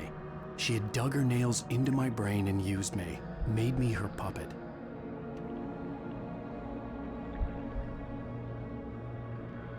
She must be here somewhere. Maybe upstairs in the study. Alice! Yes, that's where she is. You can apologize. Alice! You laugh at the whole thing together and put it Alice! behind you. She's not here. You were foolish to think so. No, she's dead. She drowned. No, no, no! It's your fault your wife is dead. You are guilty. All she wanted was to help you right. You killed her. Oh, hush. There's still hope. Cauldron Lake is a special place. Here, you have the power to change things. She wanted you to write. I will tell you what to do.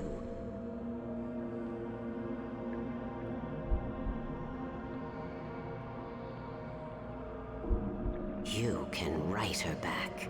The story will come true, and all will be well again. She had Alice. and the manuscript was the ransom for her.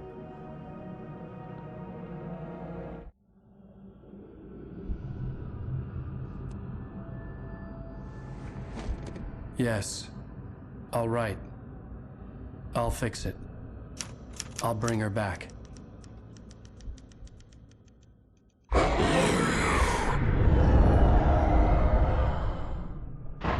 No. I wrote it. I remembered it all now. In the dark, I'd written for days, a week, almost a complete manuscript of a novel entitled Departure. Jagger had been my editor, whispering in my ear, making sure that the unfolding story would make her more and more powerful. I thought I was saving Alice. Even with the cobwebs she put in my head, some part of me had been aware enough to write my escape into the story, to bring a light into the cabin to release me before I could finish, to interrupt the horror story before the ending, where darkness consumed everything and everyone. Zane was weak and far away, but I had written him into the story, and his light had been enough to set me free. It isn't here now. I'm here because it was written. I brought the light to set you free. You must hurry. It will know I'm here. It will be back soon. It stole the skin of my Barbara a long time ago. She looks so old.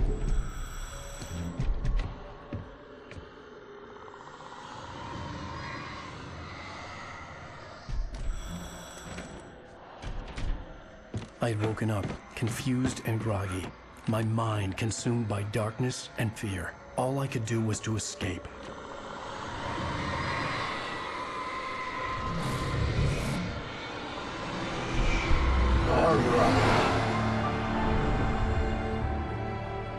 The week spent in the cabin had taken its toll.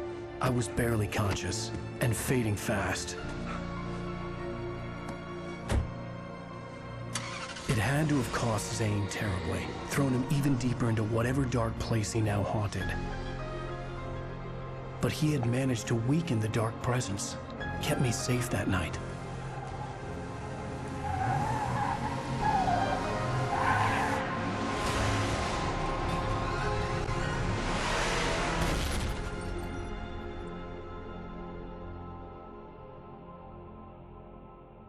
I wrote it. It's my fault. That's right, James Joyce. It's your fault, and you're gonna pay for it.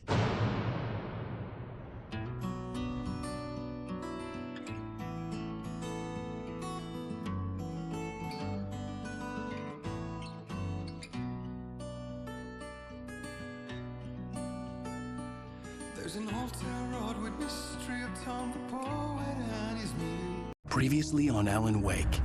Under the influence of the dark presence, I wrote a horror story that is coming true. Jagger had been my editor, making sure that the unfolding story would make her more and more powerful. Some part of me had been aware enough to write my escape into the story. Together we can create something absolutely wonderful. The lake, it does something to the works of art created here. It makes them come true. My mom gave me this old light switch. The clicker. Alice is being kept in a dark prison. I need to find Cynthia Weaver to fix this. It's your fault, and you're gonna pay for it. Well, we're expecting a record crowd from the neighboring counties. Naturally, we hope to break the record set by last year's Moose Fest in our neighboring town, Walkery. Ladies and gentlemen, some people have asked me, what's the big deal about Deer Fest? And I think that this sums it up. It's about friendship and community. We've got a great party coming up, but let's try to hold it in until tomorrow and get through the night in one piece, all right? I have it. Someone will come for it when the time is right. Thomas said so. He wrote it. The key is insurance. It's my job to keep it safe. Safe in the light. Always in the light.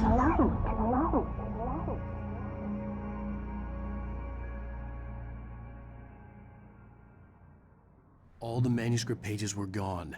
The FBI agent had taken them. I think my tongue just took a crap in my mouth. Ugh. Oh, wait, we're in jail now? Al. Al, this is not good. That about sums it up.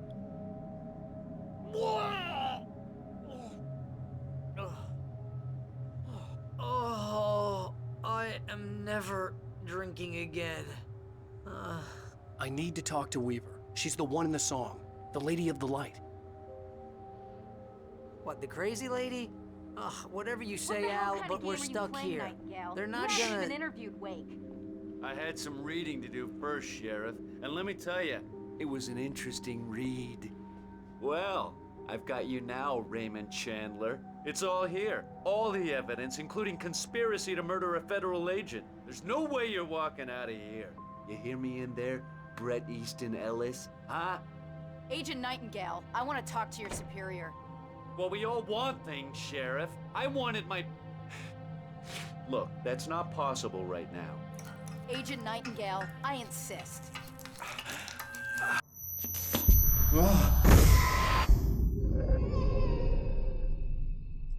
Wake, what's wrong? Lady, are you stupid? It's a trick. It's an obvious trick. Okay, I've had enough of this crap. Wake, I'm gonna trust you with this. You're joking. Agent Nightingale, your opinion would matter more if you were sober and if I actually believed you were here on official business.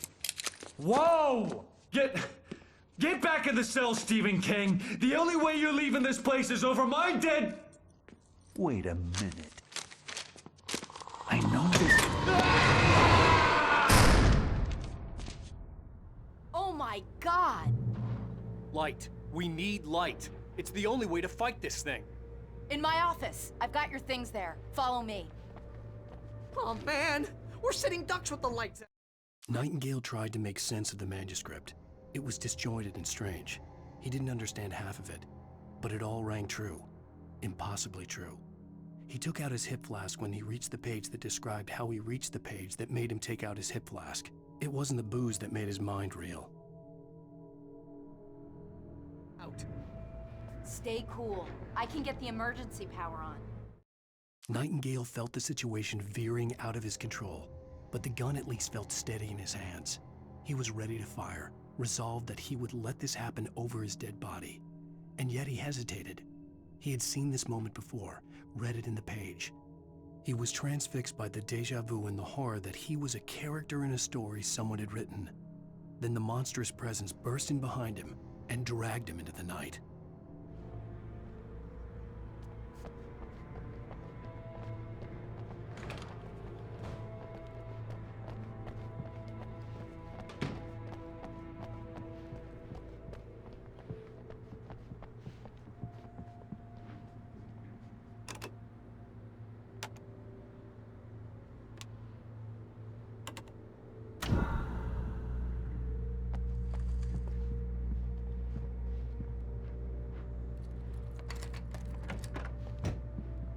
Here are your things. Wake, what do I need to know? What do you need from me? They can be hurt in the light, only in the light. And I need to find Cynthia Weaver. She can help me stop this. Light. Check. Cynthia. She lives in the old decommissioned power plant. I can get you there pretty quickly in the rescue chopper. Come on, let's get back to your friend. Wheeler, I need you to stay here. What? No! We're going to fetch our ride, but I have friends who need to be warned about this, and I can't be in two places at once. I need your help. Well, okay. Here's a list of people and phone numbers. I need you to call them and tell them you have a message from me. Night Springs, okay? They'll know what to do. Night Springs? Like the TV show? Gotcha. Oh, hey, that radio guy is on the list, Maine. Who's Frank Breaker? He related to you? My dad. Hey, is this like a secret society? Can you do this? You'll be safe here. The backup power's on. These guys need to be alerted, just in case we don't come back. You'll come back for me though, right? As soon as we get the chopper ready. Thanks, Wheeler. I owe you one. Okay, let's go, Wake. Through the back. My hangover wants a pizza. You think there's any way I could order one out?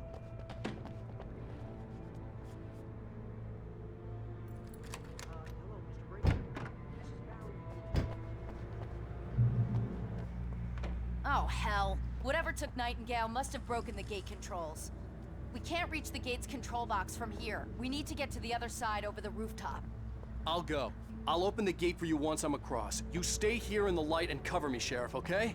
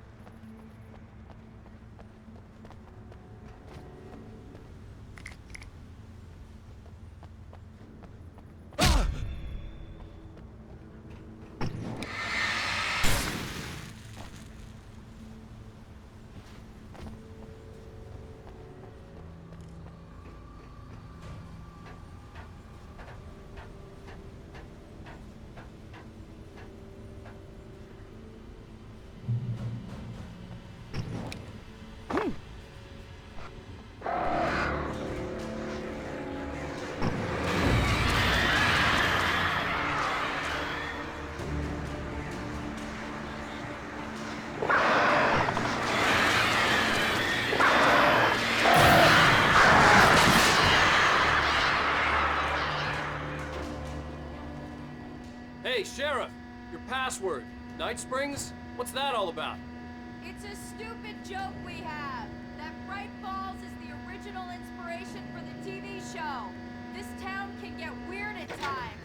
Never this weird, though. You need to bypass the damaged control box.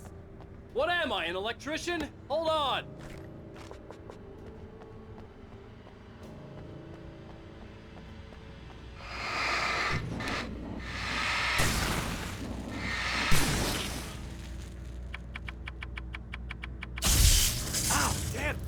Smarts. Good job, Wade. Okay, stick close. Our first stop is the town hall. The keys to the chopper are there.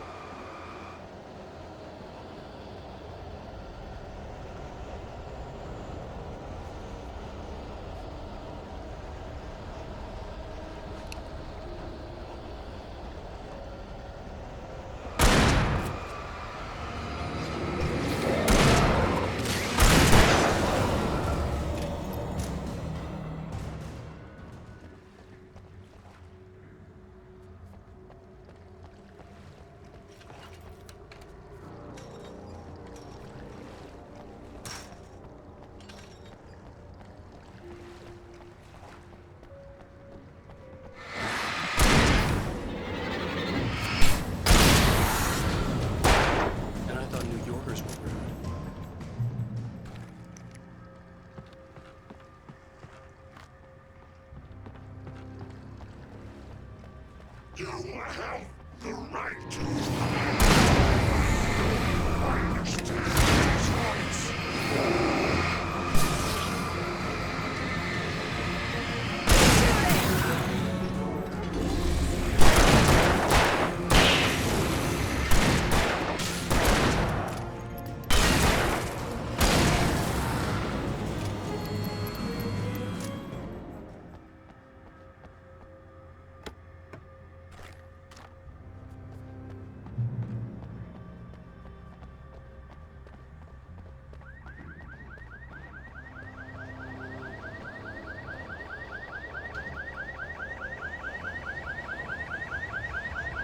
Over here! There's light!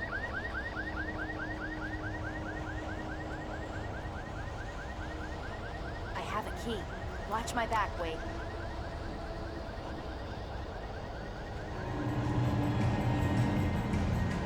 It's an ambush.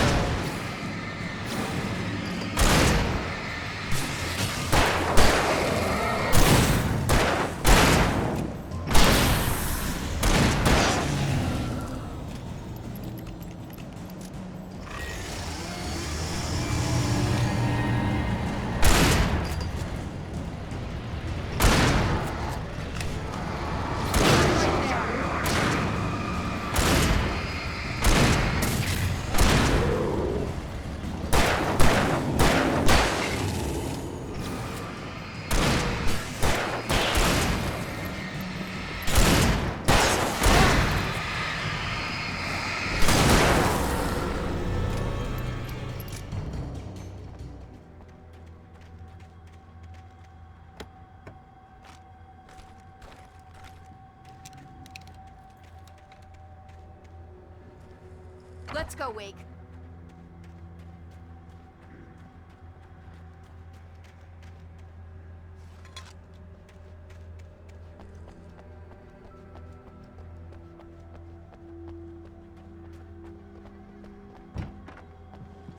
Okay, someone's messed with the fuse box here, but you should be able to jury-rig it while I find the keys. I already got electrocuted once today. How about I look for the keys and you get burned for a change? Fine. They should be in the clerk's office on the other side of the building, near the main entrance. The darkness that wore Barbara Jagger's face was furious. The story in the manuscript had been making it stronger all the time, but now the light had set the writer free and hurt it, weakened it. It was only a matter of days before the dark presence would be strong again, but meanwhile, it would be difficult to recapture the writer.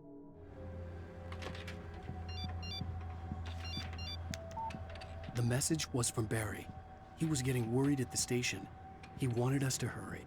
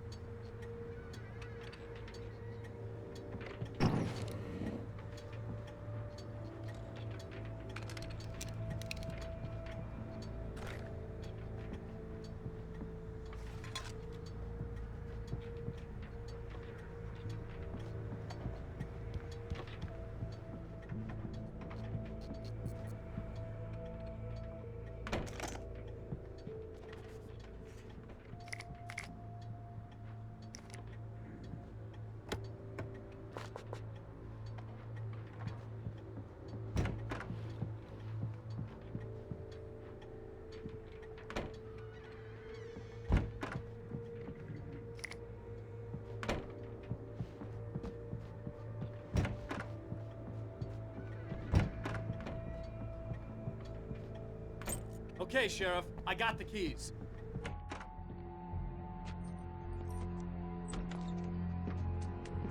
Barry? Why isn't he inside? Oh God! Oh God!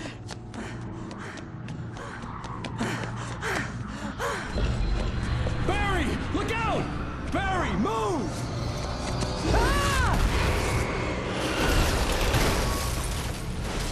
Barry! He made it inside, Wake. He's okay. The storefront's blocked. Come on, Wake, let's go around. We can meet him in the back.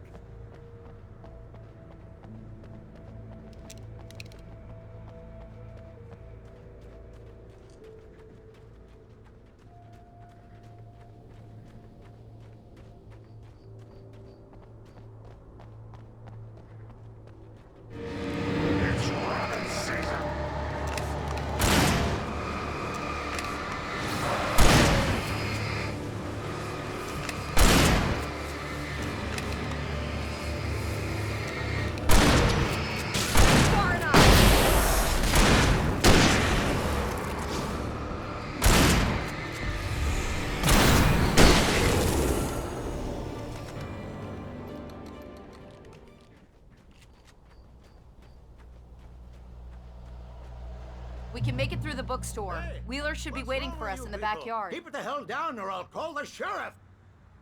Oh, hi, Doc. I've got it. Don't worry about it. Sarah, about time somebody showed up. All this shooting in the air is idiotic. One of these days they'll kill somebody. And over Deerfest. I know. Go back to bed. He's got a point, Wake. Look, this town can't take this. It's me they want. The sooner I get out of here, the sooner you can all get back to life as usual. I hope you're right. Come on, let me get this door open. Wait, you got the keys to the bookstore? Perks of being the sheriff. A girl needs to get around.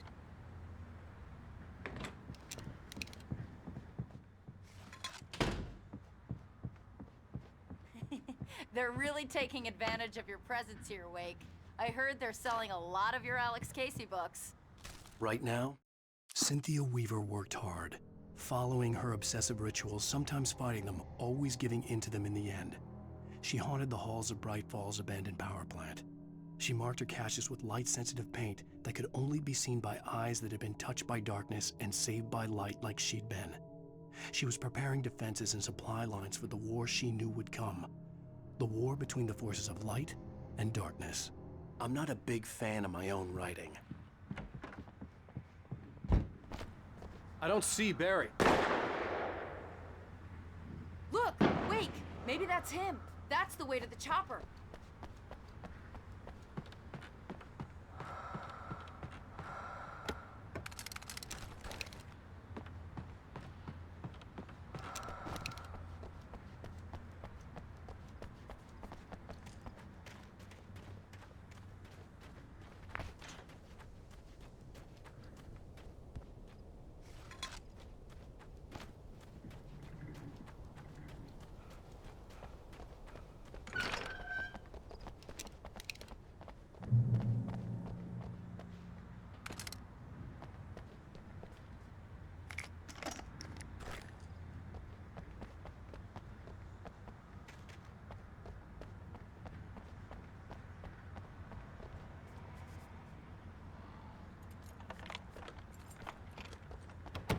I'm gonna give Pastor Howard a piece of my mind about this lock. I told him to get it fixed. Here they come! Let's take a break!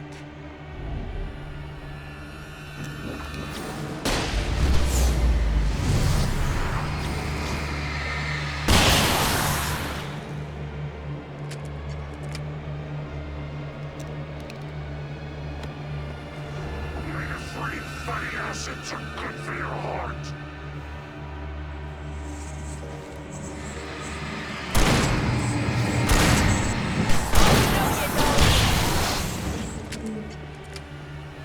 Where'd he go?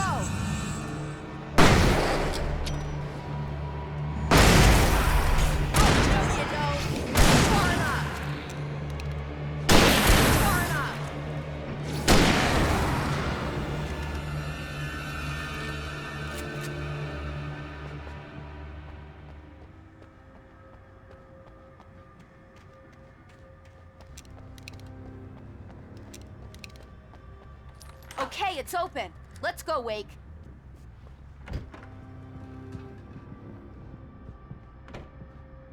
Wow.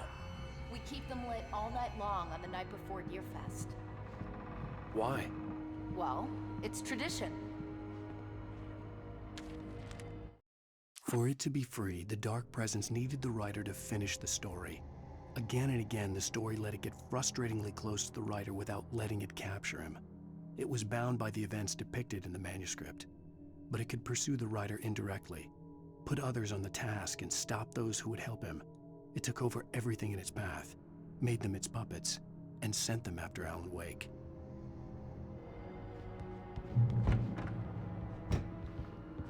We're almost there. We'll have to go through the basement to get to the parking lot.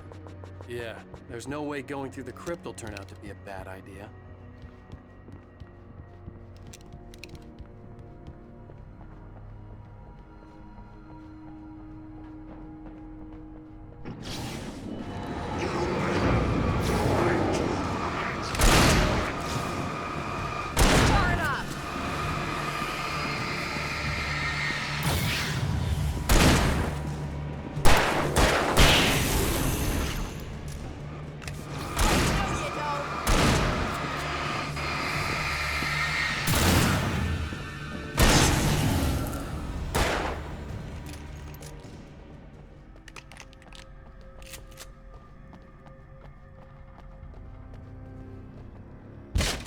Did you call 911? Guess that one saw the light, huh? You didn't like that one? A tough audience. Well, I got plenty more. What are the Christmas lights for? Protection, man. Like garlic against vampires. Vampires. The helicopter's just across the parking lot and up the hill. Come on!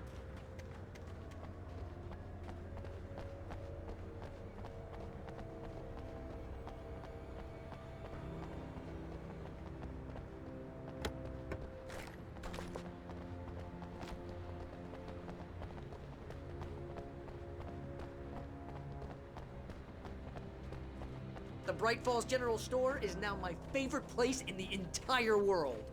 See this headlamp? It's like a superpower. I can just look at one of those things and they die. It's my flaming eye of Mordor. I wish I didn't say that. Yeah. Hey, I want a headlamp. Last one. Alice had screamed until she had no voice left to scream. Around her, the darkness was alive. It was cold and wet and malevolent and without end. She was a prisoner, trapped in the dark place. The terror would have burned her mind out, but one thing made her hang on. She could sense Alan in the dark. She could hear him. She could see the words he was writing as flickering shadows. He sensed her too. He was trying to work his way to her. Bastard.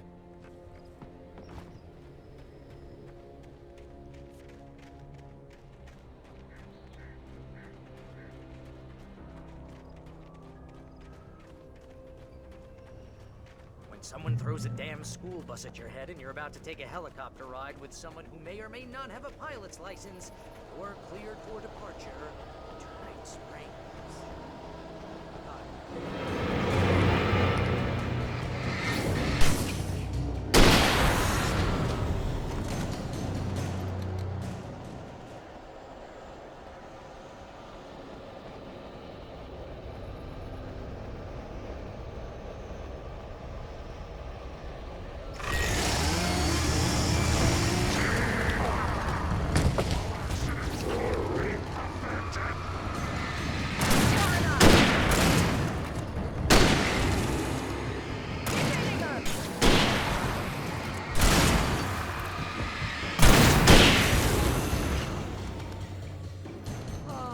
Gonna get used to this.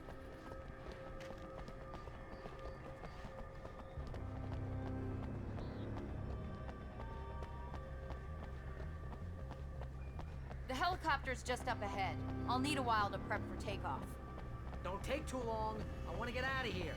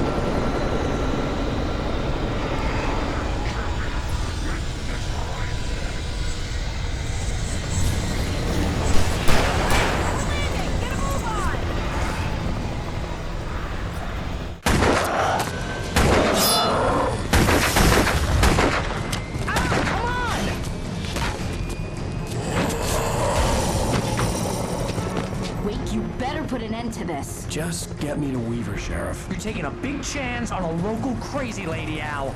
I hope you're right about her, or we can kiss this town goodbye.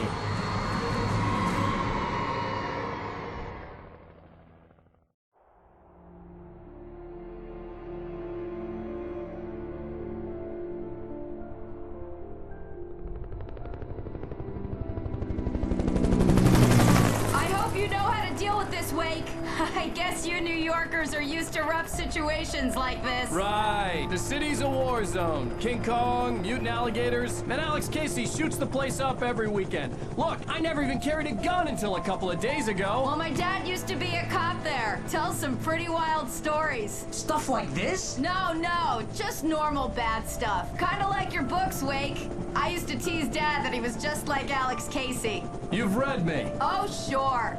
You're a pretty good writer. A little heavy on the metaphors, maybe. Nobody's ever said that before. We're coming up on the power plant. See the lit building over there? And that's the dam further up the river. I can't land here. I'll take her down the road across the river. Just get me there, Sheriff.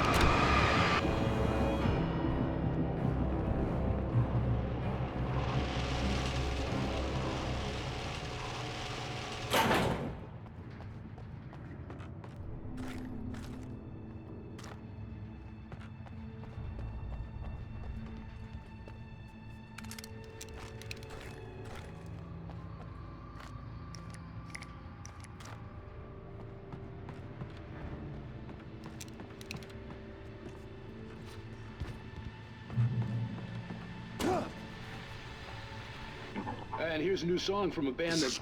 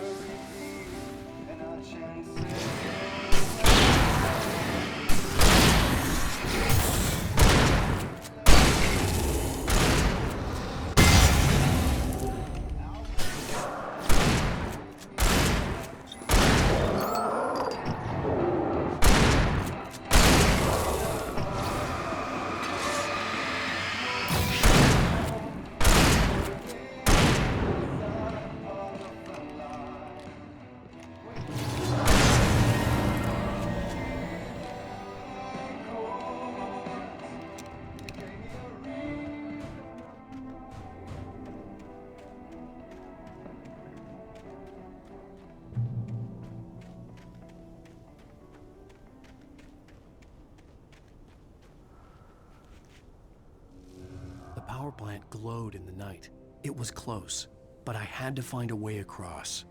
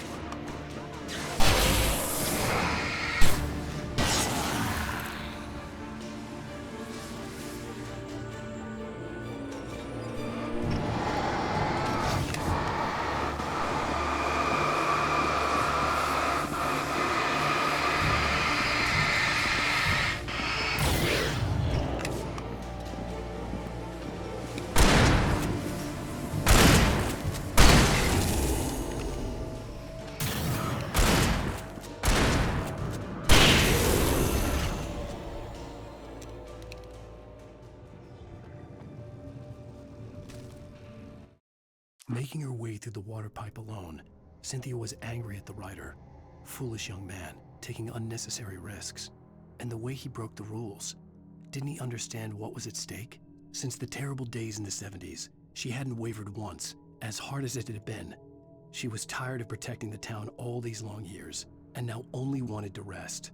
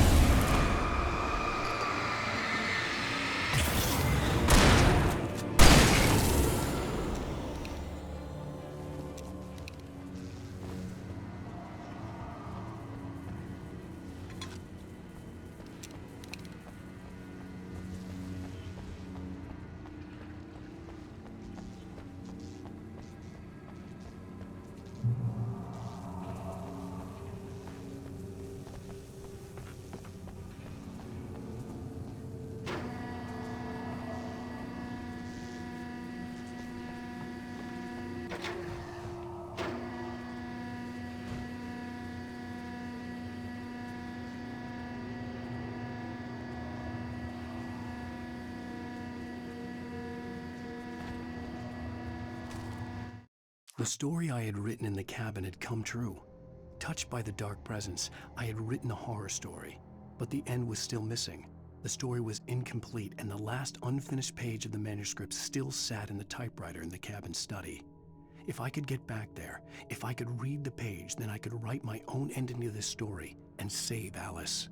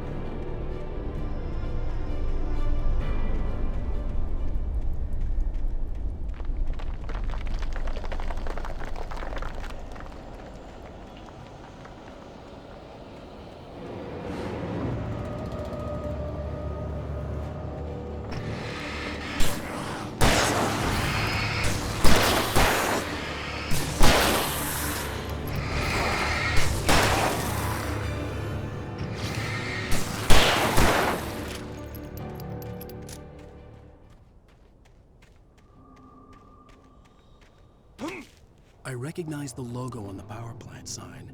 I'd seen a version of it painted all over the area, signifying hidden caches of supplies.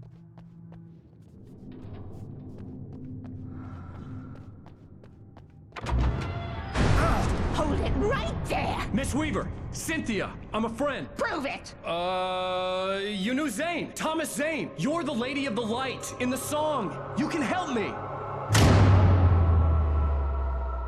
About time! Young man, I've been waiting a very long time for you. It's in the well-lit room. Excuse me?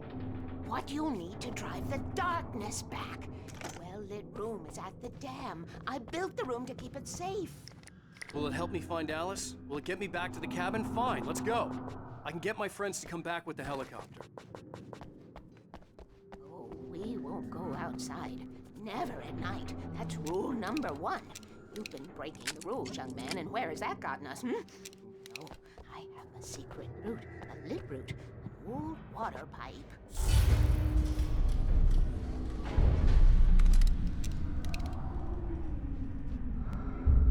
Something was damaged at the transformer yard. It's draining all the reserve power. Without it, the pipe will go dark. The power to the yard must be cut. Let me guess. You want me to do it? Young man, you're the one who likes to break the rules. I can't be outside in the dark. The kill switch is outside.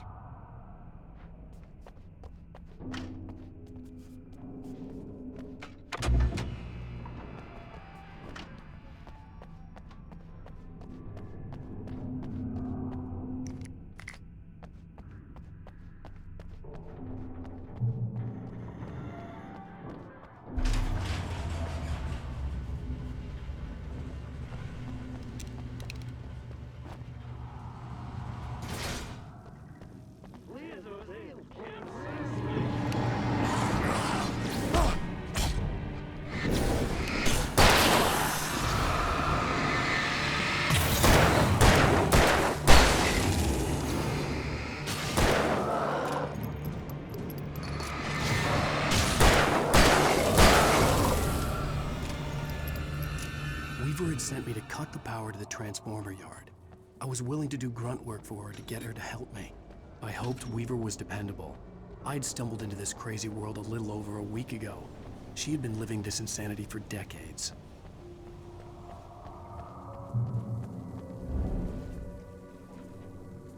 I could see the kill switch that would cut the power to the transformer yard. Now I had to find a way to reach it.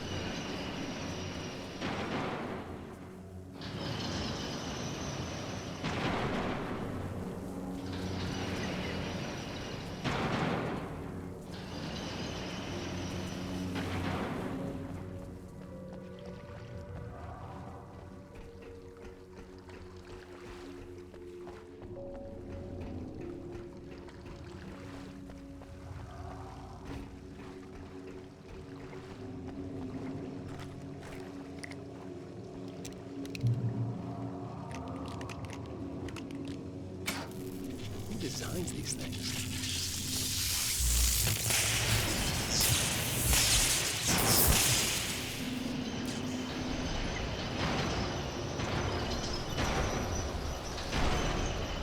The transformer yard went dark and dead. Weaver's water pipe passage should now be good to go.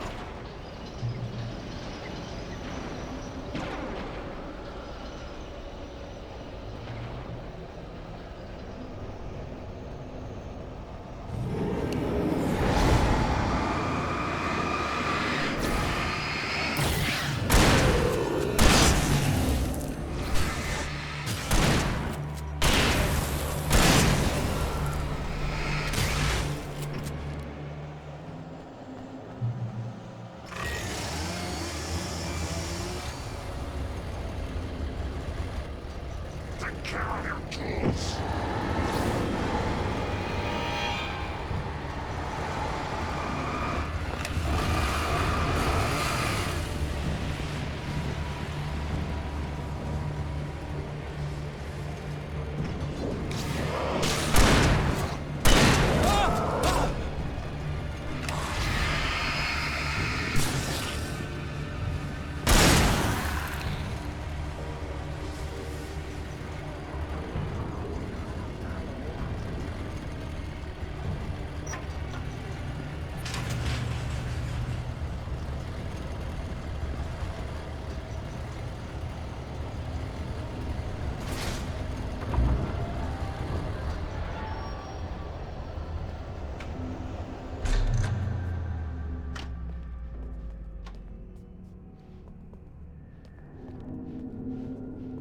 This way, young man. Follow me.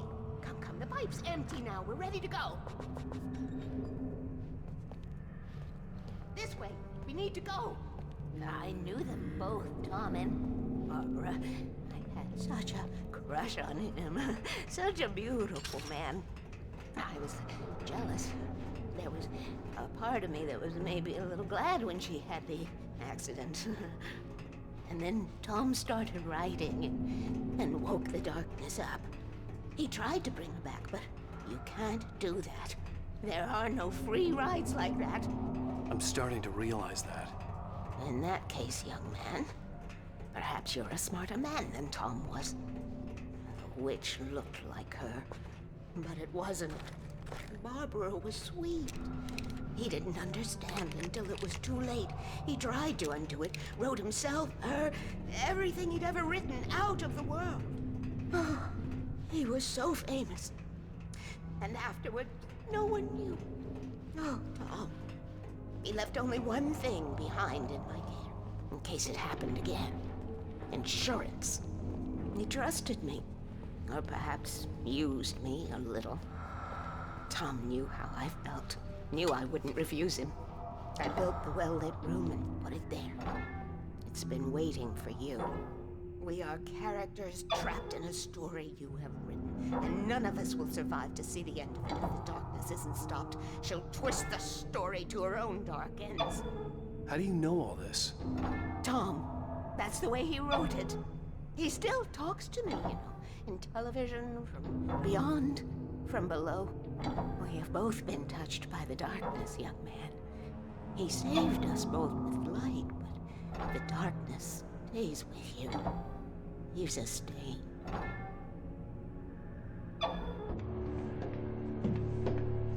This pipe will take us directly to the well-lit room. Okay, I need to call my friends, tell them where we're going.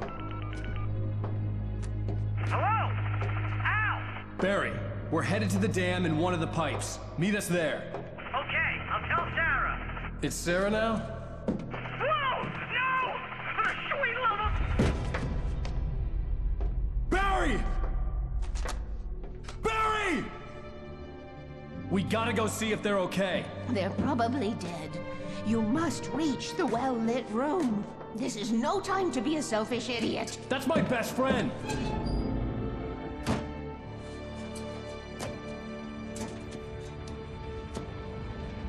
Well, be a fool. I'll use the pipe. I'll meet you at the dam if you make it.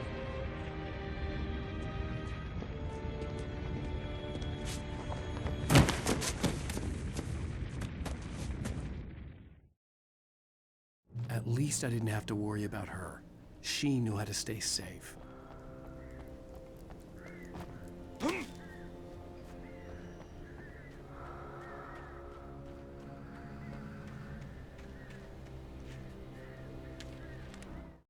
Sarah was almost starting to relax.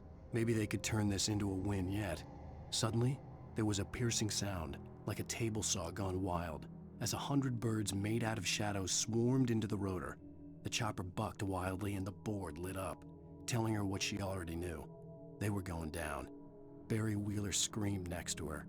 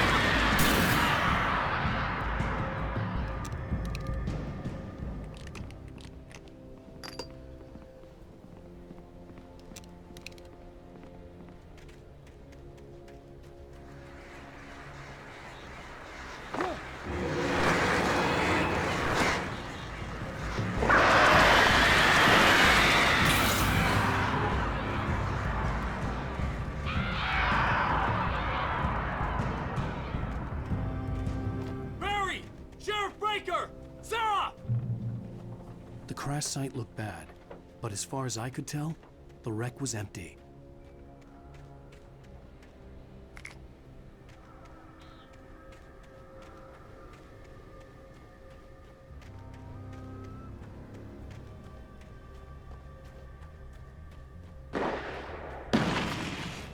Barry! Barry!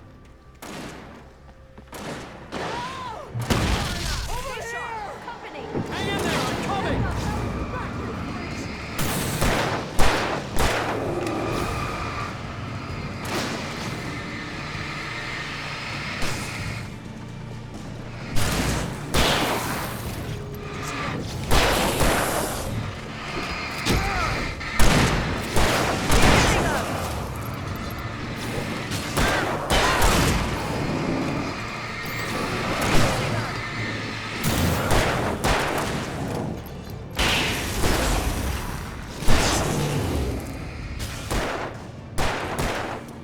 Right there.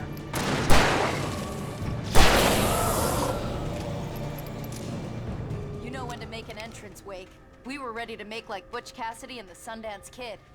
I have a different ending in mind. Yeah, I'm fine. Thanks for asking. I knew you'd be all right. How's that? The flaming eye of Mordor? Laugh it up, funny man. Didn't we have somewhere to go? Weaver will meet us at the dam.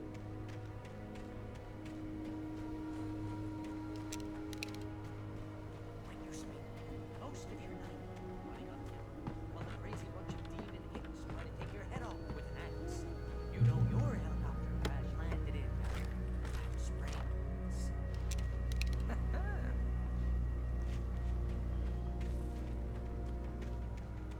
Oh!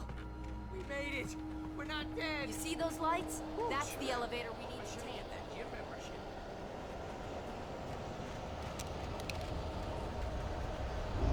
You can't beat a good fight. What the hell is that thing? It's everywhere! Oh crap! There's more than one of them! Nothing moves like that. It's impossible. Ah! Al! Do something!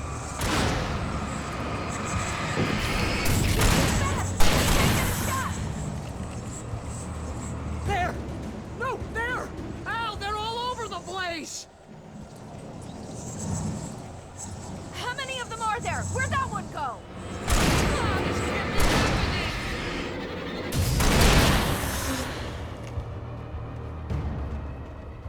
Was that it? Are we safe? That was... wow. I think we're okay. Hey, Al, I got a bad feeling. Let's keep our eyes open. Lead the way, Al. Try not to get us killed. Wake, call the elevator. I'm keeping watch. I think I hear something moving around.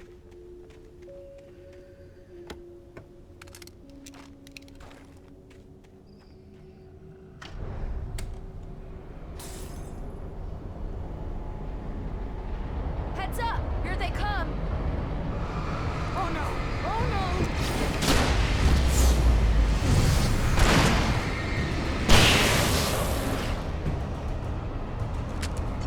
They're coming! We have to hold them off!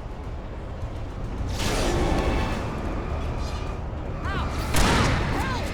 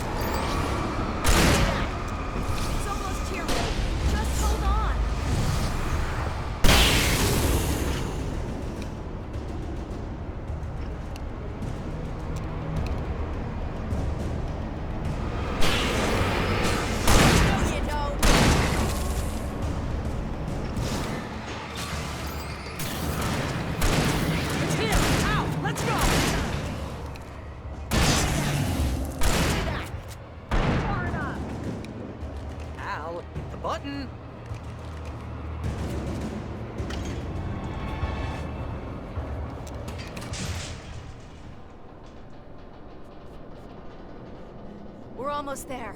There's an entrance into the dam at the top. What's the plan, Wake? Well, Weaver's crazy, but she's got something Zane left behind. Something to fix this. Gee, could you be a little more vague? Thomas Zane? Seriously? Might as well be Paul Bunyan or Bigfoot. Yeah, well, he was real.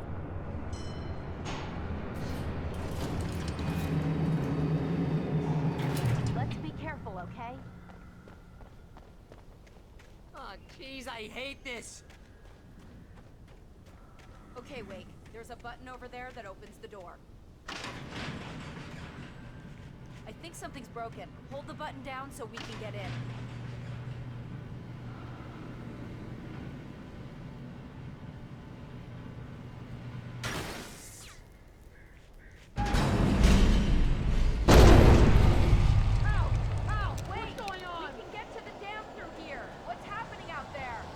You guys go ahead and find Weaver. She should be in the dam now. I'll have to make it alone through the top. Okay, Wake. Good luck. Don't get yourself killed. Ah, please, be careful. I'll take quick care of Barry, Wake. You just look after yourself.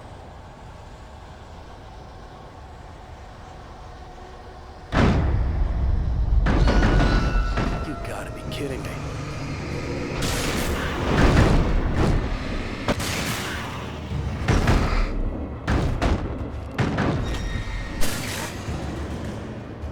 Down, boy.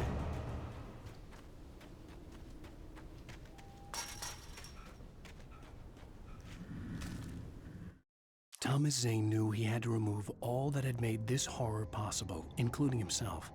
That was the only way to banish the dark presence he had unleashed and now looked at him through the eyes of his dead love. But he also knew that despite his best efforts, it might someday return. So even as he wrote himself and his work out of existence, he added a loophole as insurance, an exception to the rule. Anything of his stored in a shoebox would remain.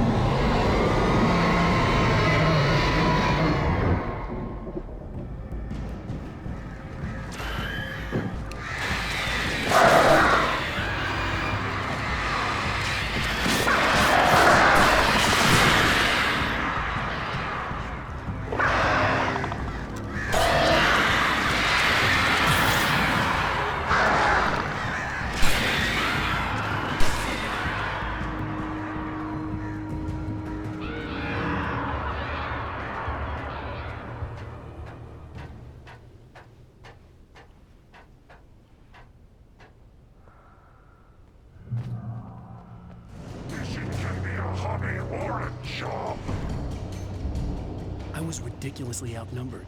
The searchlight could even the odds.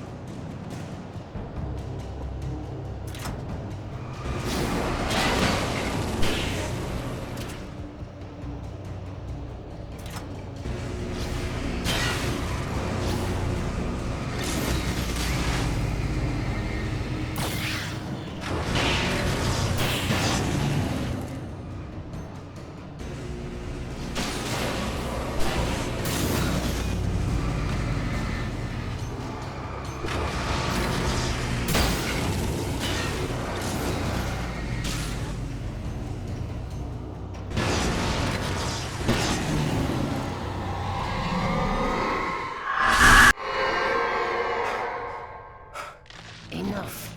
You will go no further.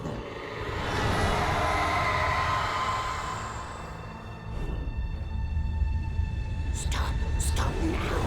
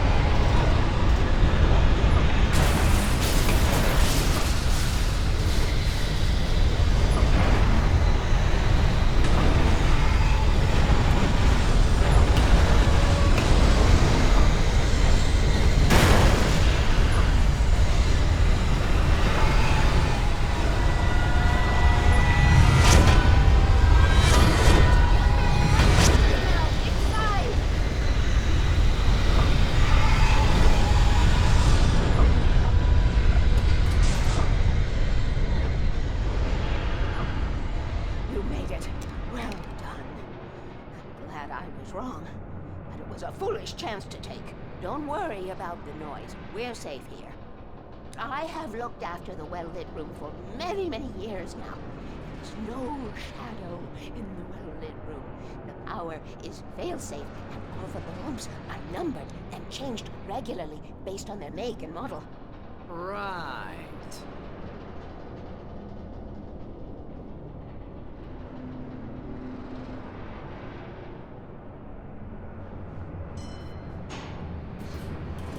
There's an old army base at Raincoat Point, north of here. It was active during the Second World War. They operated here back then. They must have built this. Yes, they did. It's my place now.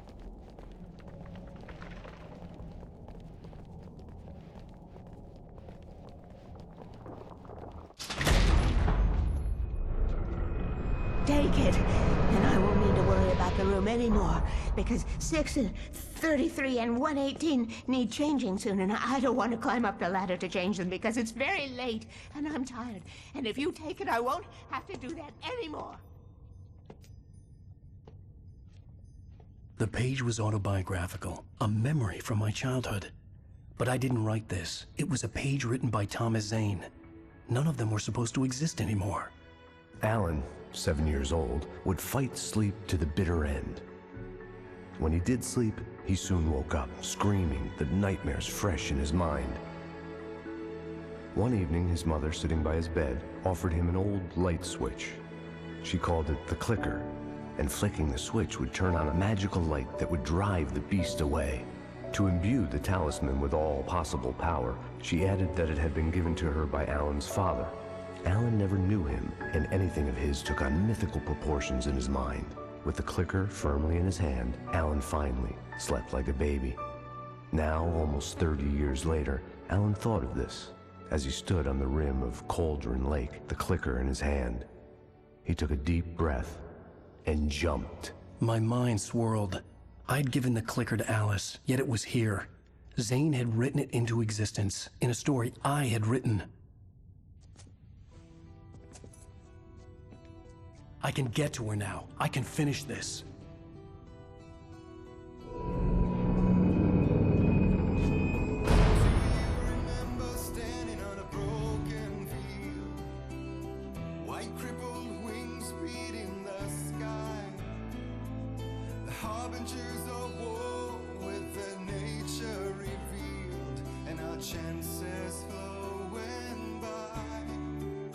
Previously on Alan Wake, I wrote a horror story that has come true. Thomas Zane did the same in the 70s. You will go no further. If I continue like the Dark Presence wants me to, the story I'm writing won't save Alice. It's a horror story. No one will survive. You knew Zane! Thomas Zane! You're the Lady of the Light in the song! He left something behind to help me. The clicker. Alan thought of this as he stood on the rim of Cauldron Lake, the clicker in his hand. He took a deep breath and jumped. I can get to her now. I can finish this.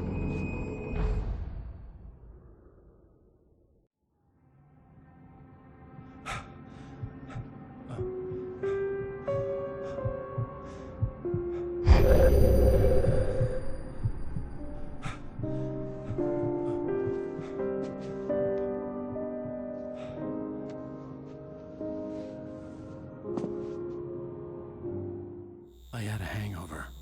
My head was about to explode and the light hurt my eyes. I needed my sunglasses and painkillers to dull the pain. In one of my finer moments of self-deception, I swore to quit drinking. Self-deception, I swore to quit drinking.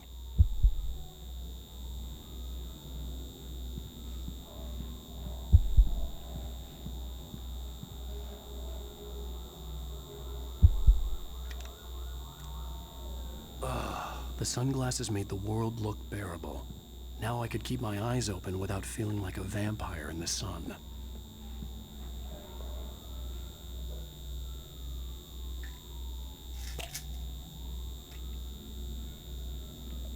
The pills worked fast. The prospect of being awake started to seem bearable again. There was a message waiting for me on the machine. You have one new message. Al! Are you still asleep? Wakey, wakey! You should have your show on your TiVo. If Alice wasn't too mad to record it. Yeah, she called me earlier and really chewed me out. Yeah, we went a little overboard last night. But parties are a part of this business. Al, look, I'm saying this as your friend. She's not doing your career any favors by trying to run your life like that, okay? I'll talk to you later, Al. Watch the show!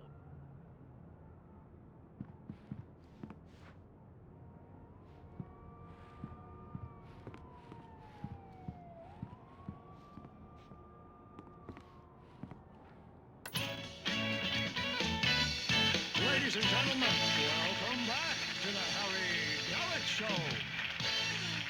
Thank you. Thank you, everybody. We have a great show tonight. I've been talking with the best-selling author Alan Wake about his new book, The Sudden Stop. Yeah, good read. Go buy it. No, it is a good read. Look, I'm gonna be honest here. Is that wise? No, but I'm gonna do it anyway. I got people who give me the lowdown on books. I'm a busy guy. But this one, I actually read from cover to cover. I mean, I'm a big fan. Wow, thanks. Now, this might be a spoiler for those who haven't read the book yet. Based on the sales figures, the 2 people out there who haven't read the book yet. But this last book is all about the death of the main character, the hard-boiled New York detective, Alex Casey. Now, there's been a lot of outrage about this. Why the hell did you kill Casey? What the hell were you thinking, man? Good riddance. No, seriously though, 7 years and 6 books is a long time. He was a gloomy guy to spend all your working hours with, and it was a good run.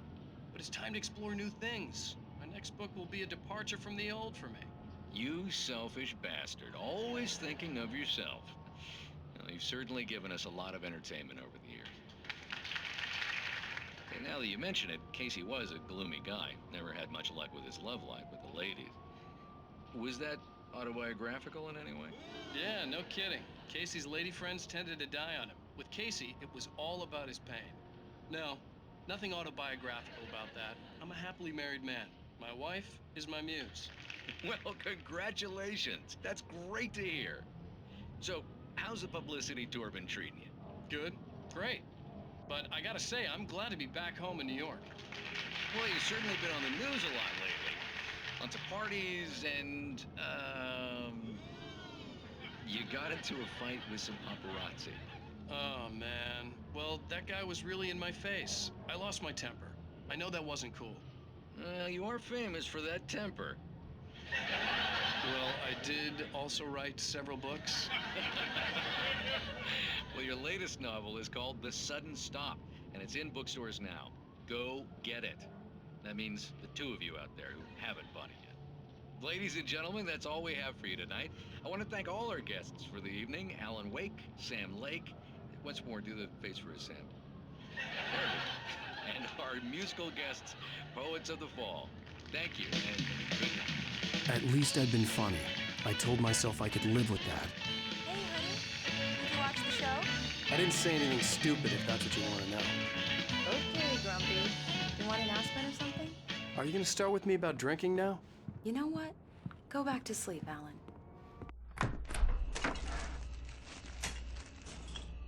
What? Now you can't even talk to me? Well, this morning I was angry because you said you'd be home at midnight and you showed up at 7 a.m. and passed out in mid-sentence. Now I'm over it.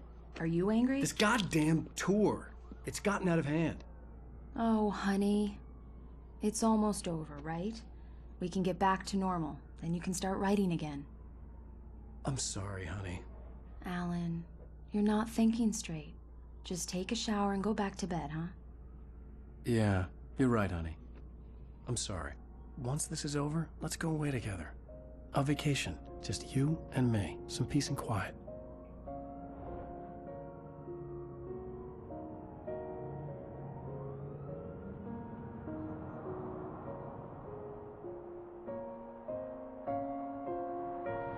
Somehow, the clicker was the key to the cabin. I had to return to Cauldron Lake to save Alice.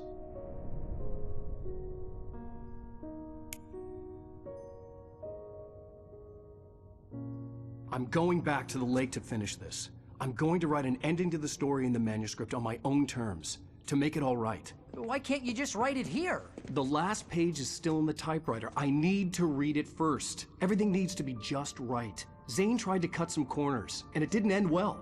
Okay, ready when you are. I'm sorry, Sarah, but I need to do this alone. Barry, take her gun. Miss Weaver, close the door when I leave.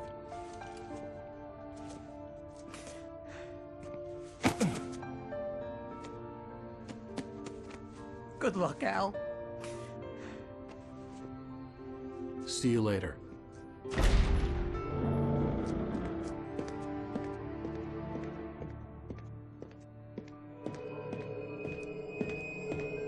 When I got out, it was warm and sunny. I'd flicked the switch of the clicker. Had it done this? I didn't stop to question it. I had to take advantage of the sunlight to get to the lake. On Zane's page, I'd stood on the rim of Cauldron Lake, about to use the clicker. That's where I was headed.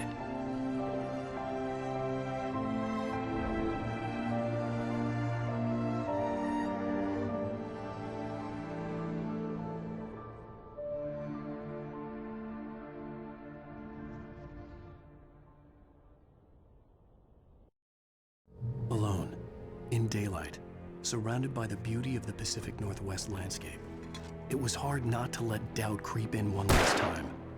I could still chalk everything up to a dream, a delusion. I had enough imagination to make up something like this, having been in the cabin all this time, trapped in a story inside my head, gone mad from grief over Alice's death like Hartman had claimed. There would be no way of knowing. I told myself it didn't really matter. My course was set.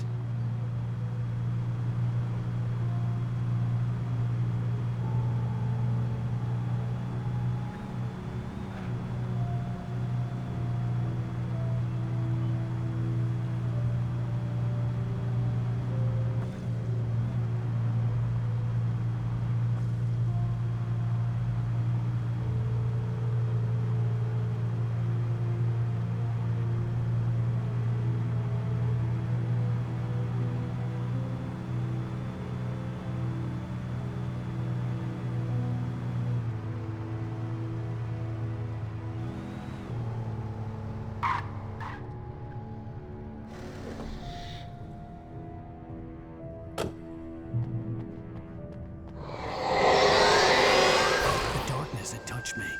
There was a link between us, always would be. I could feel its presence again, getting closer. I will kill your wife.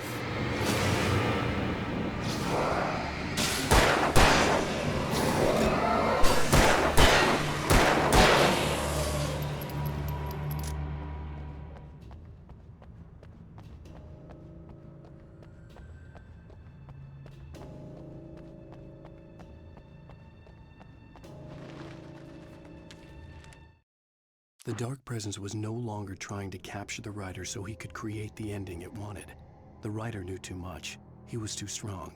And he carried a weapon left behind by Thomas Zane, something that could hurt it. Now, the darkness was doing everything in its power to simply stop the writer from ever reaching Cauldron Lake and the dark place it came from.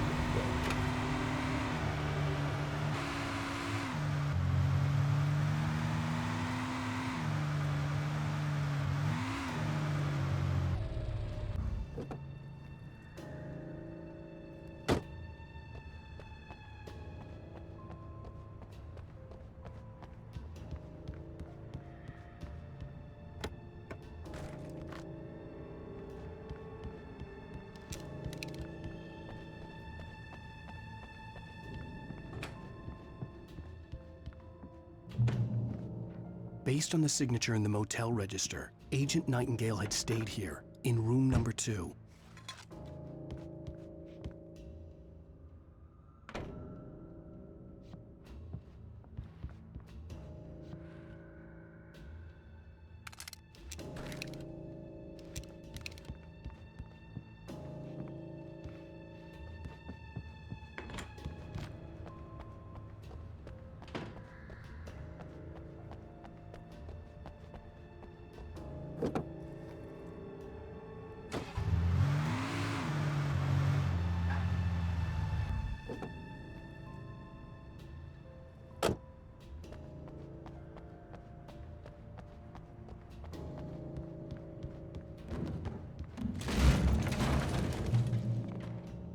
This had obviously been the room where Agent Nightingale had stayed when he hadn't been busy harassing me.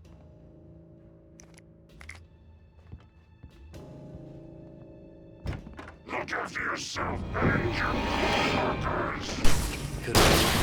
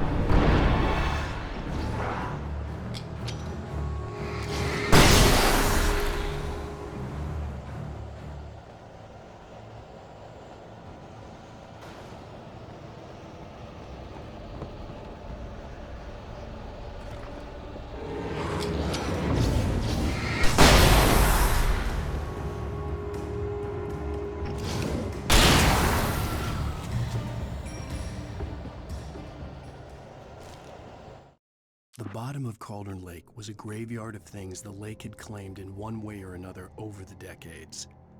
The Dark Presence brought them up in its wake, scattering the rotten waterlogged hull of an old boat here, the remains of a long-ago crashed airplane there, trees shattered under the impacts. The earth groaned. It didn't even notice.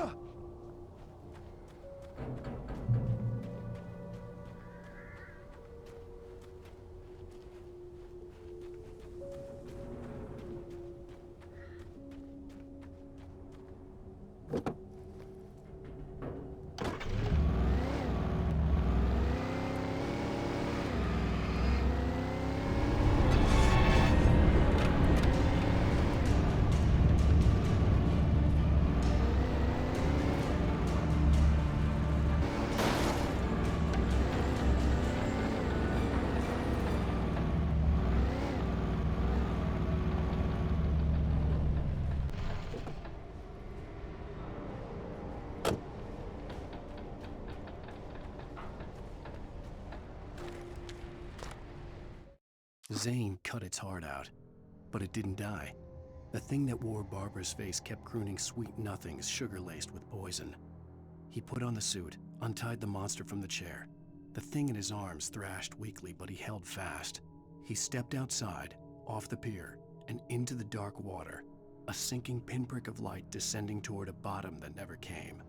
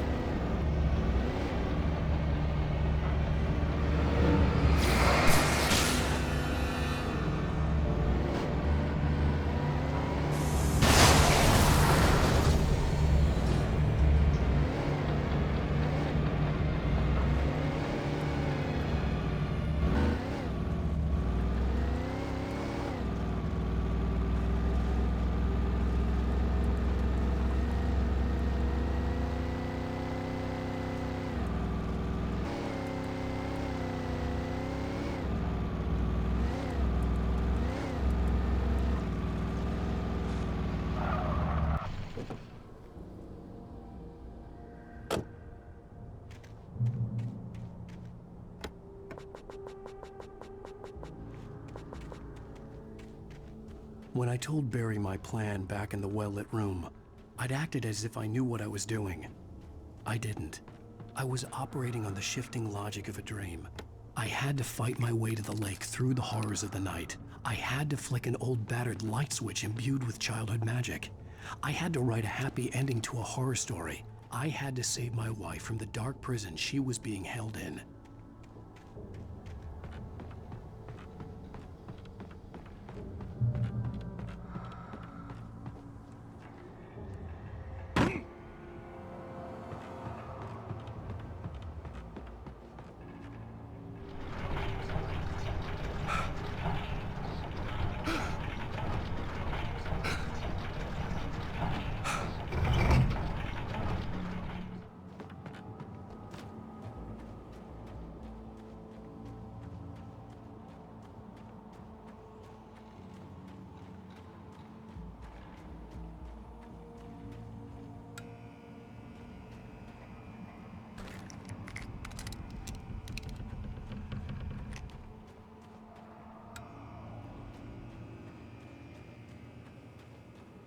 I will never give her to you.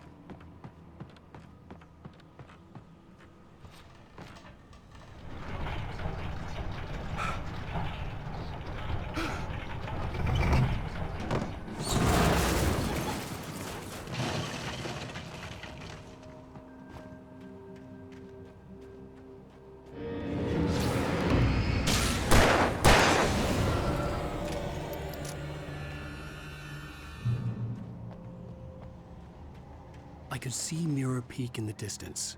That's where Cauldron Lake was.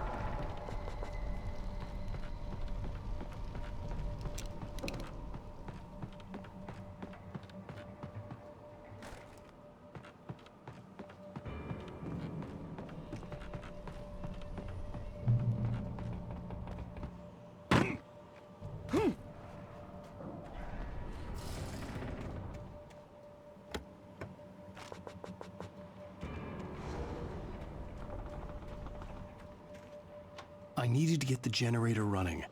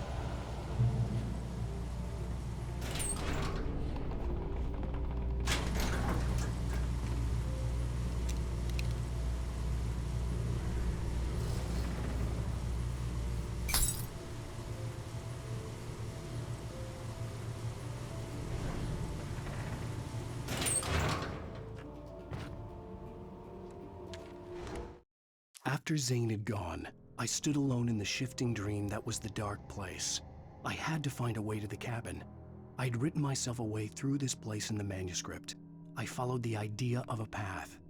I'd written myself across the ocean that blocked my way, and with that, there was a bridge to the island beyond. The idea of the cabin flickered in the underwater darkness. I willed the cabin to be real, and it was.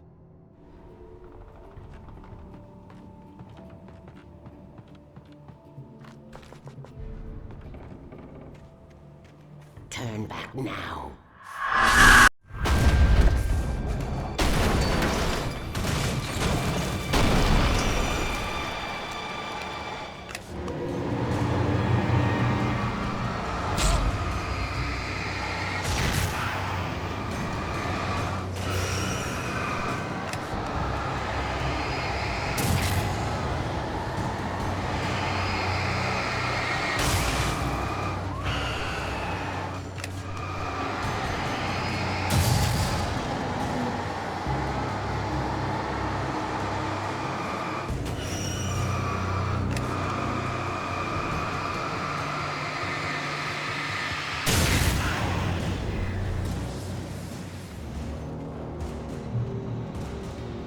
Do as you're told.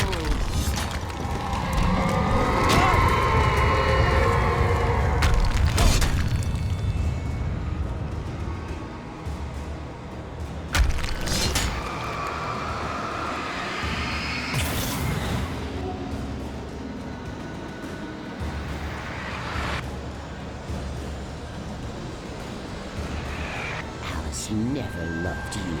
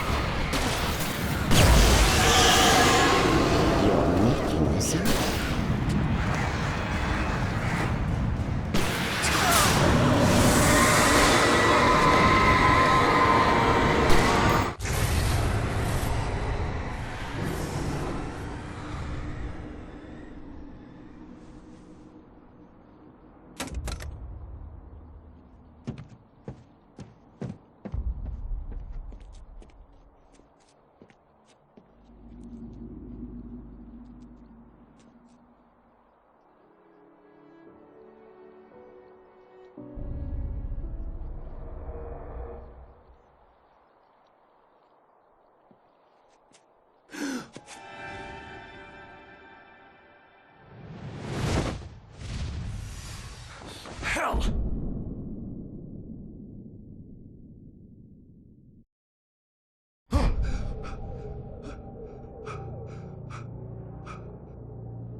Shh, baby.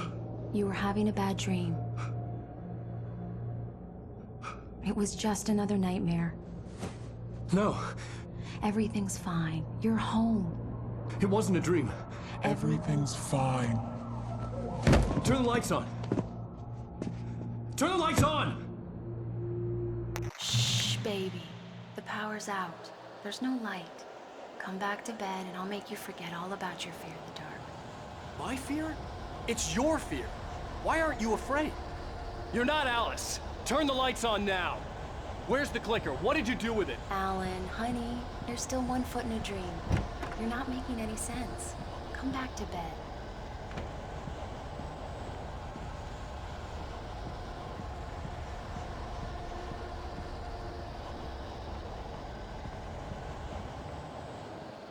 Come back to bed, Alan. Come back to bed, Tom.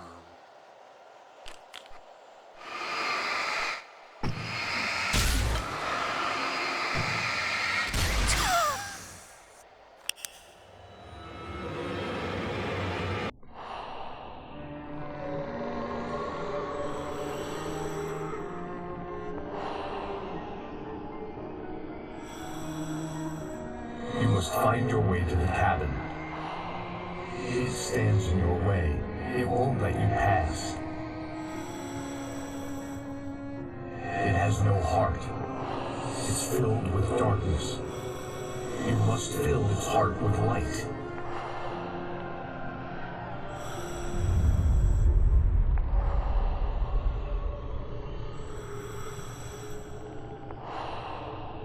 Don't mind him. He's Mr. Your friends will meet him when you're gone.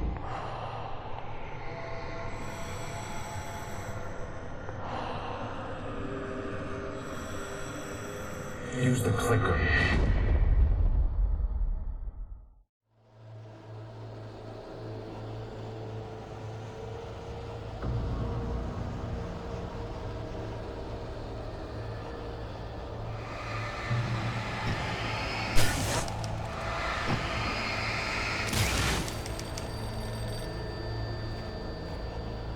I followed the idea of a path.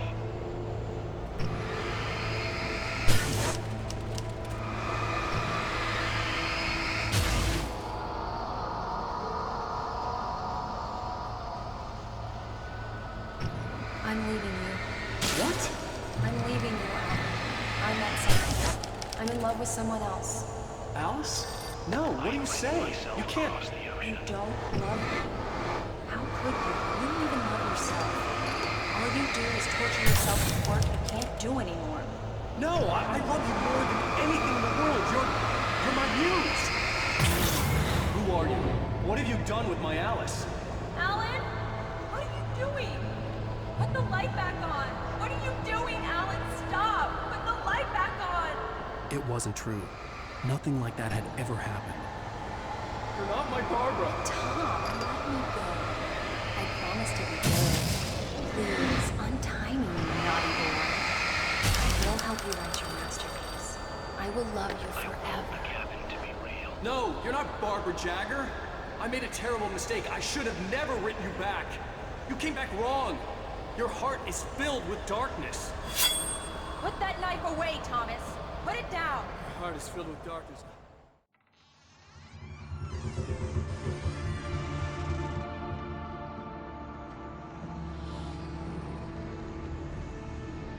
Now you will never get her back.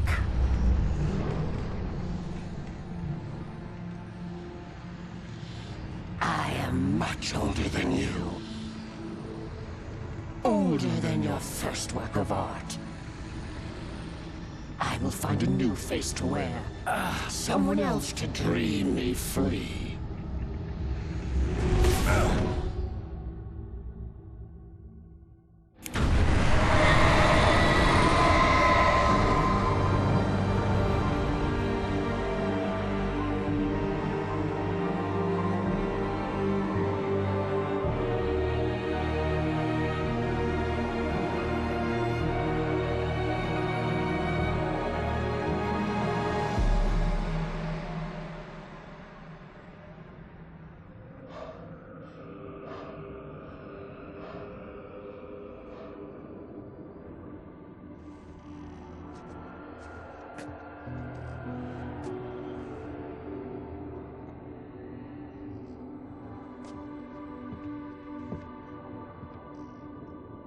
I could feel Alice's presence close by.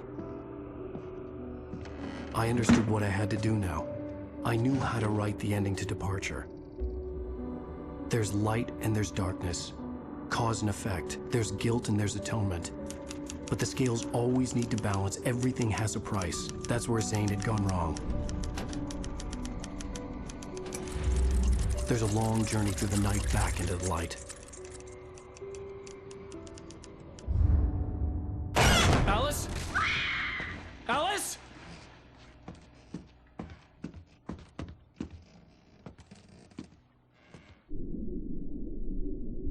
Oh no!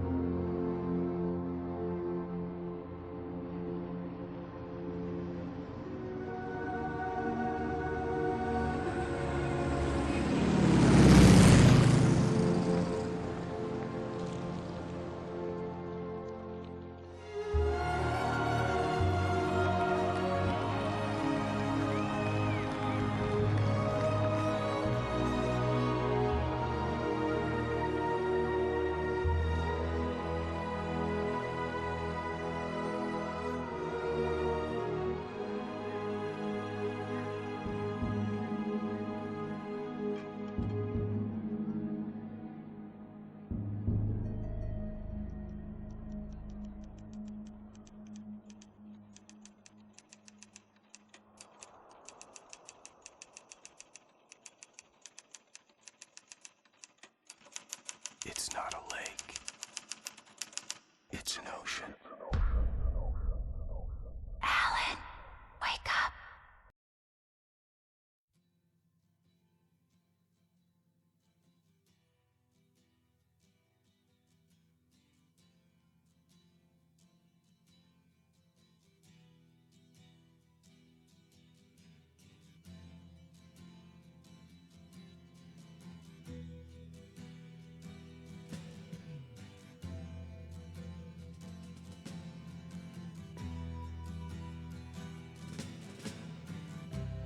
Ground control to Major Tom.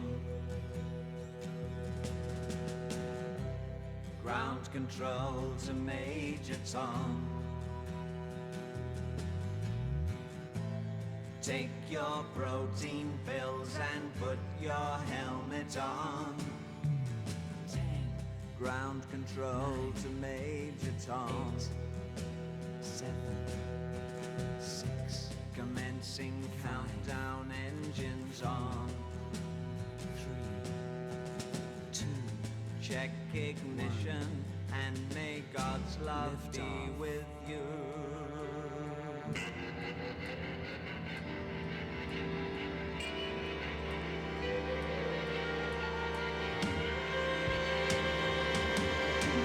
This is ground control to Major Tom. You've really made the grade, and the papers want to know whose shirts you wear. Now it's time to leave the capsule if you dare. This is Major Tom to ground control. I'm stepping through the door, and I'm floating in a most peculiar way, and the stars look very different today. For here am I sitting in a tin can.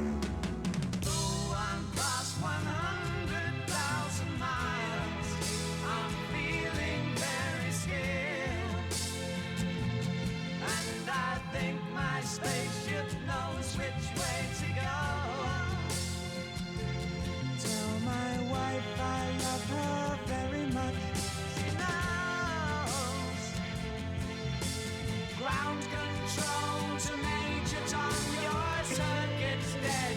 There's something wrong